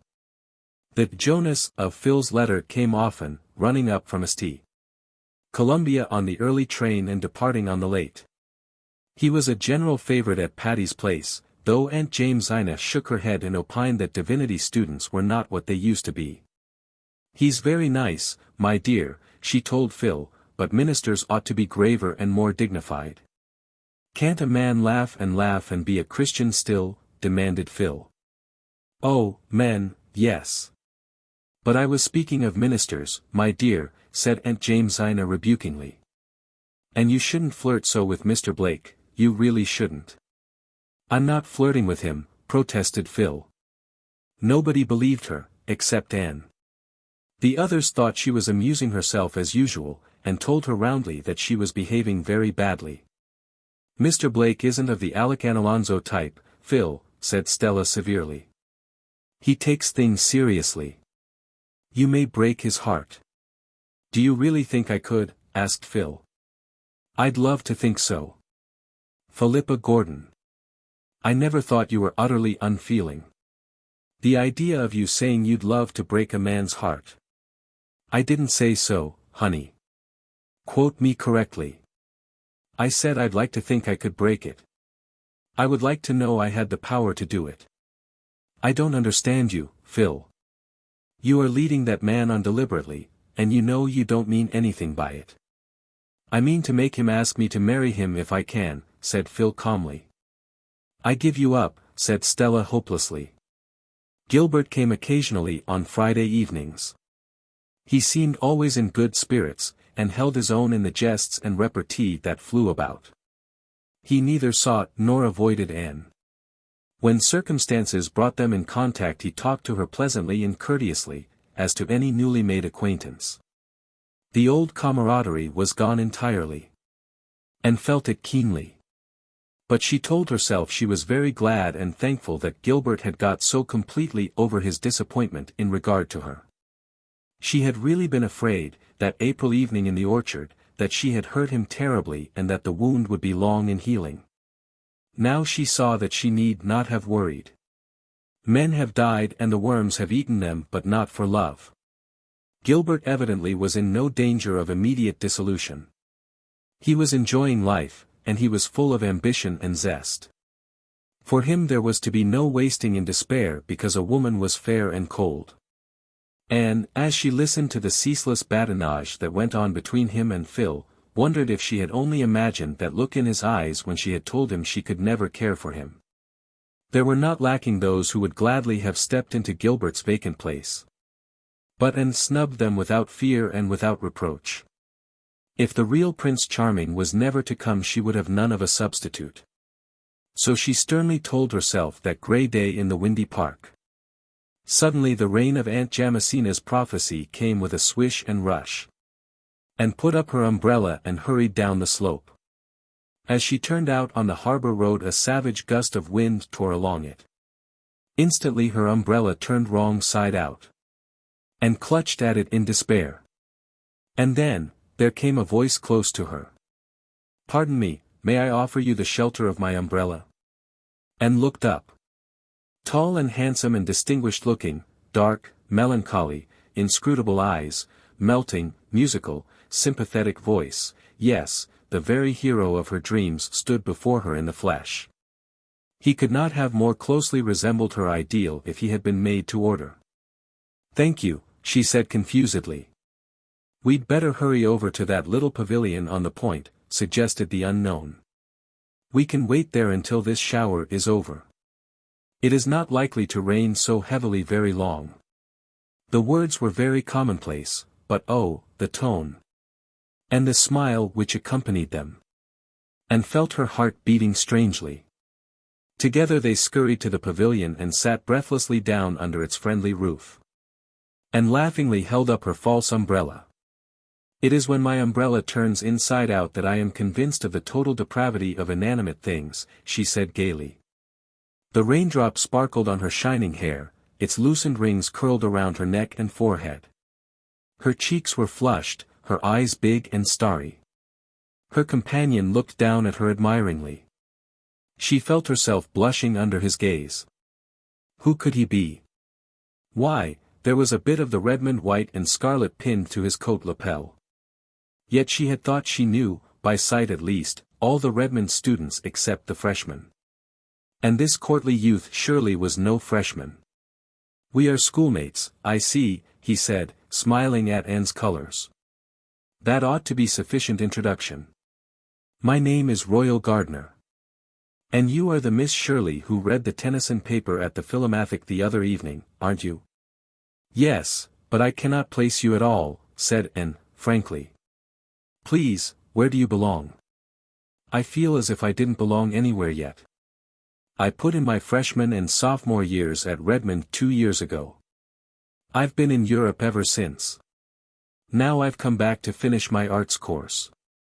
This is my junior year, too, said Anne. So we are classmates as well as college mates. I am reconciled to the loss of the years that the locust has eaten, said her companion, with a world of meaning in those wonderful eyes of his. The rain came steadily down for the best part of an hour. But the time seemed really very short. When the clouds parted and a burst of pale November sunshine fell athwart the harbor and the pines, Anne and her companion walked home together. By the time they had reached the gate of Patty's Place he had asked permission to call, and had received it. And went in with cheeks of flame and her heart beating to her fingertips. Rusty, who climbed into her lap and tried to kiss her, found a very absent welcome. Anne, with her soul full of romantic thrills, had no attention to spare just then for a crop-eared pussy cat. That evening a parcel was left at Patty's Place for Miss Shirley. It was a box containing a dozen magnificent roses. Phil pounced impertinently on the card that fell from it, read the name and the poetical quotation written on the back. "Royal Gardner," she exclaimed. "Why, Anne, I didn't know you were acquainted with Roy Gardner. I met him in the park this afternoon in the rain," explained Anne hurriedly. "My umbrella turned inside out and he came to my rescue with his." "Oh." Phil peered curiously at Anne. "And is that exceedingly commonplace incident any reason why he should send us long-stemmed roses by the dozen, with a very sentimental rhyme? Or why we should blush divinest rosy red when we look at his card? Anne, thy face betrayeth thee. Don't talk nonsense, Phil. Do you know Mr. Gardner? I've met his two sisters, and I know of him. So does everybody worthwhile in Kingsport. The Gardners are among the richest, bluest, of Bluenoses. Roy is adorably handsome and clever. 2 years ago his mother's health failed and he had to leave college and go abroad with her. His father is dead. He must have been greatly disappointed to have to give up his class, but they say he was perfectly sweet about it. Fee, fi, fo, fum, Anne. I smell romance. Almost do I envy you, but not quite. After all, Roy Gardner isn't Jonas. You goose. Said Anne loftily. But she lay long awake that night, nor did she wish for sleep. Her waking fancies were more alluring than any vision of dreamland. Had the real prince come at last? Recalling those glorious dark eyes which had gazed so deeply into her own, and was very strongly inclined to think he had. 26. Enter Christine. The girls at Patty's Place were dressing for the reception which the juniors were giving for the seniors in February. And surveyed herself in the mirror of the blue room with girlish satisfaction. She had a particularly pretty gown on. Originally it had been only a simple little slip of cream silk with a chiffon overdress. But Phil had insisted on taking it home with her in the Christmas holidays and embroidering tiny rosebuds all over the chiffon. Phil's fingers were deft, and the result was a dress which was the envy of every Redmond girl. Even Allie Boone, whose frocks came from Paris, was wont to look with longing eyes on that rosebud concoction as and trailed up the main staircase at Redmond in it. And was trying the effect of a white orchid in her hair. Roy Gardner had sent her white orchids for the reception, and she knew no other Redmond girl would have them that night, when Phil came in with admiring gaze. "Anne, this is certainly your night for looking handsome. 9 nights out of 10 I can easily outshine you. The 10th you blossom out suddenly into something that eclipses me altogether. How do you manage it?" "It's the dress, dear. Fine feathers. 'Tisn't. The last evening you flamed out into beauty you wore your old blue flannel shirtwaist that Mrs. Lynde made you. If Roy hadn't already lost head and heart about you he certainly would tonight. But I don't like orchids on you, Anne. No. It isn't jealousy. Orchids don't seem to belong to you. They're too exotic, too tropical, too insolent. Don't put them in your hair, anyway." "Well, I won't. I admit I'm not fond of orchids myself. I don't think they're related to me. Roy doesn't often send them, he knows I like flowers I can live with. Orchids are only things you can visit with. Jonas sent me some dear pink rosebuds for the evening, but he isn't coming himself. He said he had to lead a prayer meeting in the slums. I don't believe he wanted to come. Anne, I'm horribly afraid Jonas doesn't really care anything about me. And I'm trying to decide whether I'll pine away and die, or go on and get my B.A. And be sensible and useful. You couldn't possibly be sensible and useful, Phil, so you'd better pine away and die, said Anne cruelly. Heartless Anne. Silly Phil. You know quite well that Jonas loves you. But, he won't tell me so. And I can't make him. He looks it, I'll admit. But speak to me only with thine eyes isn't a really reliable reason for embroidering doilies and hemstitching tablecloths. I don't want to begin such work until I'm really engaged. It would be tempting fate. Mr. Blake is afraid to ask you to marry him, Phil. He is poor and can't offer you a home such as you've always had. You know that is the only reason he hasn't spoken long ago. I suppose so, agreed Phil dolefully. Well, brightening up, if you won't ask me to marry him I'll ask him, that's all. So it's bound to come right. I won't worry. By the way, Gilbert Blythe is going about constantly with Christine Stewart. Did you know? And was trying to fasten a little gold chain about her throat. She suddenly found the clasp difficult to manage. What was the matter with it, or with her fingers? No, she said carelessly. Who is Christine Stewart? Ronald Stewart's sister. She's in Kingsport this winter studying music. I haven't seen her, but they say she's very pretty and that Gilbert is quite crazy over her. How angry I was when you refused Gilbert, Anne. But Roy Gardner was foreordained for you.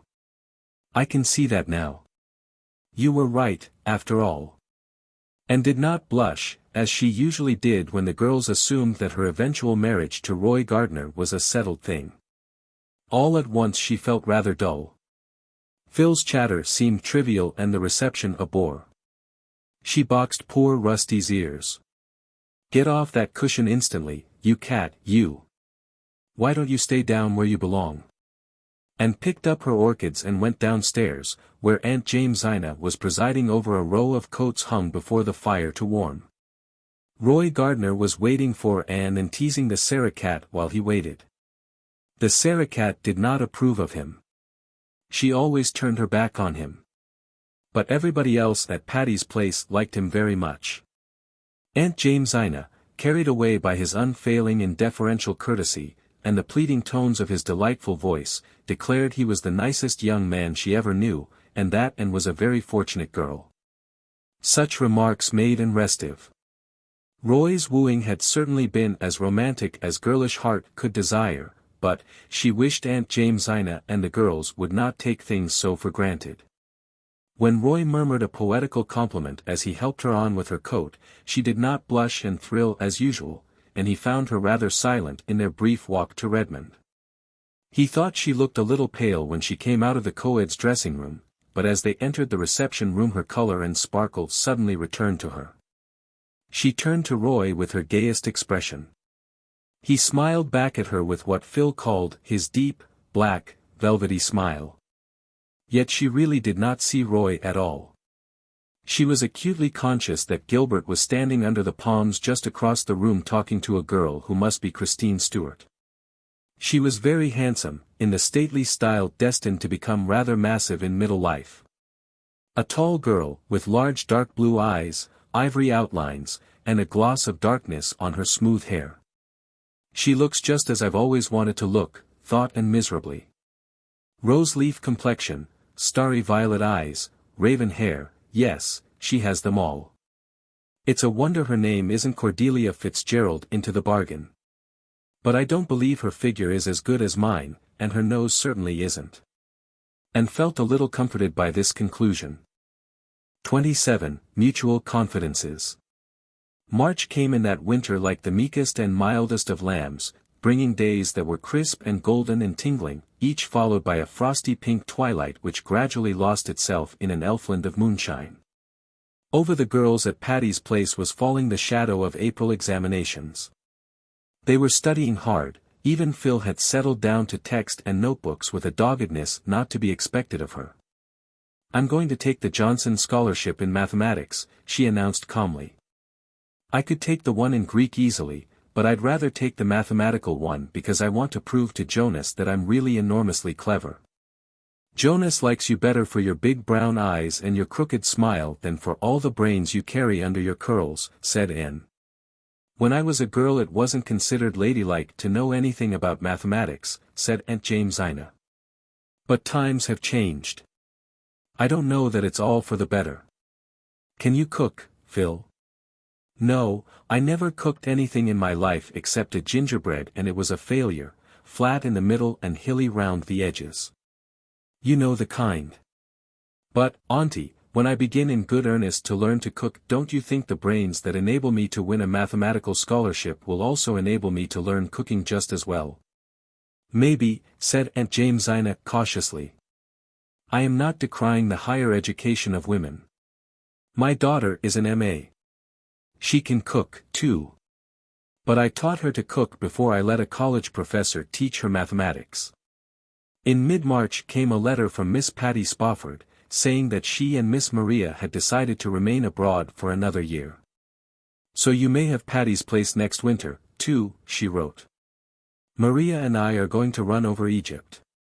I want to see the Sphinx once before I die. Fancy those two dames running over Egypt. I wonder if they'll look up at the Sphinx and knit," laughed Priscilla. "I'm so glad we can keep Patty's place for another year," said Stella.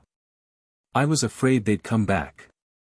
And then our jolly little nest here would be broken up, and we poor callow nestlings thrown out on the cruel world of boarding houses again." "I'm off for a tramp in the park," announced Phil, tossing her book aside. "I think when I am 80 I'll be glad I went for a walk in the park tonight." "What do you mean?" asked Anne. "Come with me and I'll tell you, honey." They captured in their ramble all the mysteries and magics of a March evening. Very still and mild it was, wrapped in a great, white, brooding silence, a silence which was yet threaded through with many little silvery sounds which you could hear if you hearkened as much with your soul as your ears. The girls wandered down a long pineland aisle that seemed to lead right out into the heart of a deep red, overflowing winter sunset. "I'd go home and write a poem this blessed minute if I only knew how," declared Phil, pausing in an open space where a rosy light was staining the green tips of the pines. "It's all so wonderful here, this great, white stillness, and those dark trees that always seem to be thinking. 'The woods were God's first temples,'" quoted Anne softly. "One can't help feeling reverent and adoring in such a place. I always feel so near him when I walk among the pines." "Anne, I'm the happiest girl in the world," confessed Phil suddenly. "So Mr. Blake has asked you to marry him at last," said Anne calmly. "Yes.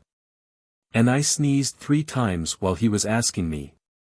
Wasn't that horrid? But I said, yes, almost before he finished. I was so afraid he might change his mind and stop.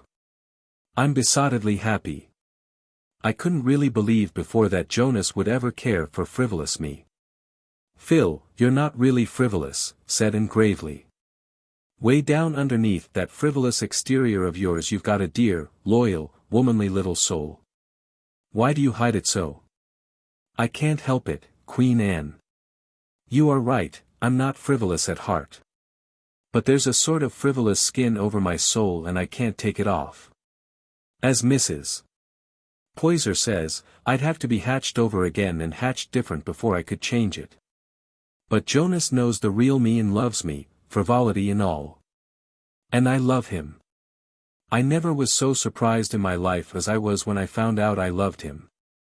I'd never thought it possible to fall in love with an ugly man. Fancy me coming down to one solitary beau. And one named Jonas. But I mean to call him Joe. That's such a nice, crisp little name. I couldn't nickname Alonzo. What about Alec and Alonzo? Oh, I told them at Christmas that I never could marry either of them. It seems so funny now to remember that I ever thought it possible that I might. They felt so badly I just cried over both of them," howled But I knew there was only one man in the world I could ever marry. I had made up my own mind for once, and it was real easy, too. It's very delightful to feel so sure, and know it's your own sureness and not somebody else's. Do you suppose you'll be able to keep it up? Making up my mind, you mean? I don't know, but Joe has given me a splendid rule. He says, when I'm perplexed, just to do what I would wish I had done when I shall be 80. Anyhow, Joe can make up his mind quickly enough, and it would be uncomfortable to have too much mind in the same house. What will your father and mother say? Father won't say much. He thinks everything I do right. But mother will talk. Oh, her tongue will be as burny as her nose. But in the end it will be all right. You'll have to give up a good many things you've always had, when you marry Mr. Blake, Phil. But I'll have him. I won't miss the other things. We're to be married a year from next June. Joe graduates from St. Columbia this spring, you know. Then he's going to take a little mission church down on Patterson Street in the slums. Fancy me in the slums. But I'd go there or to Greenland's icy mountains with him. And this is the girl who would never marry a man who wasn't rich, commented Anne to a young pine tree. Oh, don't cast up the follies of my youth to me. I shall be poor as gaily as I've been rich. You'll see. I'm going to learn how to cook and make over dresses. I've learned how to market since I've lived at Patty's place, and once I taught a Sunday school class for a whole summer. Aunt Jamesina says I'll ruin Joe's career if I marry him. But I won't. I know I haven't much sense or sobriety, but I've got what is ever so much better, the knack of making people like me. There is a man in Bolingbroke who lisps and always testifies in prayer meeting. He says, if you can't dine like an electric star, dine like a candlestick. I'll be Joe's little candlestick. Phil, you're incorrigible. Well, I love you so much that I can't make nice, light, congratulatory little speeches. But I'm heart glad of your happiness. I know. Those big gray eyes of yours are brimming over with real friendship, Anne. Some day I'll look the same way at you. You're going to marry Roy, aren't you, Anne? My dear Philippa, did you ever hear of the famous Betty Baxter, who refused a man before he'd axed her? I am not going to emulate that celebrated lady by either refusing or accepting anyone before he axes me. All Redmond knows that Roy is crazy about you, said Phil candidly. And you do love him, don't you, Anne? I suppose so, said Anne reluctantly. She felt that she ought to be blushing while making such a confession, but she was not. On the other hand, she always blushed hotly when anyone said anything about Gilbert Blythe or Christine Stuart in her hearing. Gilbert Blythe and Christine Stuart were nothing to her, absolutely nothing. But Anne had given up trying to analyze the reason of her blushes. As for Roy, of course she was in love with him, madly so. How could she help it? Was he not her ideal? Who could resist those glorious dark eyes, and that pleading voice? Were not half the Redmond girls wildly envious? And what a charming sonnet he had sent her, with a box of violets, on her birthday. And knew every word of it by heart. It was very good stuff of its kind, too. Not exactly up to the level of Keats or Shakespeare, even, and was not so deeply in love as to think that. But it was very tolerable magazine verse. And it was addressed to her, not to Laura or Beatrice or the Maid of Athens, but to her, Anne Shirley. To be told in rhythmical cadences that her eyes were stars of the morning, that her cheek had the flush it stole from the sunrise, that her lips were redder than the roses of paradise, was thrillingly romantic. Gilbert would never have dreamed of writing a sonnet to her eyebrows. But then, Gilbert could see a joke. She had once told Roy a funny story, and he had not seen the point of it. She recalled the chummy laugh she and Gilbert had had together over it, and wondered uneasily if life with a man who had no sense of humor might not be somewhat uninteresting in the long run. But who could expect a melancholy, inscrutable hero to see the humorous side of things? It would be flatly unreasonable. 28. A June evening. "I wonder what it would be like to live in a world where it was always June," said Anne, as she came through the spice and bloom of the twilit orchard to the front door steps, where Marilla and Mrs. Rachel were sitting, talking over Mrs. Sampson Coates' funeral, which they had attended that day. Dora sat between them, diligently studying her lessons. But Davy was sitting tailor fashion on the grass, looking as gloomy and depressed as his single dimple would let him. "You'd get tired of it," said Marilla, with a sigh. "I dare say. But just now I feel that it would take me a long time to get tired of it, if it were all as charming as today. Everything loves June. Davy boy, why this melancholy November face in blossom time?" "I'm just sick and tired of living," said the youthful pessimist. "At 10 years? Dear me, how sad." "I'm not making fun," said Davy with dignity. "I'm discouraged," bringing out the big word with a valiant effort. "Why and wherefore?" asked Anne, sitting down beside him. "'Cause the new teacher that come when Mr. Holmes got sick give me 10 sums to do for Monday. It'll take me all day tomorrow to do them. It isn't fair to have to work Saturdays. Milty Boulter said he wouldn't do them, but Marilla says I've got to. I don't like Miss Carson a bit." "Don't talk like that about your teacher, Davy Keith," said Mrs. Rachel severely. "Miss Carson is a very fine girl. There is no nonsense about her." "That doesn't sound very attractive," laughed Anne. "I like people to have a little nonsense about them. But I'm inclined to have a better opinion of Miss Carson than you have. I saw her in prayer meeting last night, and she has a pair of eyes that can't always look sensible. Now, Davy boy, take heart of grace. Tomorrow will bring another day, and I'll help you with the sums as far as in me lies. Don't waste this lovely hour, twixt light and dark worrying over arithmetic." "Well, I won't," said Davy, brightening up. "If you help me with the sums I'll have them done in time to go fishing with Milty. I wish old Aunt Atossa's funeral was tomorrow instead of today.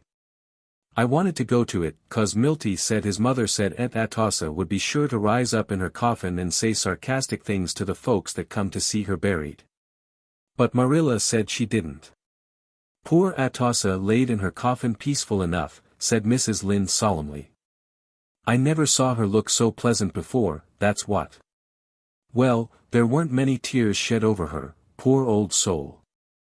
The Alicia Wrights are thankful to be rid of her, and I can't say I blame them a mite. It seems to me a most dreadful thing to go out of the world and not leave one person behind you who is sorry you are gone," said Anne, shuddering. "Nobody except her parents ever loved poor Atossa, that's certain, not even her husband," averred Mrs. Lynde. "She was his 4th wife. He'd sort of got into the habit of marrying. He only lived a few years after he married her. The doctor said he died of dyspepsia, but I shall always maintain that he died of Atossa's tongue, that's what. Poor soul, she always knew everything about her neighbors, but she never was very well acquainted with herself. Well, she's gone anyhow. And I suppose the next excitement will be Diana's wedding. It seems funny and horrible to think of Diana's being married," sighed Anne, hugging her knees and looking through the gap in the haunted wood to the light that was shining in Diana's room. "I don't see what's horrible about it, when she's doing so well," said Mrs. Lynde emphatically. "Fred Wright has a fine farm and he is a model young man. He certainly isn't the wild, dashing, wicked, young man Diana once wanted to marry," smiled Anne. "Fred is extremely good. That's just what he ought to be. Would you want Diana to marry a wicked man? Or marry one yourself?" "Oh, no. I wouldn't want to marry anybody who was wicked, but I think I'd like it if he could be wicked and wouldn't. Now, Fred is hopelessly good. You'll have more sense some day, I hope," said Marilla. Marilla spoke rather bitterly. She was grievously disappointed. She knew and had refused Gilbert Blythe. Avonlea gossip buzzed over the fact, which had leaked out, nobody knew how. Perhaps Charlie Sloane had guessed and told his guesses for truth. Perhaps Diana had betrayed it to Fred and Fred had been indiscreet. At all events it was known, Mrs. Blythe no longer asked Anne, in public or private, if she had heard lately from Gilbert, but passed her by with a frosty bow. Anne, who had always liked Gilbert's merry, young-hearted mother, was grieved in secret over this. Marilla said nothing, but Mrs. Lynde gave and many exasperated digs about it, until fresh gossip reached that worthy lady, through the medium of moody Spurgeon Macpherson's mother, that Anne had another beau at college, who was rich and handsome and good all in one. After that Mrs. Rachel held her tongue, though she still wished in her inmost heart that Anne had accepted Gilbert. Riches were all very well, but even Mrs. Rachel, practical soul though she was, did not consider them the one essential. If Anne liked the handsome unknown better than Gilbert, there was nothing more to be said, but Mrs. Rachel was dreadfully afraid that Anne was going to make the mistake of marrying for money. Marilla knew Anne too well to fear this. But she felt that something in the universal scheme of things had gone sadly awry. "What is to be, will be," said Mrs. Rachel gloomily, "and what isn't to be happens sometimes. I can't help believing it's going to happen in Anne's case, if Providence doesn't interfere, that's what." Mrs. Rachel sighed. She was afraid Providence wouldn't interfere, and she didn't dare to. Anne had wandered down to the Dryad's Bubble and was curled up among the ferns at the root of the big white birch where she and Gilbert had so often sat in summers gone by. He had gone into the newspaper office again when college closed, and Avonlea seemed very dull without him. He never wrote to her, and missed the letters that never came.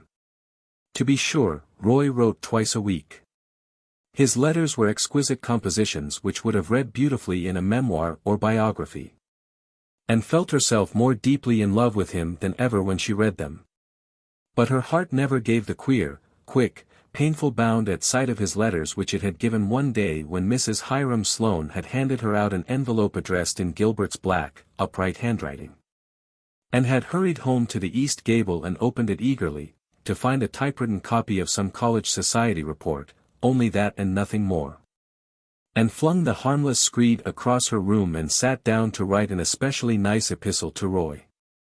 Diana was to be married in 5 more days. The gray house at Orchard Slope was in a turmoil of baking and brewing and boiling and stewing, for there was to be a big, old-timey wedding. Anne, of course, was to be bridesmaid, as had been arranged when they were 12 years old, and Gilbert was coming from Kingsport to be best man. Anne was enjoying the excitement of the various preparations, but under it all she carried a little heartache. She was, in a sense, losing her dear old chum. Diana's new home would be 2 miles from Green Gables, and the old constant companionship could never be theirs again. Anne looked up at Diana's light and thought how it had beaconed to her for many years. But soon it would shine through the summer twilights no more. 2 big, painful tears welled up in her gray eyes.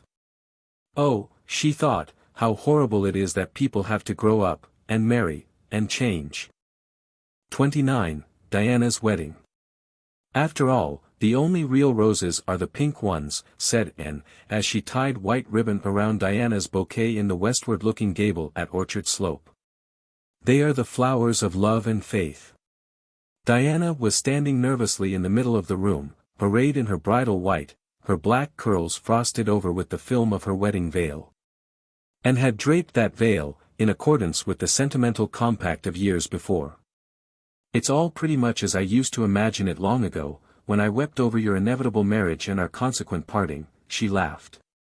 "You are the bride of my dreams, Diana, with the lovely misty veil, and I am your bridesmaid. But, alas! I haven't the puffed sleeves, though these short lace ones are even prettier. Neither is my heart wholly breaking nor do I exactly hate Fred." "We are not really parting, Anne," protested Diana. "I'm not going far away. We'll love each other just as much as ever. We've always kept that oath of friendship we swore long ago, haven't we?" "Yes. We've kept it faithfully. We've had a beautiful friendship, Diana. We've never marred it by one quarrel or coolness or unkind word, and I hope it will always be so. But things can't be quite the same after this. You'll have other interests. I'll just be on the outside. But, such is life, as Mrs. Rachel says. Mrs. Rachel has given you one of her beloved knitted quilts of the tobacco stripe pattern, and she says when I am married she'll give me one, too. The mean thing about your getting married is that I won't be able to be your bridesmaid, lamented Diana. I'm to be Phil's bridesmaid next June, when she marries Mr. Blake, and then I must stop, for you know the proverb 3 times a bridesmaid, never a bride, said Anne, peeping through the window over the pink and snow of the blossoming orchard beneath. Here comes the minister, Diana. Oh, Anne, gasped Diana, suddenly turning very pale and beginning to tremble. Oh, Anne, I'm so nervous, I can't go through with it, Anne, I know I'm going to faint. If you do I'll drag you down to the rainwater hogshed and drop you in, said Anne unsympathetically. Cheer up, dearest. Getting married can't be so very terrible when so many people survive the ceremony. See how cool and composed I am, and take courage. Wait till your turn comes, Miss Anne. Oh, Anne, I hear father coming upstairs. Give me my bouquet. Is my veil right? Am I very pale? You look just lovely. Darling, kiss me goodbye for the last time. Diana Barry will never kiss me again. Diana Wright will, though. There, mother's calling. Come. Following the simple, old-fashioned way in vogue then, and went down to the parlor on Gilbert's arm.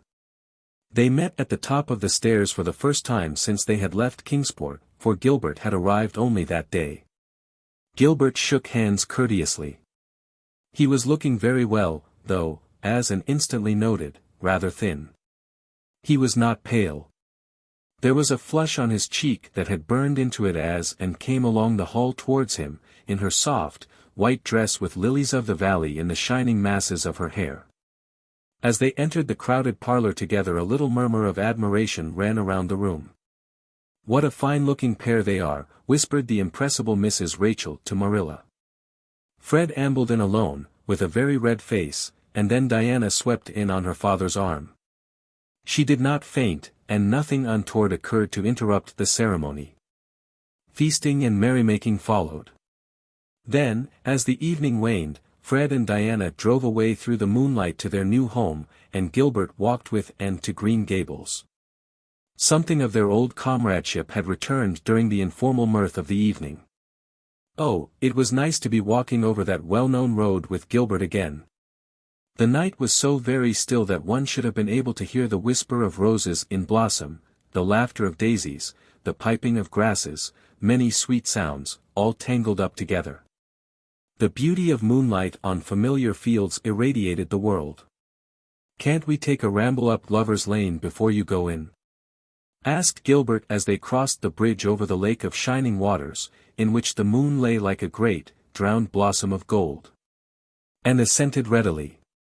Lover's Lane was a veritable path in a fairyland that night, a shimmering, mysterious place, full of wizardry in the white-woven enchantment of moonlight. There had been a time when such a walk with Gilbert through Lover's Lane would have been far too dangerous. But Roy and Christine had made it very safe now. Anne found herself thinking a good deal about Christine as she chatted lightly to Gilbert. She had met her several times before leaving Kingsport, and had been charmingly sweet to her. Christine had also been charmingly sweet. Indeed, they were a most cordial pair. But for all that, their acquaintance had not ripened into friendship. Evidently Christine was not a kindred spirit. "Are you going to be in Avonlea all summer?" asked Gilbert. "No. I'm going down east to Valley Road next week. Esther Haythorne wants me to teach for her through July and August. They have a summer term in that school, and Esther isn't feeling well. So I'm going to substitute for her. In one way I don't mind. Do you know, I'm beginning to feel a little bit like a stranger in Avonlea now. It makes me sorry, but it's true. It's quite appalling to see the number of children who have shot up into big boys and girls, really young men and women, these past 2 years. Half of my pupils are grown up. It makes me feel awfully old to see them in the places you and I and our mates used to fill." And laughed and sighed.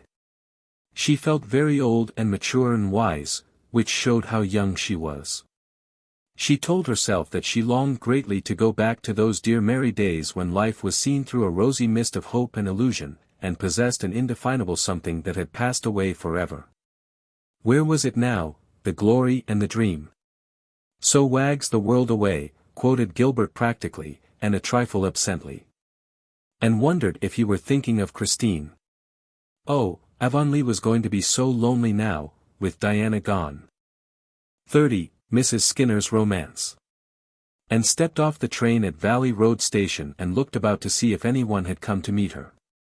She was to board with a certain Miss Janet Sweet, but she saw no one who answered in the least to her preconception of that lady, as formed from Esther's letter. The only person in sight was an elderly woman, sitting in a wagon with mail bags piled around her. 200 would have been a charitable guess at her weight. Her face was as round and red as a harvest moon and almost as featureless. She wore a tight, black, cashmere dress, made in the fashion of 10 years ago, a little dusty black straw hat trimmed with bows of yellow ribbon, and faded black lace mitts. "Here, you," she called, waving her whip at Anne. "Are you the new Valley Road schoolma'am?" "Yes." "Well, I thought so. Valley Road is noted for its good-looking schoolmoms, just as Millersville is noted for its homely ones. Janet Sweet asked me this morning if I could bring you out. I said, sartin I kin, if she don't mind being scrunched up some. This rig of mine's kinder small for the mail bags and I'm some heftier than Thomas. Just wait, miss, till I shift these bags a bit and I'll tuck you in somehow. It's only 2 miles to Janet's. Her next-door neighbor's hired boy is coming for your trunk tonight. My name is Skinner, Amelia Skinner." And was eventually tucked in, exchanging amused smiles with herself during the process. "Jog along, black mare," commanded Mrs. Skinner, gathering up the reins in her pudgy hands. "This is my first trip on the mail route. Thomas wanted to hoe his turnips today, so he asked me to come. So I just sat down and took a standing-up snack and started.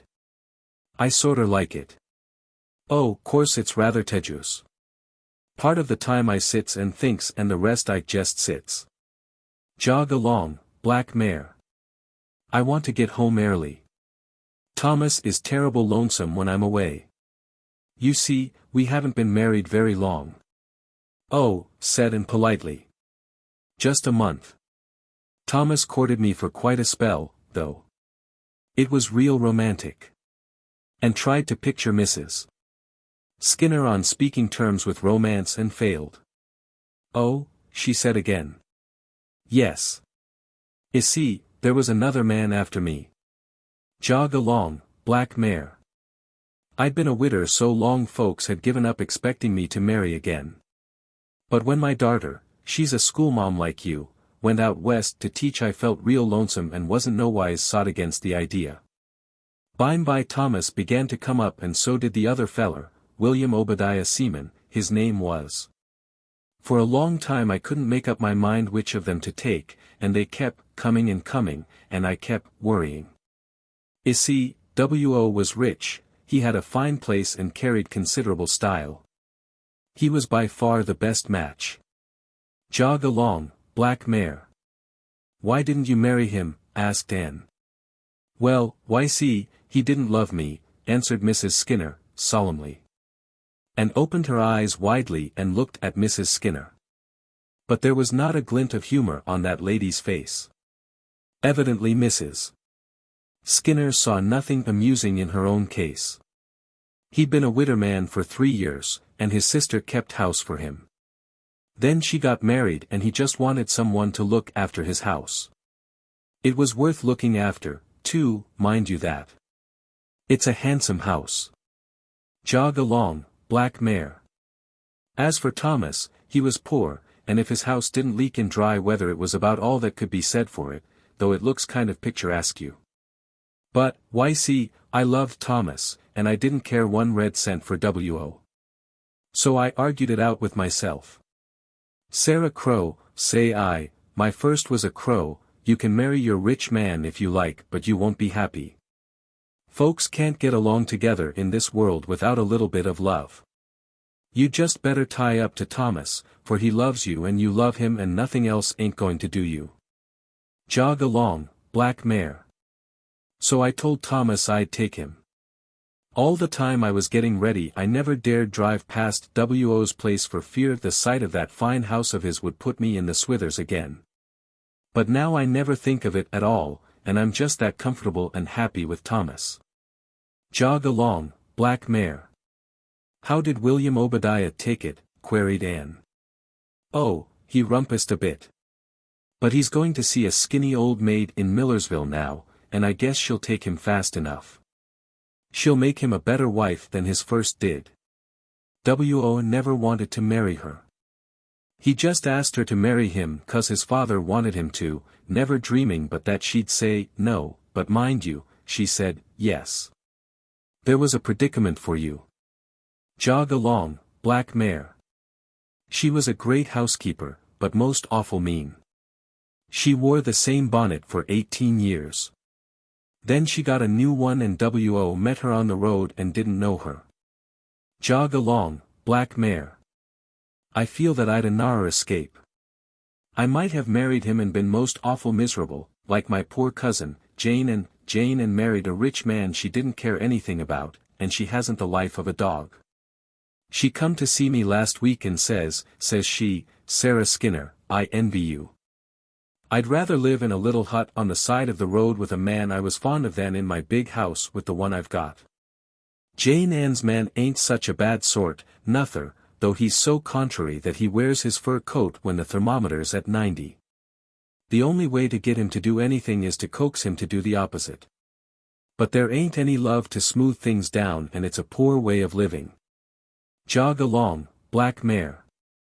There's Janet's place in the hollow, wayside, she calls it.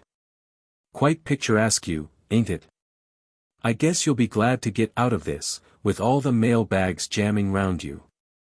Yes, but I have enjoyed my drive with you very much, said Anne sincerely.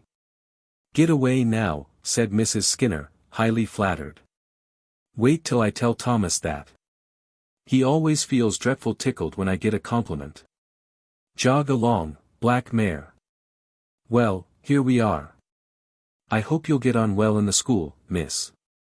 There's a short cut to it through the Mias back of Janet's. If you take that way be awful careful. If you once got stuck in that black mud you'd be sucked right down and never seen or heard tell of again till the day of judgment, like Adam Palmer's cow. Jog along, black mare. 31, and to Philippa. Anne Shirley to Philippa Gordon, greeting. Well beloved, it's high time I was writing you. Here am I, installed once more as a country schoolma'am at Valley Road, boarding at Wayside, the home of Miss Janet Sweet. Janet is a dear soul and very nice looking, tall, but not over tall, stoutish, yet with a certain restraint of outline suggestive of a thrifty soul who is not going to be over lavish even in the matter of avoirdupois. She has a knot of soft, crimpy, brown hair with a thread of gray in it, a sunny face with rosy cheeks, and big, kind eyes as blue as forget-me-nots. Moreover, she is one of those delightful, old-fashioned cooks who don't care a bit if they ruin your digestion as long as they can give you feasts of fat things. I like her. And she likes me, principally, it seems, because she had a sister named Anne who died young. I'm real glad to see you, she said briskly, when I landed in her yard. My, you don't look a mite like I expected. I was sure you'd be dark, my sister Anne was dark. And here you're red-headed. For a few minutes I thought I wasn't going to like Janet as much as I had expected at first sight. Then I reminded myself that I really must be more sensible than to be prejudiced against any one simply because she called my hair red. Probably the word auburn was not in Janet's vocabulary at all. Wayside is a dear sort of little spot. The house is small and white, set down in a delightful little hollow that drops away from the road. Between road and house is an orchard and flower garden all mixed up together. The front door walk is bordered with quahog clamshells, cowhawks, Janet calls them, there is Virginia creeper over the porch and moss on the roof.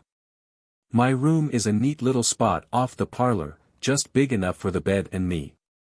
Over the head of my bed there is a picture of Robbie Burns standing at Highland Mary's grave, shadowed by an enormous weeping willow tree.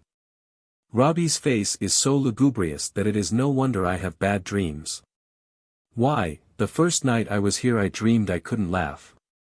The parlor is tiny and neat. Its one window is so shaded by a huge willow that the room has a grotto-like effect of emerald gloom. There are wonderful tidies on the chairs, and gay mats on the floor, and books and cards carefully arranged on a round table, and vases of dried grass on the mantelpiece. Between the vases is a cheerful decoration of preserved coffin plates, 5 in all, pertaining respectively to Janet's father and mother, a brother, her sister Anne, and a hired man who died here once. If I go suddenly insane some of these days, know all men by these presents that those coffin plates have caused it. But it's all delightful and I said so. Janet loved me for it, just as she detested poor Esther because Esther had said so much shade was unhygienic and had objected to sleeping on a feather bed. Now, I glory in feather beds, and the more unhygienic and feathery they are the more I glory. Janet says it is such a comfort to see me eat. She had been so afraid I would be like Miss Haythorne, who wouldn't eat anything but fruit and hot water for breakfast and tried to make Janet give up frying things. Esther is really a dear girl, but she is rather given to fads. The trouble is that she hasn't enough imagination and has a tendency to indigestion. Janet told me I could have the use of the parlor when any young men called. I don't think there are many to call.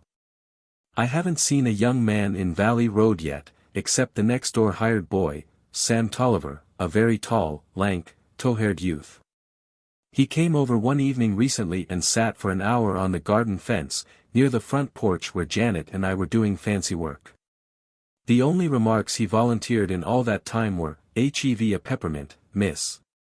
Do now fine thing for Carrar, peppermints, and, powerful lot jump grasses round here ternight." Yep. But there is a love affair going on here. It seems to be my fortune to be mixed up, more or less actively, with elderly love affairs. Mr. and Mrs. Irving always say that I brought about their marriage. Mrs. Stephen Clark of Carmody persists in being most grateful to me for a suggestion which somebody else would probably have made if I hadn't. I do really think, though, that Ludovic Speed would never have got any further along than placid courtship if I had not helped him and Theodora Dix out. In the present affair I am only a passive spectator.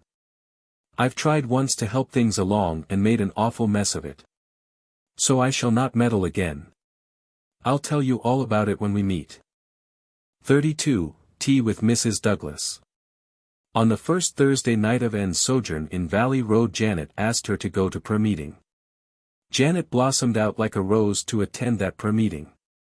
She wore a pale blue, pansy-sprinkled muslin dress with more ruffles than one would ever have supposed economical Janet could be guilty of, and a white leghorn hat with pink roses and 3 ostrich feathers on it. And felt quite amazed. Later on, she found out Janet's motive in so arraying herself, a motive as old as Eden. Valley Road prayer meetings seemed to be essentially feminine. There were 32 women present, 2 half-grown boys, and 1 solitary man, beside the minister. And found herself studying this man. He was not handsome or young or graceful. He had remarkably long legs, so long that he had to keep them coiled up under his chair to dispose of them, and he was stoop-shouldered. His hands were big, his hair wanted barbering, and his mustache was unkempt. But Anne thought she liked his face. It was kind and honest and tender. There was something else in it, too, just what, and found it hard to define. She finally concluded that this man had suffered and been strong, and it had been made manifest in his face. There was a sort of patient, humorous endurance in his expression which indicated that he would go to the stake if need be, but would keep on looking pleasant until he really had to begin squirming. When prayer meeting was over, this man came up to Janet and said, "May I see you home, Janet?" Janet took his arm, as primly and shyly as if she were no more than 16, having her first escort home, and told the girls at Patty's Place later on. Miss Shirley, "Permit me to introduce Mr. Douglas," she said stiffly. "Mr. Douglas nodded and said, "I was looking at you in prayer meeting, miss, and thinking what a nice little girl you were." Such a speech from 99 people out of 100 would have annoyed and bitterly, but the way in which Mr. Douglas said it made her feel that she had received a very real and pleasing compliment. She smiled appreciatively at him and dropped obligingly behind on the moonlit road. So Janet had a beau. Anne was delighted. Janet would make a paragon of a wife, cheery, economical, tolerant, and a very queen of cooks. It would be a flagrant waste on nature's part to keep her a permanent old maid. "John Douglas asked me to take you up to see his mother," said Janet the next day. "She's bedrid a lot of the time and never goes out of the house. But she's powerful fond of company and always wants to see my boarders. Can you go up this evening?" Anne assented, but later in the day Mr. Douglas called on his mother's behalf to invite them up to tea on Saturday evening. "Oh, why didn't you put on your pretty pansy dress?" asked Anne, when they left home. It was a hot day, and poor Janet, between her excitement and her heavy black cashmere dress, looked as if she were being broiled alive. "Old Mrs. Douglas would think it terrible frivolous and unsuitable, I'm afraid. John likes that dress, though," she added wistfully. The old Douglas homestead was half a mile from Wayside, cresting a windy hill. The house itself was large and comfortable, old enough to be dignified, and girdled with maple groves and orchards. There were big, trim barns behind it, and everything bespoke prosperity. Whatever the patient endurance in Mr. Douglas' face had meant it hadn't, so Anne reflected, meant debts and duns. John Douglas met them at the door and took them into the sitting room, where his mother was enthroned in an armchair. Anne had expected old Mrs. Douglas to be tall and thin, because Mr. Douglas was. Instead, she was a tiny scrap of a woman, with soft pink cheeks, mild blue eyes, and a mouth like a baby's. Dressed in a beautiful, fashionably made black silk dress, with a fluffy white shawl over her shoulders, and her snowy hair surmounted by a dainty lace cap, she might have posed as a grandmother doll. "How do you do, Janet dear?" she said sweetly. "I am so glad to see you again, dear." She put up her pretty old face to be kissed. "And this is our new teacher. I'm delighted to meet you. My son has been singing your praises until I'm half jealous, and I'm sure Janet ought to be wholly so." Poor Janet blushed, and said something polite and conventional, and then everybody sat down and made talk. It was hard work, even for Anne, for nobody seemed at ease except old Mrs. Douglas, who certainly did not find any difficulty in talking. She made Janet sit by her and stroked her hand occasionally. Janet sat and smiled, looking horribly uncomfortable in her hideous dress, and John Douglas sat without smiling. At the tea table Mrs. Douglas gracefully asked Janet to pour the tea. Janet turned redder than ever but did it. And wrote a description of that meal to Stella. "We had cold tongue and chicken and strawberry preserves, lemon pie and tarts and chocolate cake and raisin cookies and pound cake and fruit cake, and a few other things, including more pie, caramel pie, I think it was. After I had eaten twice as much as was good for me, Mrs. Douglas sighed and said she feared she had nothing to tempt my appetite. I'm afraid dear Janet's cooking has spoiled you for any other," she said sweetly. "Of course nobody in Valley Road aspires to rival her. Won't you have another piece of pie, Miss Shirley? You haven't eaten anything." "Stella, I had eaten a helping of tongue and one of chicken, 3 biscuits, a generous allowance of preserves, a piece of pie, a tart, and a square of chocolate cake. After tea Mrs. Douglas smiled benevolently and told John to take dear Janet out into the garden and get her some roses. "Miss Shirley will keep me company while you are out, won't you?" she said plaintively. She settled down in her armchair with a sigh. "I am a very frail old woman, Miss Shirley. For over 20 years I've been a great sufferer. For 20 long, weary years I've been dying by inches." "How painful," said Anne, trying to be sympathetic and succeeding only in feeling idiotic. "There have been scores of nights when they've thought I could never live to see the dawn, went on Mrs. Douglas solemnly. Nobody knows what I've gone through, nobody can know but myself. Well, it can't last very much longer now. My weary pilgrimage will soon be over, Miss Shirley. It is a great comfort to me that John will have such a good wife to look after him when his mother is gone, a great comfort, Miss Shirley. Janet is a lovely woman, said Anne warmly. Lovely. A beautiful character, assented Mrs. Douglas. And a perfect housekeeper, something I never was. My health would not permit it, Miss Shirley. I am indeed thankful that John has made such a wise choice. I hope and believe that he will be happy. He is my only son, Miss Shirley, and his happiness lies very near my heart. Of course, said Anne stupidly. For the first time in her life she was stupid. Yet she could not imagine why. She seemed to have absolutely nothing to say to this sweet, smiling, angelic old lady who was patting her hand so kindly. Come and see me soon again, dear Janet, said Mrs. Douglas lovingly, when they left. You don't come half often enough. But then I suppose John will be bringing you here to stay all the time one of these days. Anne, happening to glance at John Douglas, as his mother spoke, gave a positive start of dismay. He looked as a tortured man might look when his tormentors gave the rack the last turn of possible endurance. She felt sure he must be ill and hurried poor blushing Janet away. Isn't old Mrs. Douglas a sweet woman? Asked Janet, as they went down the road. Answered Anne absently. She was wondering why John Douglas had looked so. She's been a terrible sufferer, said Janet feelingly. She takes terrible spells. It keeps John all worried up. He's scared to leave home for fear his mother will take a spell and nobody there but the hired girl. 33, he just kept coming and coming. 3 days later and came home from school and found Janet crying. Tears and Janet seemed so incongruous that Anne was honestly alarmed. Oh, what is the matter? She cried anxiously. I'm 40 today, sobbed Janet. Well, you were nearly that yesterday and it didn't hurt, comforted Anne, trying not to smile.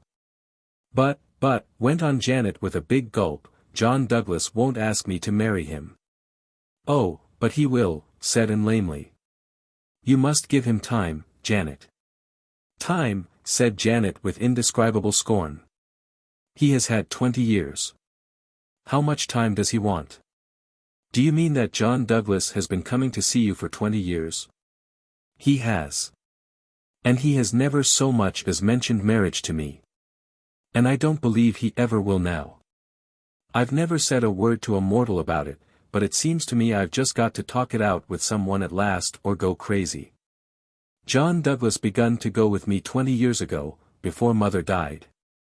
Well, he kept coming and coming, and after a spell I begun making quilts and things, but he never said anything about getting married, only just kept coming and coming. There wasn't anything I could do. Mother died when we'd been going together for 8 years. I thought he maybe would speak out then, seeing as I was left alone in the world. He was real kind and feeling, and did everything he could for me, but he never said marry. And that's the way it has been going on ever since. People blame me for it. They say I won't marry him because his mother is so sickly and I don't want the bother of waiting on her. Why, I'd love to wait on John's mother. But I let them think so. I'd rather they'd blame me than pity me. It's so dreadful humiliating that John won't ask me. And why won't he? Seems to me if I only knew his reason I wouldn't mind it so much. Perhaps his mother doesn't want him to marry anybody, suggested Anne.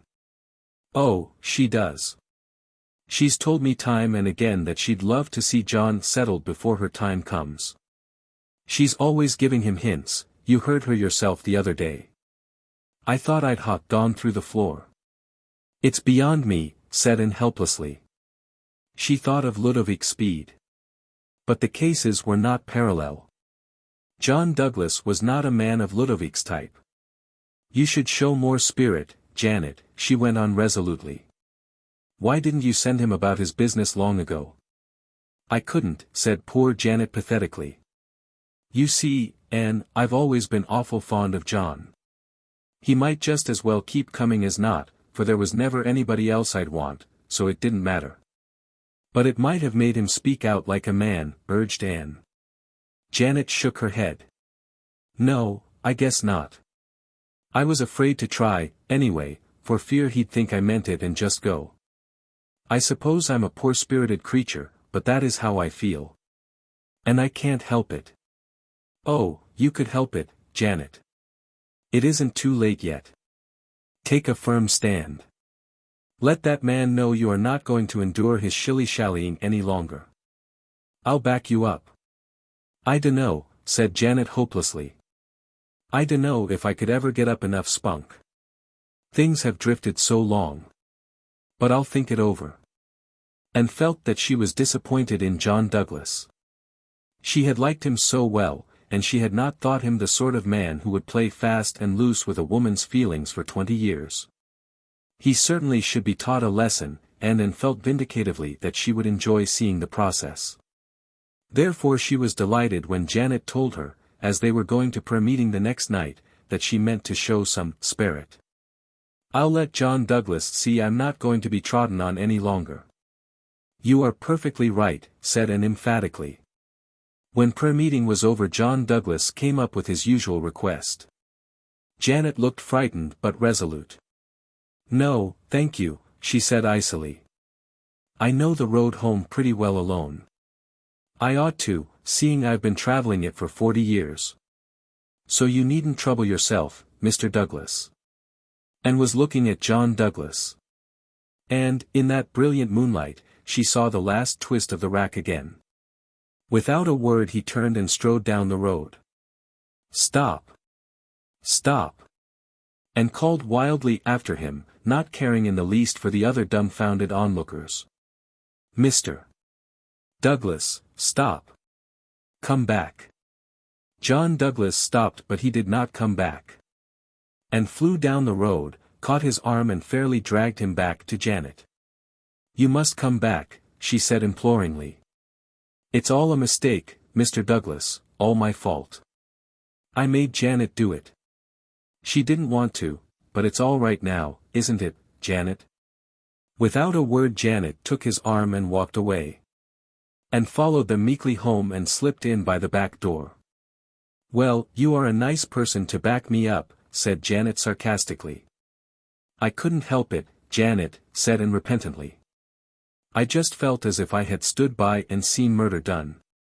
I had to run after him. Oh, I'm just as glad you did. When I saw John Douglas making off down that road I just felt as if every little bit of joy and happiness that was left in my life was going with him. It was an awful feeling. Did he ask you why you did it? Asked Anne. No, he never said a word about it, replied Janet dully. 34. John Douglas speaks at last. And was not without a feeble hope that something might come of it after all. But nothing did. John Douglas came and took Janet driving, and walked home from prayer meeting with her, as he had been doing for 20 years, and as he seemed likely to do for 20 years more. The summer waned. And taught her school and wrote letters and studied a little. Her walks to and from school were pleasant. She always went by way of the swamp. It was a lovely place, a boggy soil, green with the greenest of mossy hillocks. A silvery brook meandered through it and spruces stood erectly, their boughs a trail with grey-green mosses, their roots overgrown with all sorts of woodland lovelinesses. Nevertheless, Anne found life in Valley Road a little monotonous. To be sure, there was one diverting incident. She had not seen the lank, tow-headed Samuel of the Peppermints since the evening of his call, save for chance meetings on the road. But one warm August night he appeared, and solemnly seated himself on the rustic bench by the porch. He wore his usual working habiliments, consisting of varipatched trousers, a blue jean shirt, out at the elbows, and a ragged straw hat. He was chewing a straw and he kept on chewing it while he looked solemnly at Anne. Anne laid her book aside with a sigh and took up her doily. Conversation with Sam was really out of the question. After a long silence Sam suddenly spoke. I'm leaving over there, he said abruptly, waving his straw in the direction of the neighboring house. "Oh, are you?" said Anne politely. "Yep. And where are you going now?" "Wall, I've been thinking some of getting a place of my own. There's one that'd suit me over at Millersville. But if I rents it I'll want a woman." "I suppose so," said Anne vaguely. "Yep." There was another long silence. Finally Sam removed his straw again and said, "Will ye hev me?" "T," gasped Anne. "Will ye hev me?" "Do you mean, marry you?" queried poor Anne feebly. "Yep." "Why, I'm hardly acquainted with you," cried Anne indignantly. "But yet get acquainted with me after we was married," said Sam. And gathered up her poor dignity. "Certainly I won't marry you," she said haughtily. "Wall, ye might do worse," expostulated Sam.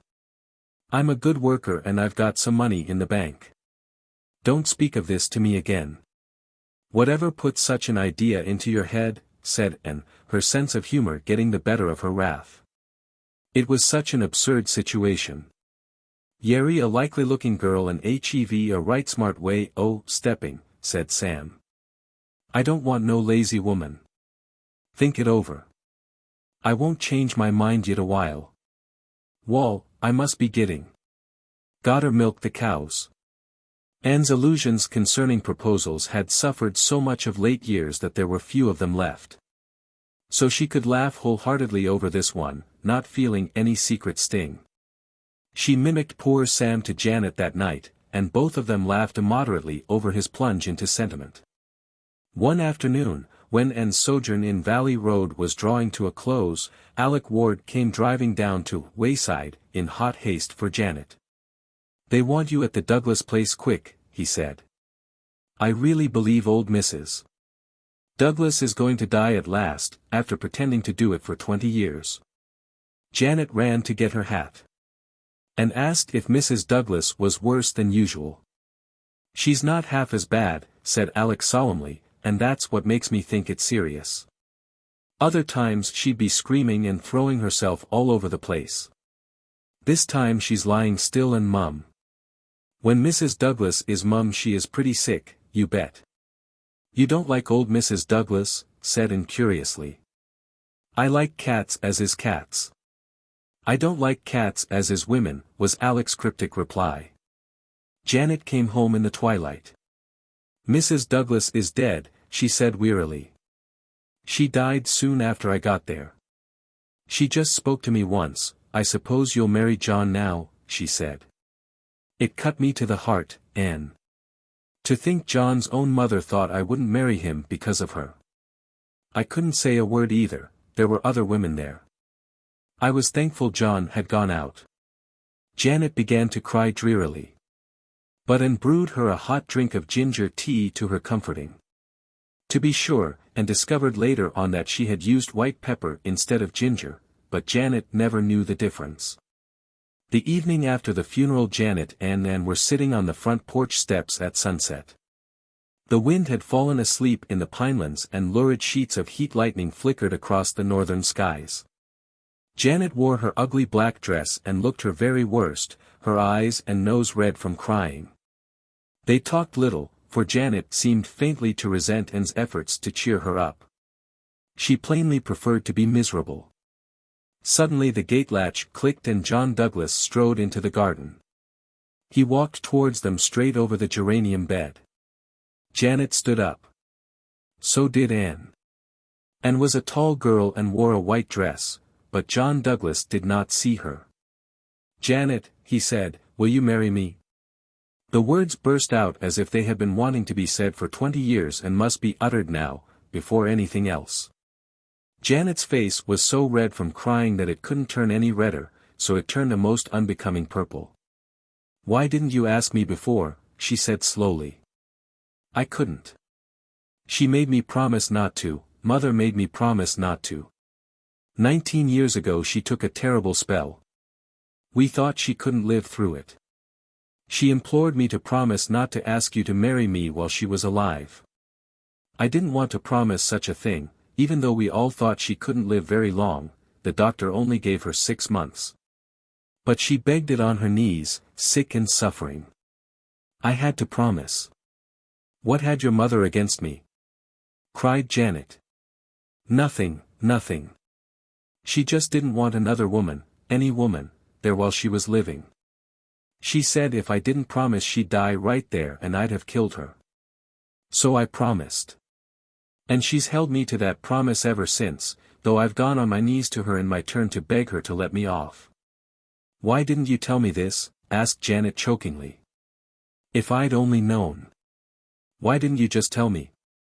She made me promise I wouldn't tell a soul, said John hoarsely. She swore me to it on the Bible, Janet. I'd never have done it if I'd dreamed it was to be for so long. Janet, you'll never know what I've suffered these 19 years. I know I've made you suffer, too, but you'll marry me for all, won't you, Janet? Oh, Janet, won't you? I've come as soon as I could to ask you. At this moment the stupefied and came to her senses and realized that she had no business to be there. She slipped away and did not see Janet until the next morning, when the latter told her the rest of the story. That cruel, relentless, deceitful old woman, cried Anne. Hush, she's dead, said Janet solemnly. If she wasn't, but she is. So we mustn't speak evil of her. But I'm happy at last, Anne. And I wouldn't have minded waiting so long a bit if I'd only known why. When are you to be married? Next month. Of course it will be very quiet. I suppose people will talk terrible. They'll say I made enough haste to snap John up as soon as his poor mother was out of the way.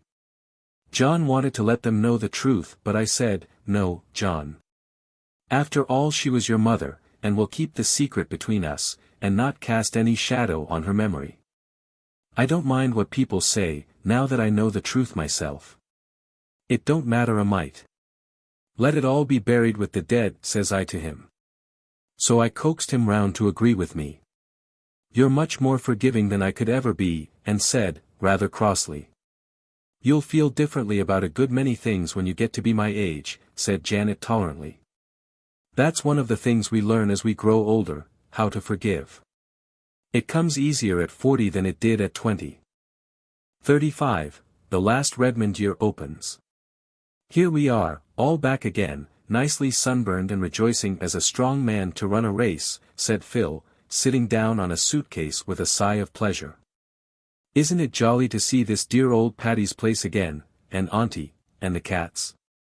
Rusty has lost another piece of ear, hasn't he? Rusty would be the nicest cat in the world if he had no ears at all, declared Anne loyally from her trunk, while Rusty writhed about her lap in a frenzy of welcome. Aren't you glad to see us back, Auntie? Demanded Phil. Yes. But I wish you'd tidy things up, said Aunt Jamesina plaintively, looking at the wilderness of trunks and suitcases by which the 4 laughing, chattering girls were surrounded. You can talk just as well later on. Work first and then play used to be my motto when I was a girl. Oh, we've just reversed that in this generation, Auntie. Our motto is play your play and then dig in. You can do your work so much better if you've had a good bout of play first. If you are going to marry a minister, said Aunt Jamesina, picking up Joseph and her knitting and resigning herself to the inevitable with the charming grace that made her the queen of housemothers. You will have to give up such expressions as dig in. Why? Moaned Phil. Oh, why must a minister's wife be supposed to utter only prunes and prisms? I shan't. Everybody on Patterson Street uses slang, that is to say, metaphorical language, and if I didn't they would think me insufferably proud and stuck up. Have you broken the news to your family?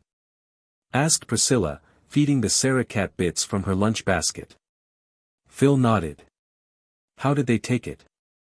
Oh, Mother rampaged. But I stood rock firm, even I, Philippa Gordon, who never before could hold fast to anything. Father was calmer. Father's own daddy was a minister, so you see he has a soft spot in his heart for the cloth. I had Joe up to Mount Holly, after Mother grew calm, and they both loved him. But mother gave him some frightful hints in every conversation regarding what she had hoped for me. Oh, my vacation pathway hasn't been exactly strewn with roses, girls dear. But, I've won out and I've got Joe. Nothing else matters. To you, said Aunt Jamesina darkly. Nor to Joe, either, retorted Phil.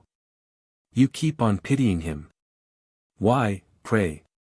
I think he's to be envied. He's getting brains, beauty, and a heart of gold in me. It's well we know how to take your speeches, said Aunt Jamesina patiently. I hope you don't talk like that before strangers. What would they think? Oh, I don't want to know what they think. I don't want to see myself as others see me. I'm sure it would be horribly uncomfortable most of the time. I don't believe Burns was really sincere in that prayer either. Oh, I dare say we all pray for some things that we really don't want, if we were only honest enough to look into our hearts, owned Aunt Jamesina candidly. I've a notion that such prayers don't rise very far. I used to pray that I might be enabled to forgive a certain person, but I know now I really didn't want to forgive her. When I finally got that I did want to, I forgave her without having to pray about it. I can't picture you as being unforgiving for long, said Stella. Oh, I used to be. But holding spite doesn't seem worthwhile when you get along in years.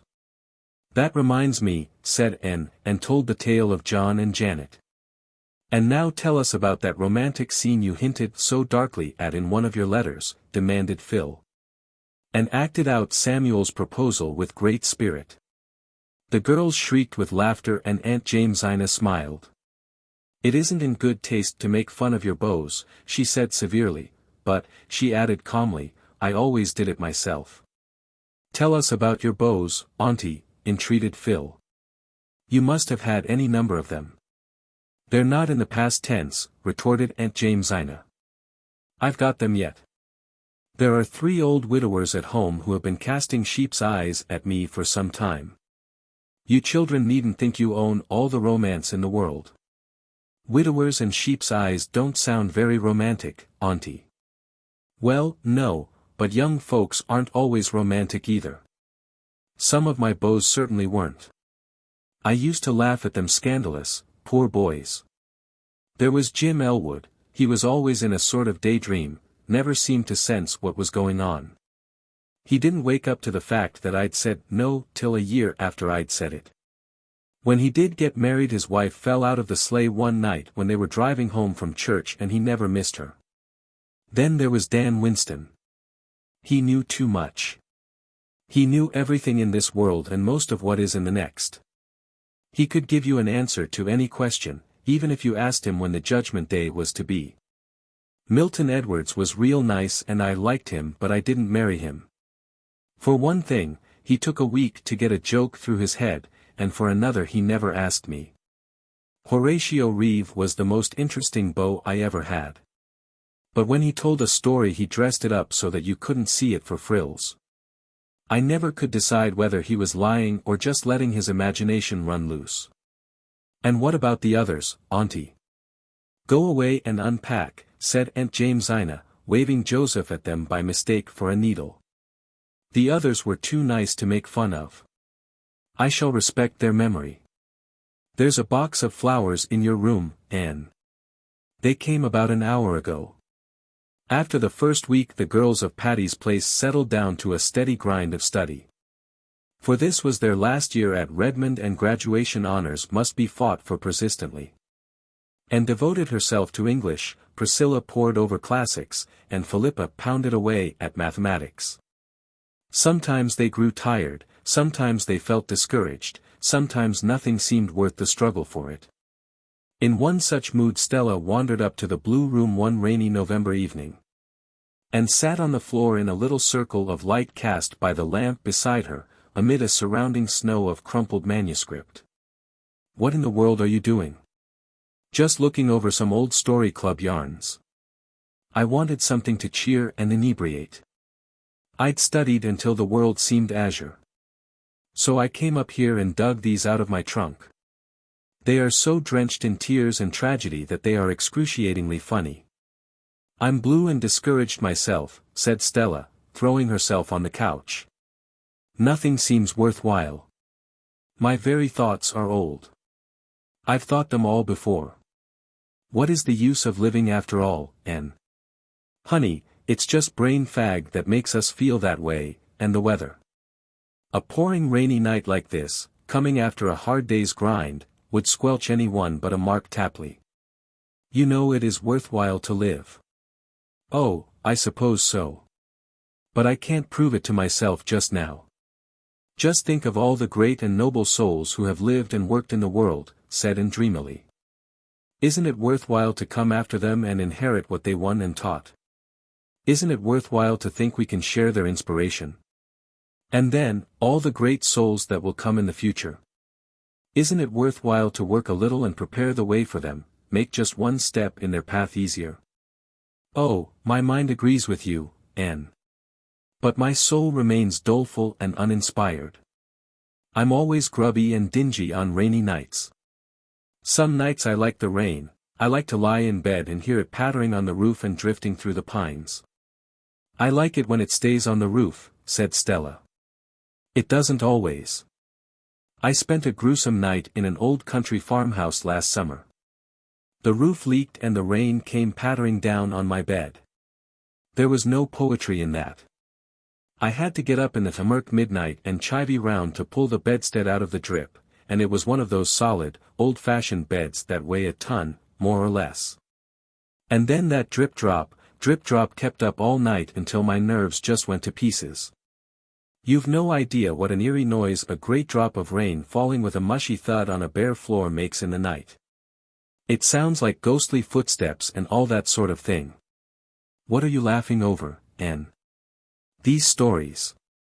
As Phil would say, they are killing, in more senses than one, for everybody died in them. What dazzlingly lovely heroines we had, and how we dressed them. Silks, satins, velvets, jewels, laces, they never wore anything else. Here is one of Jane Andrews' stories depicting her heroine as sleeping in a beautiful white satin nightdress trimmed with seed pearls. Go on, said Stella. I begin to feel that life is worth living as long as there's a laugh in it. Here's one I wrote.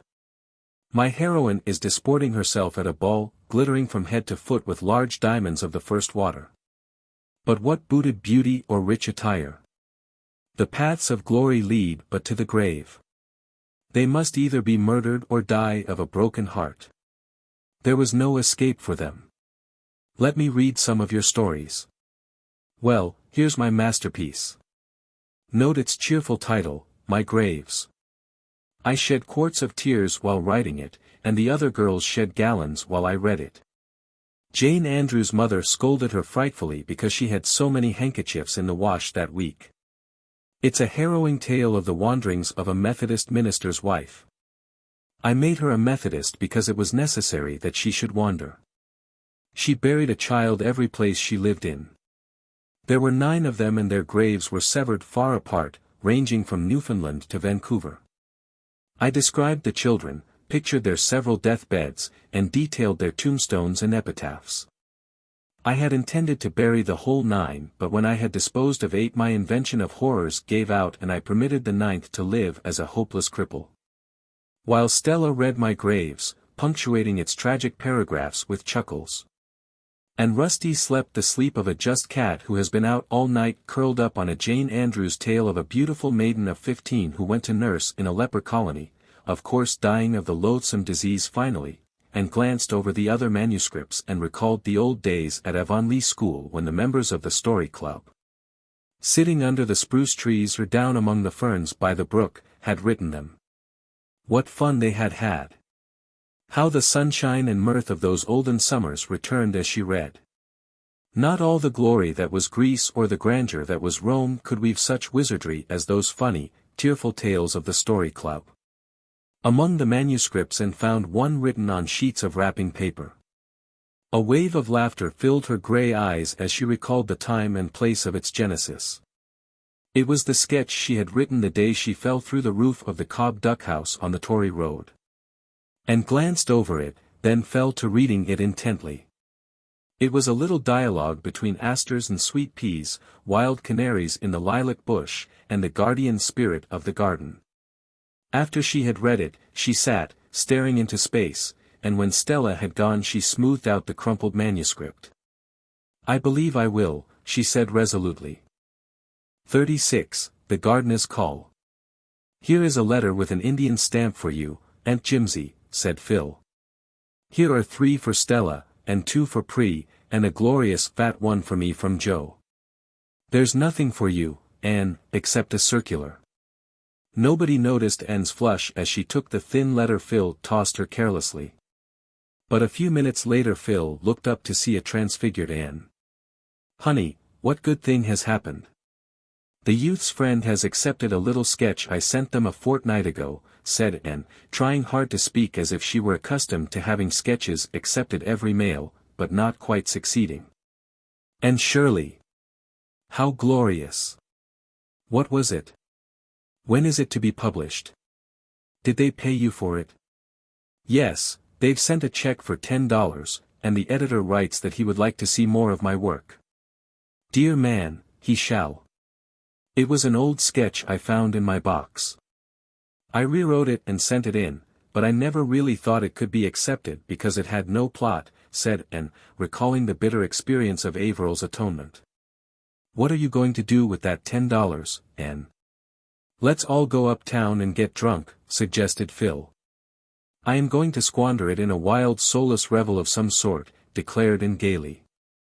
"At all events it isn't tainted money, like the check I got for that horrible reliable baking powder story. I spent it usefully for clothes and hated them every time I put them on." "Think of having a real live author at Patty's Place," said Priscilla. "It's a great responsibility," said Aunt Jamesina solemnly. "Indeed it is," agreed Pri with equal solemnity. "Authors are kittle cattle. You never know when or how they will break out. And may make copy of us." "I meant that the ability to write for the press was a great responsibility," said Aunt Jamesina severely, "and I hope Anne realizes it. My daughter used to write stories before she went to the foreign field, but now she has turned her attention to higher things. She used to say her motto was, 'Never write a line you would be ashamed to read at your own funeral.' You'd better take that for yours, Anne, if you are going to embark in literature. Though, to be sure," added Aunt Jamesina perplexedly, "Elizabeth always used to laugh when she said it. She always laughed so much that I don't know how she ever came to decide on being a missionary. I'm thankful she did, I prayed that she might, but, I wish she hadn't." Then Aunt Jamesina wondered why those giddy girls all laughed. Anne's eyes shone all that day, literary ambitions sprouted and budded in her brain. Their exhilaration accompanied her to Jenny Cooper's walking party, and not even the sight of Gilbert and Christine, walking just ahead of her and Roy, could quite subdue the sparkle of her starry hopes. Nevertheless, she was not so rapt from things of earth as to be unable to notice that Christine's walk was decidedly ungraceful. "But I suppose Gilbert looks only at her face. So like a man," thought Anne scornfully. "Shall you be home Saturday afternoon?" asked Roy. "Yes. My mother and sisters are coming to call on you," said Roy quietly. Something went over Anne which might be described as a thrill, but it was hardly a pleasant one. She had never met any of Roy's family, she realized the significance of his statement, and it had, somehow, an irrevocableness about it that chilled her. "I shall be glad to see them," she said flatly, and then wondered if she really would be glad. She ought to be, of course. But would it not be something of an ordeal? Gossip had filtered to Anne regarding the light in which the Gardners viewed the infatuation of son and brother. Roy must have brought pressure to bear in the matter of this call. Anne knew she would be weighed in the balance. From the fact that they had consented to call she understood that, willingly or unwillingly, they regarded her as a possible member of their clan. "I shall just be myself. I shall not try to make a good impression," thought Anne loftily. But she was wondering what dress she would better wear Saturday afternoon, and if the new style of high hairdressing would suit her better than the old, and the walking party was rather spoiled for her. By night she had decided that she would wear her brown chiffon on Saturday, but would do her hair low. Friday afternoon none of the girls had classes at Redmond. Stella took the opportunity to write a paper for the Philomathic Society, and was sitting at the table in the corner of the living room with an untidy litter of notes and manuscript on the floor around her. Stella always vowed she never could write anything unless she threw each sheet down as she completed it. Anne, in her flannel blouse and serge skirt, with her hair rather blown from her windy walk home, was sitting squarely in the middle of the floor, teasing the Sarah cat with a wishbone. Joseph and Rusty were both curled up in her lap. A warm plummy odor filled the whole house, for Priscilla was cooking in the kitchen. Presently she came in, enshrouded in a huge work apron, with a smudge of flour on her nose, to show Aunt Jamesina the chocolate cake she had just iced. At this auspicious moment the knocker sounded. Nobody paid any attention to it save Phil, who sprang up and opened it, expecting a boy with the hat she had bought that morning. On the doorstep stood Mrs. Gardner and her daughters. Anne scrambled to her feet somehow, emptying 2 indignant cats out of her lap as she did so, and mechanically shifting her wishbone from her right hand to her left. Priscilla, who would have had to cross the room to reach the kitchen door, lost her head, wildly plunged the chocolate cake under a cushion on the inglenook sofa, and dashed upstairs. Stella began feverishly gathering up her manuscript. Only Aunt Jamesina and Phil remained normal. Thanks to them, everybody was soon sitting at ease, even Anne. Priscilla came down, apronless and smudgeless, Stella reduced her corner to decency, and Phil saved the situation by a stream of ready small talk. Mrs. Gardner was tall and thin and handsome, exquisitely gowned, cordial with a cordiality that seemed a trifle forced. Aline Gardner was a younger edition of her mother, lacking the cordiality. She endeavored to be nice, but succeeded only in being haughty and patronizing.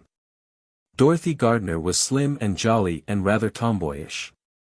Anne knew she was Roy's favorite sister and warmed to her.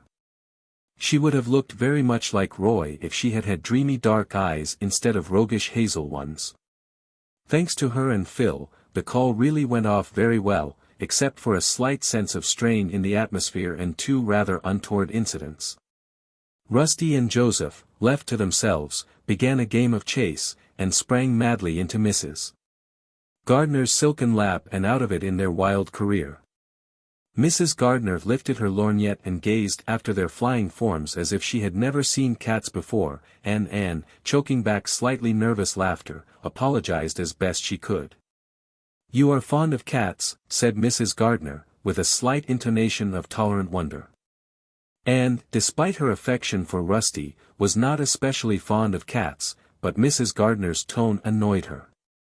Inconsequently she remembered that Mrs. John Blythe was so fond of cats that she kept as many as her husband would allow. "They are adorable animals, aren't they?" she said wickedly. "I have never liked cats," said Mrs. Gardner remotely. "I love them," said Dorothy. "They are so nice and selfish. Dogs are too good and unselfish. They make me feel uncomfortable. But cats are gloriously human. You have 2 delightful old china dogs there. May I look at them closely?" said Aline, crossing the room towards the fireplace and thereby becoming the unconscious cause of the other accident. Picking up Magog, she sat down on the cushion under which was secreted Priscilla's chocolate cake. Priscilla and Anne exchanged agonized glances but could do nothing.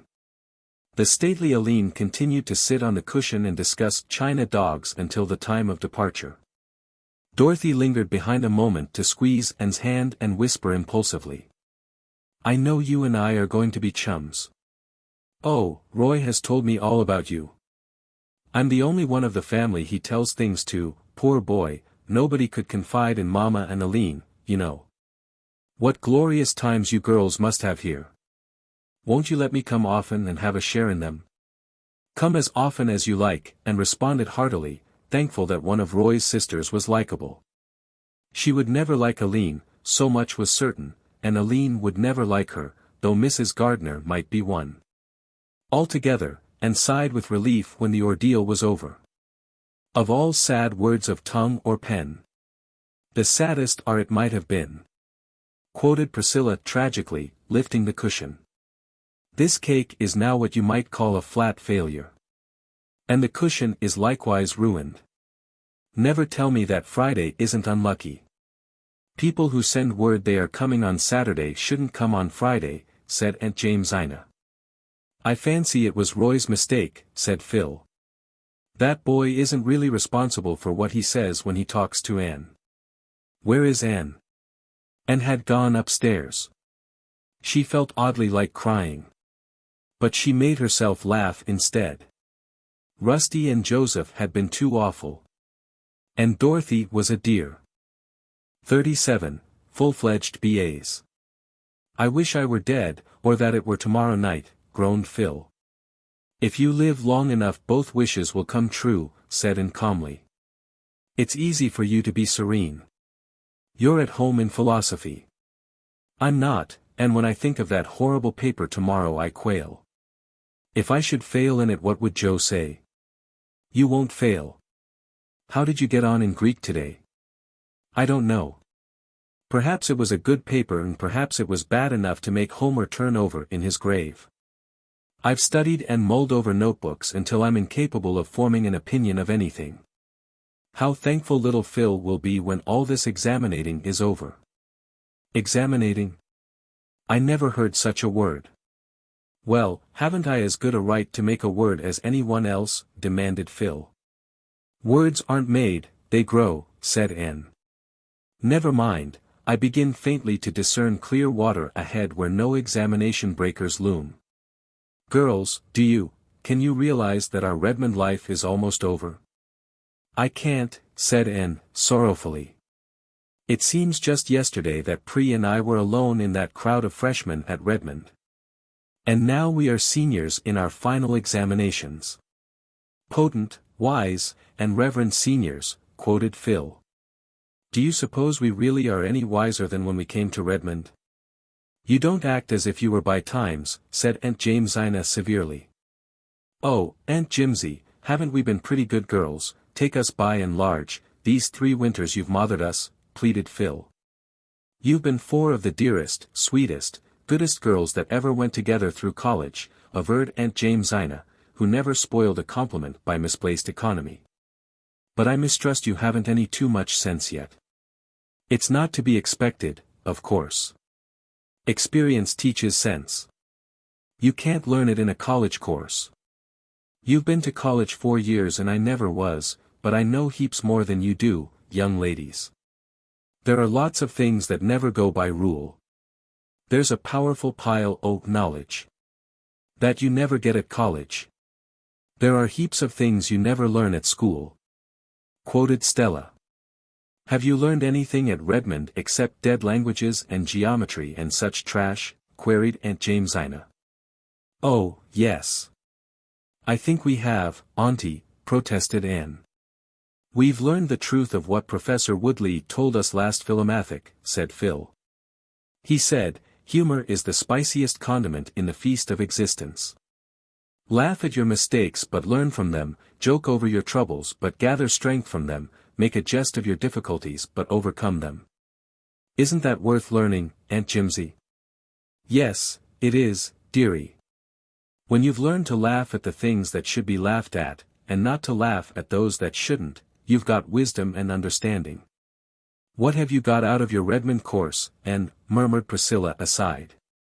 I think, said Anne slowly, that I really have learned to look upon each little hindrance as a jest and each great one as the foreshadowing of victory. Summing up, I think that is what Redmond has given me. I shall have to fall back on another Professor Woodley quotation to express what it has done for me, said Priscilla. You remember that he said in his address, there is so much in the world for us all if we only have the eyes to see it, and the heart to love it, and the hand to gather it to ourselves, so much in men and women, so much in art and literature. So much everywhere in which to delight, and for which to be thankful. I think Redmond has taught me that in some measure, Anne. Judging from what you all say, remarked Aunt Jamesina, the sum and substance is that you can learn, if you've got natural gumption enough, in 4 years at college what it would take about 20 years of living to teach you. Well, that justifies higher education in my opinion. It's a matter I was always dubious about before. But what about people who haven't natural gumption, Aunt Jimsy? People who haven't natural gumption never learn, retorted Aunt Jamesina, neither in college nor life. If they live to be 100 they really don't know anything more than when they were born. It's their misfortune not their fault, poor souls. But those of us who have some gumption should duly thank the Lord for it. Will you please define what gumption is, Aunt Jimsy? Asked Phil. No, I won't, young woman. Anyone who has gumption knows what it is, and anyone who hasn't can never know what it is. So there is no need of defining it. The busy days flew by and examinations were over. Anne took high honors in English. Priscilla took honors in classics, and Phil in mathematics. Stella obtained a good all-round showing. Then came convocation. This is what I would once have called an epoch in my life, said Anne, as she took Roy's violets out of their box and gazed at them thoughtfully. She meant to carry them, of course, but her eyes wandered to another box on her table.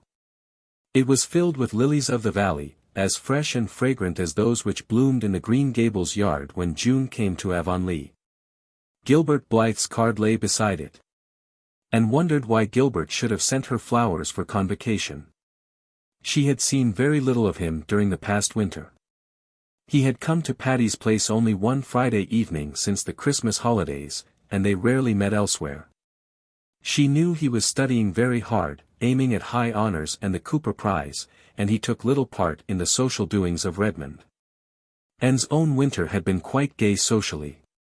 She had seen a good deal of the Gardners. She and Dorothy were very intimate. College circles expected the announcement of her engagement to Roy any day.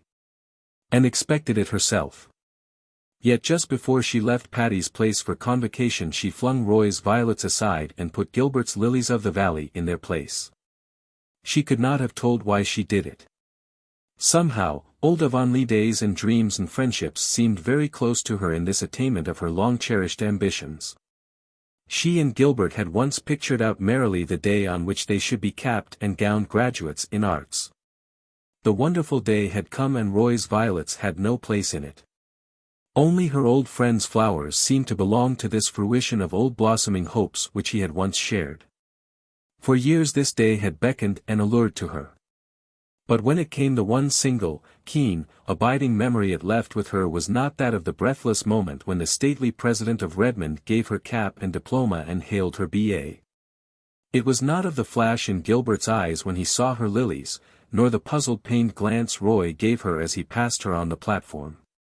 It was not of Aline Gardner's condescending congratulations, or Dorothy's ardent, impulsive good wishes. It was of one strange, unaccountable pang that spoiled this long-expected day for her and left in it a certain faint but enduring flavor of bitterness. The arts graduates gave a graduation dance that night. When Anne dressed for it she tossed aside the pearl beads she usually wore and took from her trunk the small box that had come to Green Gables on Christmas Day. In it was a thread-like gold chain with a tiny pink enamel heart as a pendant. On the accompanying card was written, "With all good wishes from your old chum, Gilbert." Anne, laughing over the memory the enamel heart conjured up the fatal day when Gilbert had called her carrots and vainly tried to make his peace with a pink candy heart, had written him a nice little note of thanks. But she had never worn the trinket. Tonight she fastened it about her white throat with a dreamy smile. She and Phil walked to Redmond together. And walked in silence. Phil chattered of many things. Suddenly she said, "I heard today that Gilbert Blythe's engagement to Christine Stuart was to be announced as soon as convocation was over. Did you hear anything of it?" "No," said Anne. "I think it's true," said Phil lightly. Anne did not speak. In the darkness she felt her face burning. She slipped her hand inside her collar and caught at the gold chain. One energetic twist and it gave way. And thrust the broken trinket into her pocket. Her hands were trembling and her eyes were smarting. But she was the gayest of all the gay revelers that night, and told Gilbert unregretfully that her card was full when he came to ask her for a dance. Afterwards, when she sat with the girls before the dying embers at Patty's place, removing the spring chilliness from their satin skins, none chatted more blithely than she of the day's events. "Moody Spurgeon Macpherson called here tonight after you left," said Aunt Jamesina, who had sat up to keep the fire on. "He didn't know about the graduation dance. That boy ought to sleep with a rubber band around his head to train his ears not to stick out. I had a beau once who did that and it improved him immensely. It was I who suggested it to him and he took my advice, but he never forgave me for it." "Moody Spurgeon is a very serious young man," yawned Priscilla. "He is concerned with graver matters than his ears. He is going to be a minister, you know." "Well, I suppose the Lord doesn't regard the ears of a man," said Aunt Jamesina gravely, dropping all further criticism of Moody Spurgeon. Aunt Jamesina had a proper respect for the cloth even in the case of an unfledged parson. 38. False Dawn. "Just imagine, this night week I'll be in Avonlea, delightful thought," said Anne, bending over the box in which she was packing Mrs. Rachel Lynde's quilts. "But just imagine, this night week I'll be gone forever from Patty's place, horrible thought. I wonder if the ghost of all our laughter will echo through the maiden dreams of Miss Patty and Miss Maria," speculated Phil. Miss Patty and Miss Maria were coming home, after having trotted over most of the habitable globe. "We'll be back the second week in May," wrote Miss Patty. "I expect Patty's place will seem rather small after the Hall of the Kings at Karnak, but I never did like big places to live in. And I'll be glad enough to be home again. When you start traveling late in life you're apt to do too much of it because you know you haven't much time left, and it's a thing that grows on you. I'm afraid Maria will never be contented again. I shall leave here my fancies and dreams to bless the next comer," said Anne, looking around the blue room wistfully, her pretty blue room where she had spent 3 such happy years. She had knelt at its window to pray and had bent from it to watch the sunset behind the pines. She had heard the autumn raindrops beating against it and had welcomed the spring robins at its sill. She wondered if old dreams could haunt rooms, if, when one left forever the room where she had joyed and suffered and laughed and wept, something of her, intangible and invisible, yet none the less real, did not remain behind like a voiceful memory. "I think," said Phil, "that a room where one dreams and grieves and rejoices and lives becomes inseparably connected with those processes and acquires a personality of its own. I am sure if I came into this room 50 years from now it would say, Anne, and to me, 'What nice times we've had here, honey. What chats and jokes and good chummy jamborees. Oh, dear me. I'm to marry Joe in June and I know I will be rapturously happy. But just now I feel as if I wanted this lovely Redmond life to go on forever. I'm unreasonable enough just now to wish that, too," admitted Anne. "No matter what deeper joys may come to us later on we'll never again have just the same delightful, irresponsible existence we've had here. It's over forever, Phil. What are you going to do with Rusty?" asked Phil, as that privileged pussy padded into the room. "I am going to take him home with me and Joseph and the Sarah cat," announced Aunt Jamesina, following Rusty. "It would be a shame to separate those cats now that they have learned to live together. It's a hard lesson for cats and humans to learn. I'm sorry to part with Rusty," said Anne regretfully, "but it would be no use to take him to Green Gables. Marilla detests cats, and Davy would tease his life out. Besides, I don't suppose I'll be home very long. I've been offered the principalship of the Summerside High School." "Are you going to accept it?" asked Phil. I haven't decided yet," answered Anne, with a confused flush. Phil nodded understandingly. Naturally Anne's plans could not be settled until Roy had spoken. He would soon, there was no doubt of that. And there was no doubt that Anne would say, yes, when he said, "Will you please?" Anne herself regarded the state of affairs with a seldom ruffled complacency. She was deeply in love with Roy. True, it was not just what she had imagined love to be. But was anything in life, Anne asked herself wearily, like one's imagination of it? It was the old diamond disillusion of childhood repeated, the same disappointment she had felt when she had first seen the chill sparkle instead of the purple splendor she had anticipated. "That's not my idea of a diamond," she had said. But Roy was a dear fellow and they would be very happy together, even if some indefinable zest was missing out of life. When Roy came down that evening and asked Anne to walk in the park, everyone at Patty's Place knew what he had come to say. And everyone knew, or thought they knew, what Anne's answer would be. "Anne is a very fortunate girl," said Aunt Jamesina. "I suppose so," said Stella, shrugging her shoulders. "Roy is a nice fellow and all that. But there's really nothing in him." "That sounds very like a jealous remark, Stella Maynard," said Aunt Jamesina rebukingly. "It does, but I am not jealous," said Stella calmly. "I love Anne and I like Roy. Everybody says she is making a brilliant match, and even Mrs. Gardner thinks her charming now. It all sounds as if it were made in heaven, but I have my doubts." "Make the most of that, Aunt Jamesina." Roy asked Anne to marry him in the little pavilion on the harbor shore where they had talked on the rainy day of their first meeting. And thought it very romantic that he should have chosen that spot. And his proposal was as beautifully worded as if he had copied it, as one of Ruby Gillis' lovers had done, out of a deportment of courtship and marriage. The whole effect was quite flawless. And it was also sincere. There was no doubt that Roy meant what he said. There was no false note to jar the symphony. And felt that she ought to be thrilling from head to foot. But she wasn't, she was horribly cool. When Roy paused for his answer, she opened her lips to say her fateful yes. And then, she found herself trembling as if she were reeling back from a precipice. To her came one of those moments when we realize, as by a blinding flash of illumination, more than all our previous years have taught us. She pulled her hand from Roy's. "Oh, I can't marry you, I can't," she cried, wildly. Roy turned pale, and also looked rather foolish.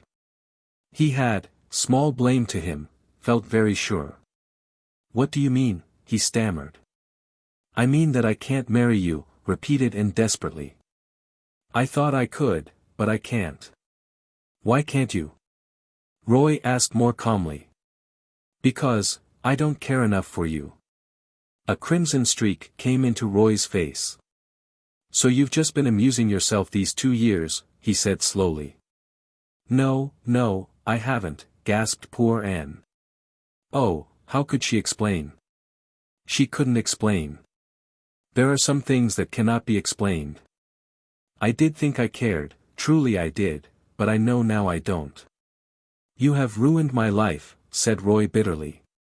"Forgive me," pleaded Anne miserably, with hot cheeks and stinging eyes. Roy turned away and stood for a few minutes looking out seaward. When he came back to Anne, he was very pale again.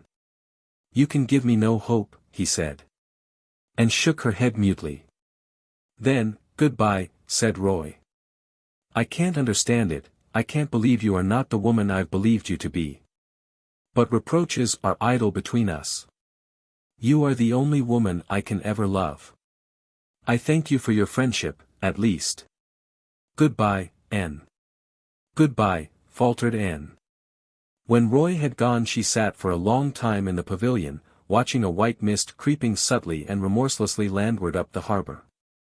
It was her hour of humiliation and self-contempt and shame. Their waves went over her. And yet, underneath it all, was a queer sense of recovered freedom. She slipped into Patty's Place in the dusk and escaped to her room. But Phil was there on the window seat. "Wait," said Anne, flushing to anticipate the scene. "Wait till you hear what I have to say. Phil, Roy asked me to marry him and I refused." You refused him," said Phil blankly. "Yes. Anne Shirley, are you in your senses?" "I think so," said Anne wearily. "Oh, Phil, don't scold me. You don't understand." "I certainly don't understand. You've encouraged Roy Gardner in every way for 2 years, and now you tell me you've refused him. Then you've just been flirting scandalously with him." Anne, I couldn't have believed it of you. I wasn't flirting with him, I honestly thought I cared up to the last minute, and then, well, I just knew I never could marry him. I suppose, said Phil cruelly, that you intended to marry him for his money, and then your better self rose up and prevented you. I didn't. I never thought about his money. Oh, I can't explain it to you any more than I could to him. Well, I certainly think you have treated Roy shamefully, said Phil in exasperation. He's handsome and clever and rich and good. What more do you want? I want someone who belongs in my life. He doesn't. I was swept off my feet at first by his good looks and knack of paying romantic compliments, and later on I thought I must be in love because he was my dark-eyed ideal. I am bad enough for not knowing my own mind, but you are worse, said Phil. I do know my own mind, protested Anne.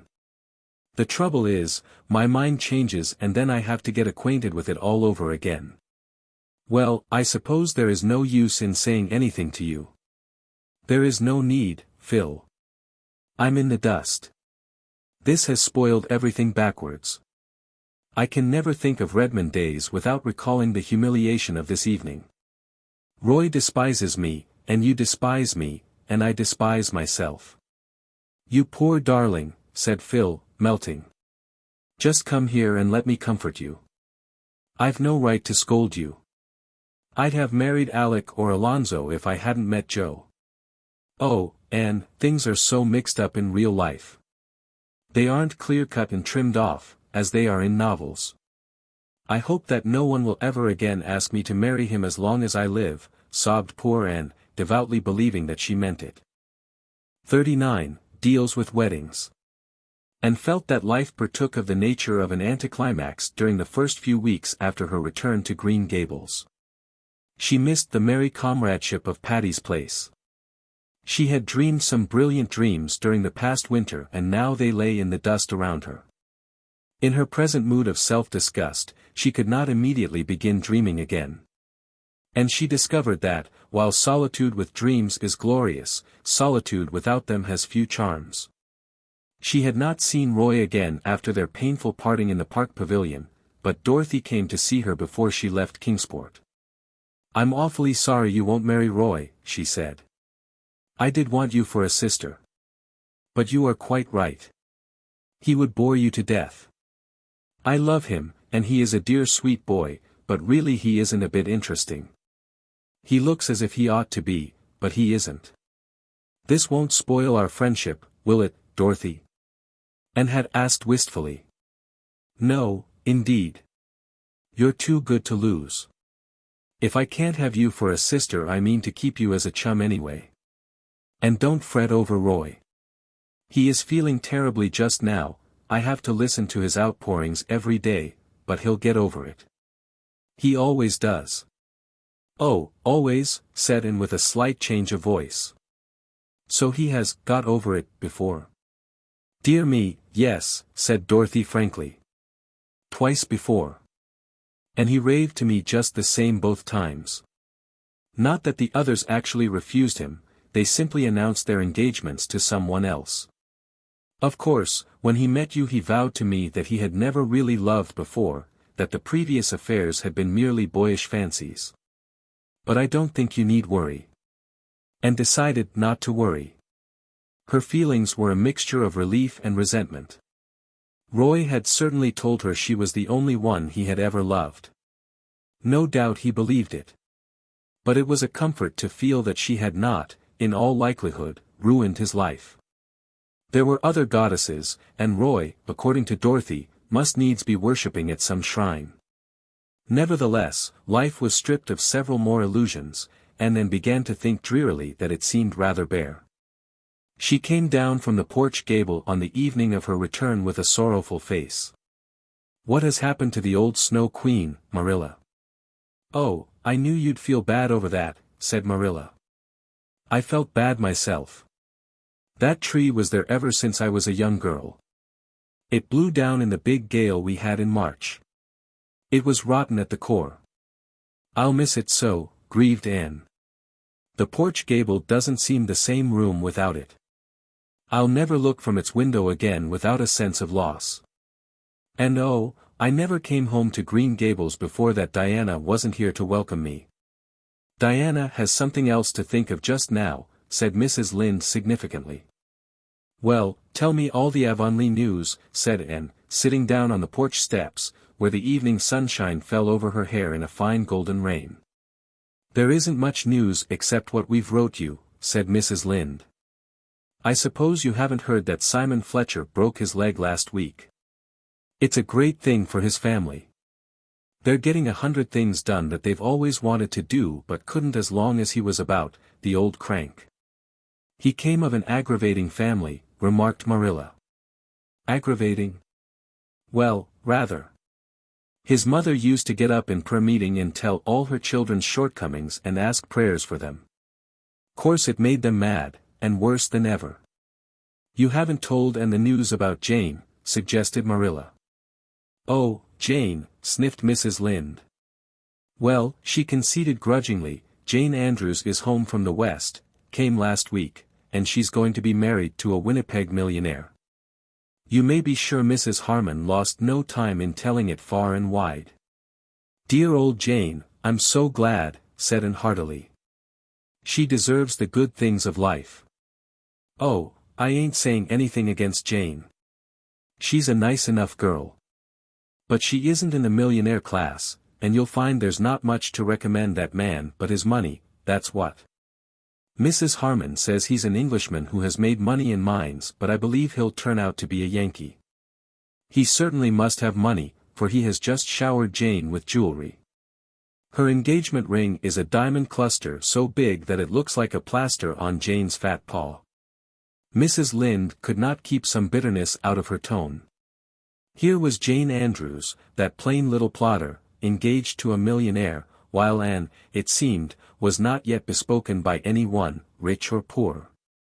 And Mrs. Harmon Andrews did brag insufferably.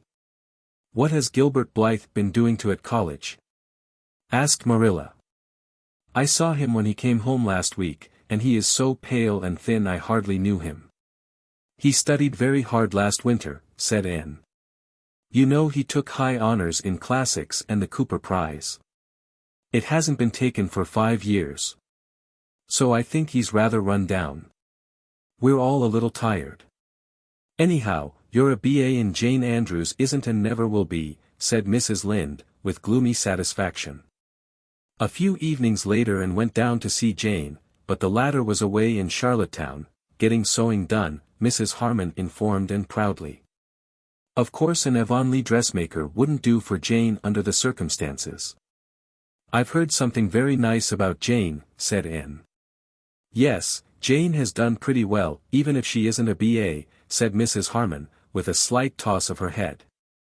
Mr. Inglis is worth millions, and they're going to Europe on their wedding tour. When they come back they'll live in a perfect mansion of marble in Winnipeg. Jane has only one trouble, she can cook so well and her husband won't let her cook. He is so rich he hires his cooking done. They're going to keep a cook and 2 other maids and a coachman and a man-of-all-work. But what about you, Anne? I don't hear anything of your being married, after all your college going. Oh, laughed Anne, I am going to be an old maid. I really can't find anyone to suit me. It was rather wicked of her. She deliberately meant to remind Mrs. Andrews that if she became an old maid it was not because she had not had at least one chance of marriage. But Mrs. Harmon took swift revenge. Well, the over-particular girls generally get left, I notice. And what's this I hear about Gilbert Blythe being engaged to a Miss Stewart? Charlie Sloane tells me she is perfectly beautiful. Is it true? I don't know if it is true that he is engaged to Miss Stewart, replied Anne, with Spartan composure, but it is certainly true that she is very lovely. I once thought you and Gilbert would have made a match of it, said Mrs. Harmon. If you don't take care, Anne, all of your bows will slip through your fingers. And decided not to continue her duel with Mrs. Harmon. You could not fence with an antagonist who met rapier thrust with blow of battle axe. Since Jane is away, she said, rising haughtily, I don't think I can stay longer this morning. I'll come down when she comes home. Do, said Mrs. Harmon effusively. Jane isn't a bit proud. She just means to associate with her old friends the same as ever. She'll be real glad to see you. Jane's millionaire arrived the last of May and carried her off in a blaze of splendor. Mrs. Lynde was spitefully gratified to find that Mr. Inglis was every day of 40, and short and thin and grayish. Mrs. Lynde did not spare him in her enumeration of his shortcomings, you may be sure. It will take all his gold to gild a pill like him, that's what, said Mrs. Rachel solemnly. He looks kind and good-hearted, said Anne loyally, and I'm sure he thinks the world of Jane. Humph, said Mrs. Rachel. Phil Gordon was married the next week and then went over to Bolingbroke to be her bridesmaid. Phil made a dainty fairy of a bride, and the Reverend Joe was so radiant in his happiness that nobody thought him plain. We're going for a lover's saunter through the land of Evangeline, said Phil, and then we'll settle down on Patterson Street. Mother thinks it is terrible, she thinks Joe might at least take a church in a decent place. But the wilderness of the Patterson slums will blossom like the rose for me if Joe is there. Oh, Anne, I'm so happy my heart aches with it. Anne was always glad in the happiness of her friends, but it is sometimes a little lonely to be surrounded everywhere by a happiness that is not your own. And it was just the same when she went back to Avonlea. This time it was Diana who was bathed in the wonderful glory that comes to a woman when her firstborn is laid beside her. And looked at the white young mother with a certain awe that had never entered into her feelings for Diana before. Could this pale woman with the rapture in her eyes be the little black-curled, rosy-cheeked Diana she had played with in vanished schooldays? It gave her a queer desolate feeling that she herself somehow belonged only in those past years and had no business in the present at all. Isn't he perfectly beautiful, said Diana proudly. The little fat fellow was absurdly like Fred, just as round, just as red. And really could not say conscientiously that she thought him beautiful, but she vowed sincerely that he was sweet and kissable and altogether delightful. Before he came I wanted a girl, so that I could call her Anne, said Diana. But now that little Fred is here I wouldn't exchange him for a million girls. He just couldn't have been anything but his own precious self. Every little baby is the sweetest and the best, quoted Mrs. Allen gaily. If little Anne had come you'd have felt just the same about her. Mrs. Allen was visiting in Avonlea, for the first time since leaving it. She was as gay and sweet and sympathetic as ever. Her old girl friends had welcomed her back rapturously. The reigning minister's wife was an estimable lady, but she was not exactly a kindred spirit. I can hardly wait till he gets old enough to talk, sighed Diana. I just long to hear him say, Mother. And oh, I'm determined that his first memory of me shall be a nice one. The first memory I have of my mother is of her slapping me for something I had done. I am sure I deserved it, and Mother was always a good mother and I love her dearly. But I do wish my first memory of her was nicer. I have just one memory of my mother and it is the sweetest of all my memories, said Mrs. Allen. I was 5 years old, and I had been allowed to go to school one day with my 2 older sisters. When school came out my sisters went home in different groups, each supposing I was with the other. Instead I had run off with a little girl I had played with at recess. We went to her home, which was near the school, and began making mud pies. We were having a glorious time when my older sister arrived, breathless and angry. You naughty girl, she cried, snatching my reluctant hand and dragging me along with her. Come home this minute. Oh, you're going to catch it. Mother is awful cross. She is going to give you a good whipping. I had never been whipped. Dread and terror filled my poor little heart. I have never been so miserable in my life as I was on that walk home. I had not meant to be naughty. Feemy Cameron had asked me to go home with her and I had not known it was wrong to go. And now I was to be whipped for it. When we got home my sister dragged me into the kitchen where Mother was sitting by the fire in the twilight. My poor wee legs were trembling so that I could hardly stand. And Mother just took me up in her arms, without one word of rebuke or harshness, kissed me and held me close to her heart. I was so frightened you were lost, darling, she said tenderly. I could see the love shining in her eyes as she looked down on me. She never scolded or reproached me for what I had done, only told me I must never go away again without asking permission. She died very soon afterwards. That is the only memory I have of her. Isn't it a beautiful one? And felt lonelier than ever as she walked home, going by way of the birch path and Willowmere. She had not walked that way for many moons. It was a darkly purple bloomy night. The air was heavy with blossom fragrance, almost too heavy. The cloyed senses recoiled from it as from an overfull cup. The birches of the path had grown from the fairy saplings of old to big trees. Everything had changed. And felt that she would be glad when the summer was over and she was away at work again. Perhaps life would not seem so empty then. I've tried the world, it wears no more the coloring of romance it wore. Sighed Anne, and was straightway much comforted by the romance in the idea of the world being denuded of romance.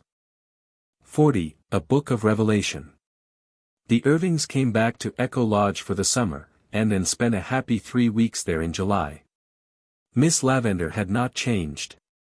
Charlotta the Fourth was a very grown-up young lady now, but still adored and sincerely. When all's said and done, Miss Shirley, ma'am, I haven't seen anyone in Boston that's equal to you, she said frankly. Paul was almost grown up, too. He was 16, his chestnut curls had given place to close-cropped brown locks, and he was more interested in football than fairies. But the bond between him and his old teacher still held. Kindred spirits alone do not change with changing years. It was a wet, bleak, cruel evening in July when Anne came back to Green Gables. One of the fierce summer storms which sometimes sweep over the gulf was ravaging the sea.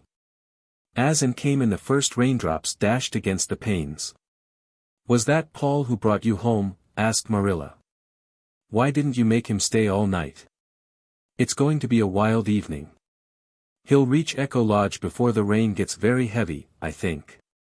Anyway, he wanted to go back tonight."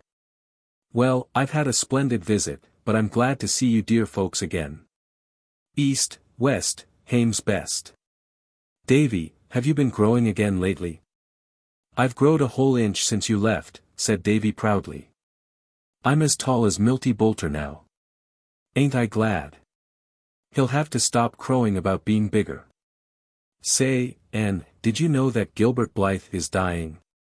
And stood quite silent and motionless, looking at Davy.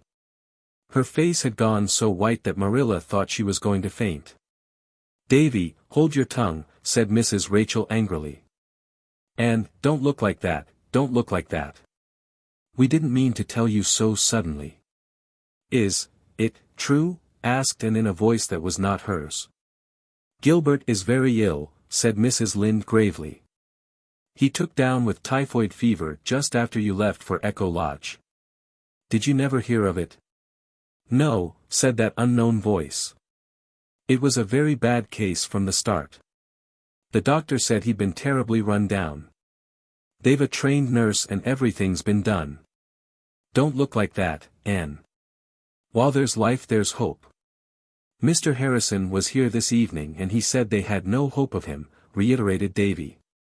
Marilla, looking old and worn and tired, got up and marched Davy grimly out of the kitchen. "Oh, don't look so, dear," said Mrs. Rachel, putting her kind old arms about the pallid girl. "I haven't given up hope, indeed I haven't. He's got the Blythe constitution in his favor, that's what." And gently put Mrs. Lynde's arms away from her, walked blindly across the kitchen, through the hall, up the stairs to her old room. At its window she knelt down, staring out unseeingly. It was very dark. The rain was beating down over the shivering fields. The haunted woods was full of the groans of mighty trees wrung in the tempest, and the air throbbed with the thunderous crash of billows on the distant shore. And Gilbert was dying. There is a book of Revelation in everyone's life, as there is in the Bible. And read hers that bitter night, as she kept her agonized vigil through the hours of storm and darkness. She loved Gilbert, had always loved him. She knew that now. She knew that she could no more cast him out of her life without agony than she could have cut off her right hand and cast it from her. And the knowledge had come too late even for the bitter solace of being with him at the last. If she had not been so blind, so foolish, she would have had the right to go to him now. But he would never know that she loved him, he would go away from this life thinking that she did not care. Oh, the black years of emptiness stretching before her. She could not live through them, she could not. She cowered down by her window and wished, for the first time in her gay young life, that she could die, too. If Gilbert went away from her, without one word or sign or message, she could not live. Nothing was of any value without him. She belonged to him and he to her. In her hour of supreme agony she had no doubt of that. He did not love Christine Stuart, never had loved Christine Stuart.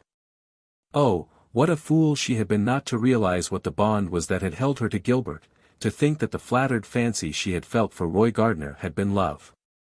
And now she must pay for her folly as for a crime. Mrs. Lynde and Marilla crept to her door before they went to bed, shook their heads doubtfully at each other over the silence, and went away. The storm raged all night, but when the dawn came it was spent. And saw a fairy fringe of light on the skirts of darkness. Soon the eastern hilltops had a fire-shot ruby rim. The clouds rolled themselves away into great, soft, white masses on the horizon, the sky gleamed blue and silvery. A hush fell over the world. Anne rose from her knees and crept downstairs. The freshness of the rain-wind blew against her white face as she went out into the yard, and cooled her dry, burning eyes. A merry rollicking whistle was lilting up the lane. A moment later Pacifique Buat came in sight.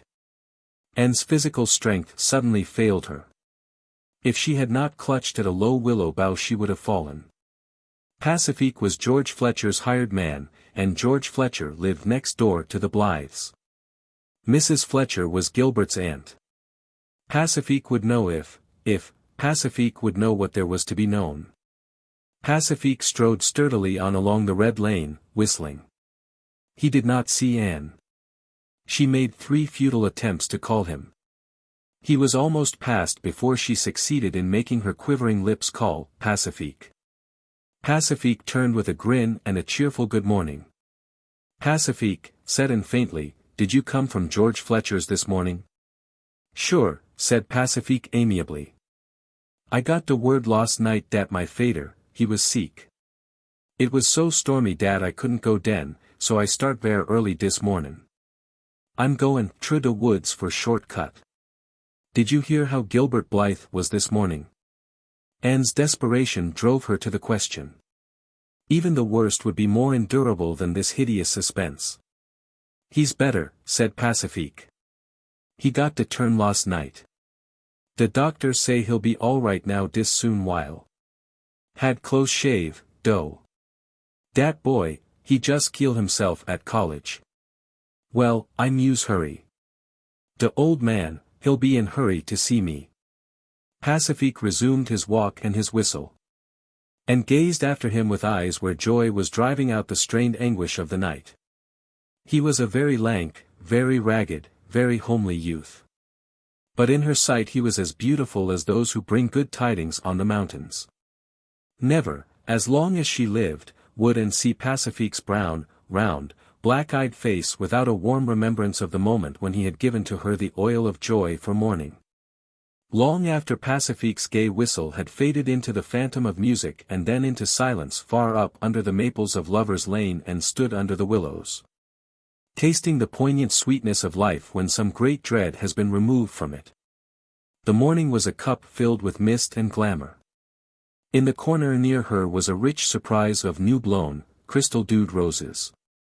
The trills and trickles of song from the birds in the big tree above her seemed in perfect accord with her mood. A sentence from a very old, very true, very wonderful book came to her lips. "Weeping may endure for a night but joy cometh in the morning." 41. Love takes up the glass of time. I've come up to ask you to go for one of our old-time rambles through September woods and over hills where spices grow, this afternoon, said Gilbert, coming suddenly around the porch corner. Suppose we visit Hester Gray's garden. Anne, sitting on the stone step with her lap full of a pale, filmy, green stuff, looked up rather blankly. "Oh, I wish I could," she said slowly, "but I really can't, Gilbert. I'm going to Alice Penhallow's wedding this evening, you know. I've got to do something to this dress, and by the time it's finished I'll have to get ready. I'm so sorry. I'd love to go." "Well, can you go tomorrow afternoon, then?" asked Gilbert, apparently not much disappointed. "Yes, I think so. In that case I shall hie me home at once to do something I should otherwise have to do tomorrow. So Alice Penhallow is to be married tonight. 3 weddings for you in one summer, and Phil's, Alice's, and Jane's. I'll never forgive Jane for not inviting me to her wedding. You really can't blame her when you think of the tremendous Andrews connection who had to be invited. The house could hardly hold them all. I was only bidden by grace of being Jane's old chum, at least on Jane's part. I think Mrs. Harmon's motive for inviting me was to let me see Jane's surpassing gorgeousness.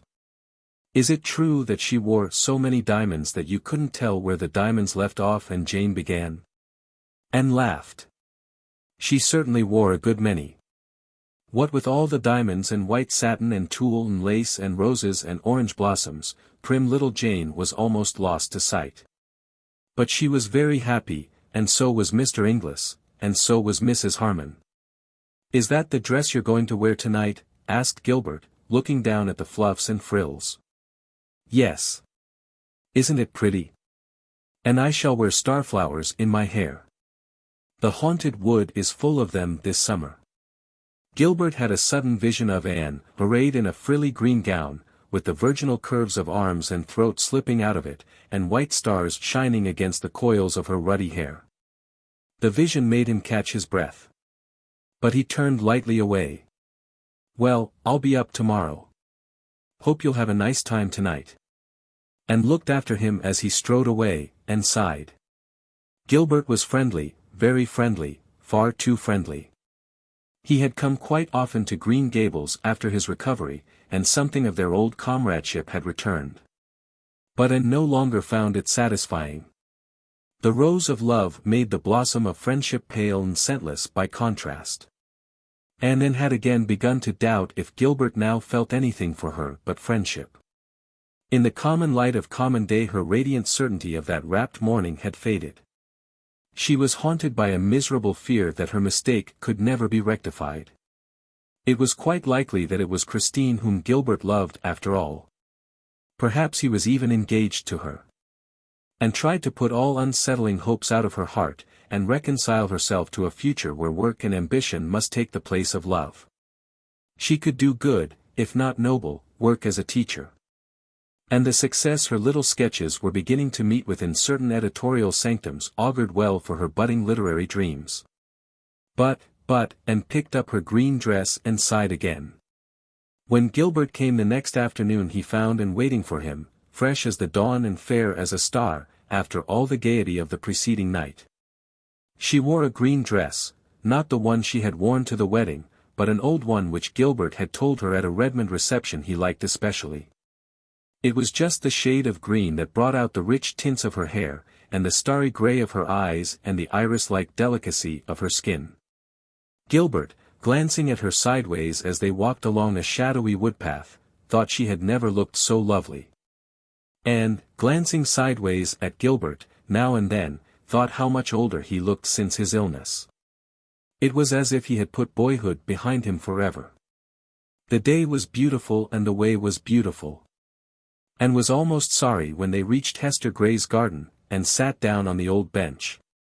But it was beautiful there, too, as beautiful as it had been on the faraway day of the golden picnic, when Diana and Jane and Priscilla and she had found it. Then it had been lovely with narcissus and violets. Now goldenrod had kindled its fairy torches in the corners and asters dotted it bluely. The call of the brook came up through the woods from the valley of birches with all its old allurement, the mellow air was full of the purr of the sea. Beyond were fields rimmed by fences bleached silvery gray in the suns of many summers, and long hills scarfed with the shadows of autumnal clouds. With the blowing of the west wind old dreams returned. I think, said Anne softly, that, the land where dreams come true, is in the blue haze yonder, over that little valley. Have you any unfulfilled dreams, Anne? Asked Gilbert. Something in his tone, something she had not heard since that miserable evening in the orchard at Patty's Place, made Anne's heart beat wildly. But she made answer lightly. Of course. Everybody has. It wouldn't do for us to have all our dreams fulfilled. We would be as good as dead if we had nothing left to dream about. What a delicious aroma that low-descending sun is extracting from the asters and ferns. I wish we could see perfumes as well as smell them. I'm sure they would be very beautiful. Gilbert was not to be thus sidetracked. I have a dream, he said slowly. I persist in dreaming it, although it has often seemed to me that it could never come true. I dream of a home with a hearth fire in it, a cat and dog, the footsteps of friends, and you. Anne wanted to speak but she could find no words. Happiness was breaking over her like a wave. It almost frightened her. I asked you a question over 2 years ago, Anne. If I ask it again today, will you give me a different answer? Still Anne could not speak. But she lifted her eyes, shining with all the love rapture of countless generations, and looked into his for a moment. He wanted no other answer. They lingered in the old garden until twilight, sweet as dusk in Eden must have been, crept over it. There was so much to talk over and recall, things said and done and heard and thought and felt and misunderstood. I thought you loved Christine Stuart, and told him, as reproachfully as if she had not given him every reason to suppose that she loved Roy Gardner. Gilbert laughed boyishly. Christine was engaged to somebody in her hometown. I knew it and she knew I knew it. When her brother graduated he told me his sister was coming to Kingsport the next winter to take music, and asked me if I would look after her a bit, as she knew no one and would be very lonely. So I did. And then I liked Christine for her own sake. She is one of the nicest girls I've ever known. I knew college gossip credited us with being in love with each other. I didn't care. Nothing mattered much to me for a time there, after you told me you could never love me, Anne. There was nobody else, there never could be anybody else for me but you. I've loved you ever since that day you broke your slate over my head in school. I don't see how you could keep on loving me when I was such a little fool, said Anne. Well, I tried to stop, said Gilbert frankly, not because I thought you what you call yourself, but because I felt sure there was no chance for me after Gardner came on the scene. But I couldn't, and I can't tell you, either, what it's meant to me these 2 years to believe you were going to marry him, and be told every week by some busybody that your engagement was on the point of being announced. I believed it until one blessed day when I was sitting up after the fever. I got a letter from Phil Blake, rather, in which she told me there was really nothing between you and Roy, and advised me to try again. Well, the doctor was amazed at my rapid recovery after that. And laughed, then shivered. I can never forget the night I thought you were dying, Gilbert. Oh, I knew then, and I thought it was too late. But it wasn't, sweetheart.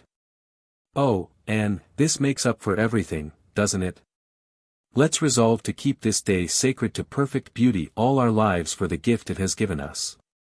It's the birthday of our happiness, said Anne softly. I've always loved this old garden of Hester Gray's, and now it will be dearer than ever. But I'll have to ask you to wait a long time, Anne, said Gilbert sadly. It will be 3 years before I'll finish my medical course. And even then there will be no diamond sunbursts and marble halls. Anne laughed. I don't want sunbursts and marble halls. I just want you. You see, I'm quite as shameless as Phil about it. Sunbursts and marble halls may be all very well, but there is more scope for imagination without them. And as for the waiting, that doesn't matter. We'll just be happy, waiting and working for each other, and dreaming. Oh, dreams will be very sweet now. Gilbert drew her close to him and kissed her. Then they walked home together in the dusk, crowned king and queen in the bridal realm of love, along winding paths fringed with the sweetest flowers that ever bloomed, and over haunted meadows where winds of hope and memory blew. The End.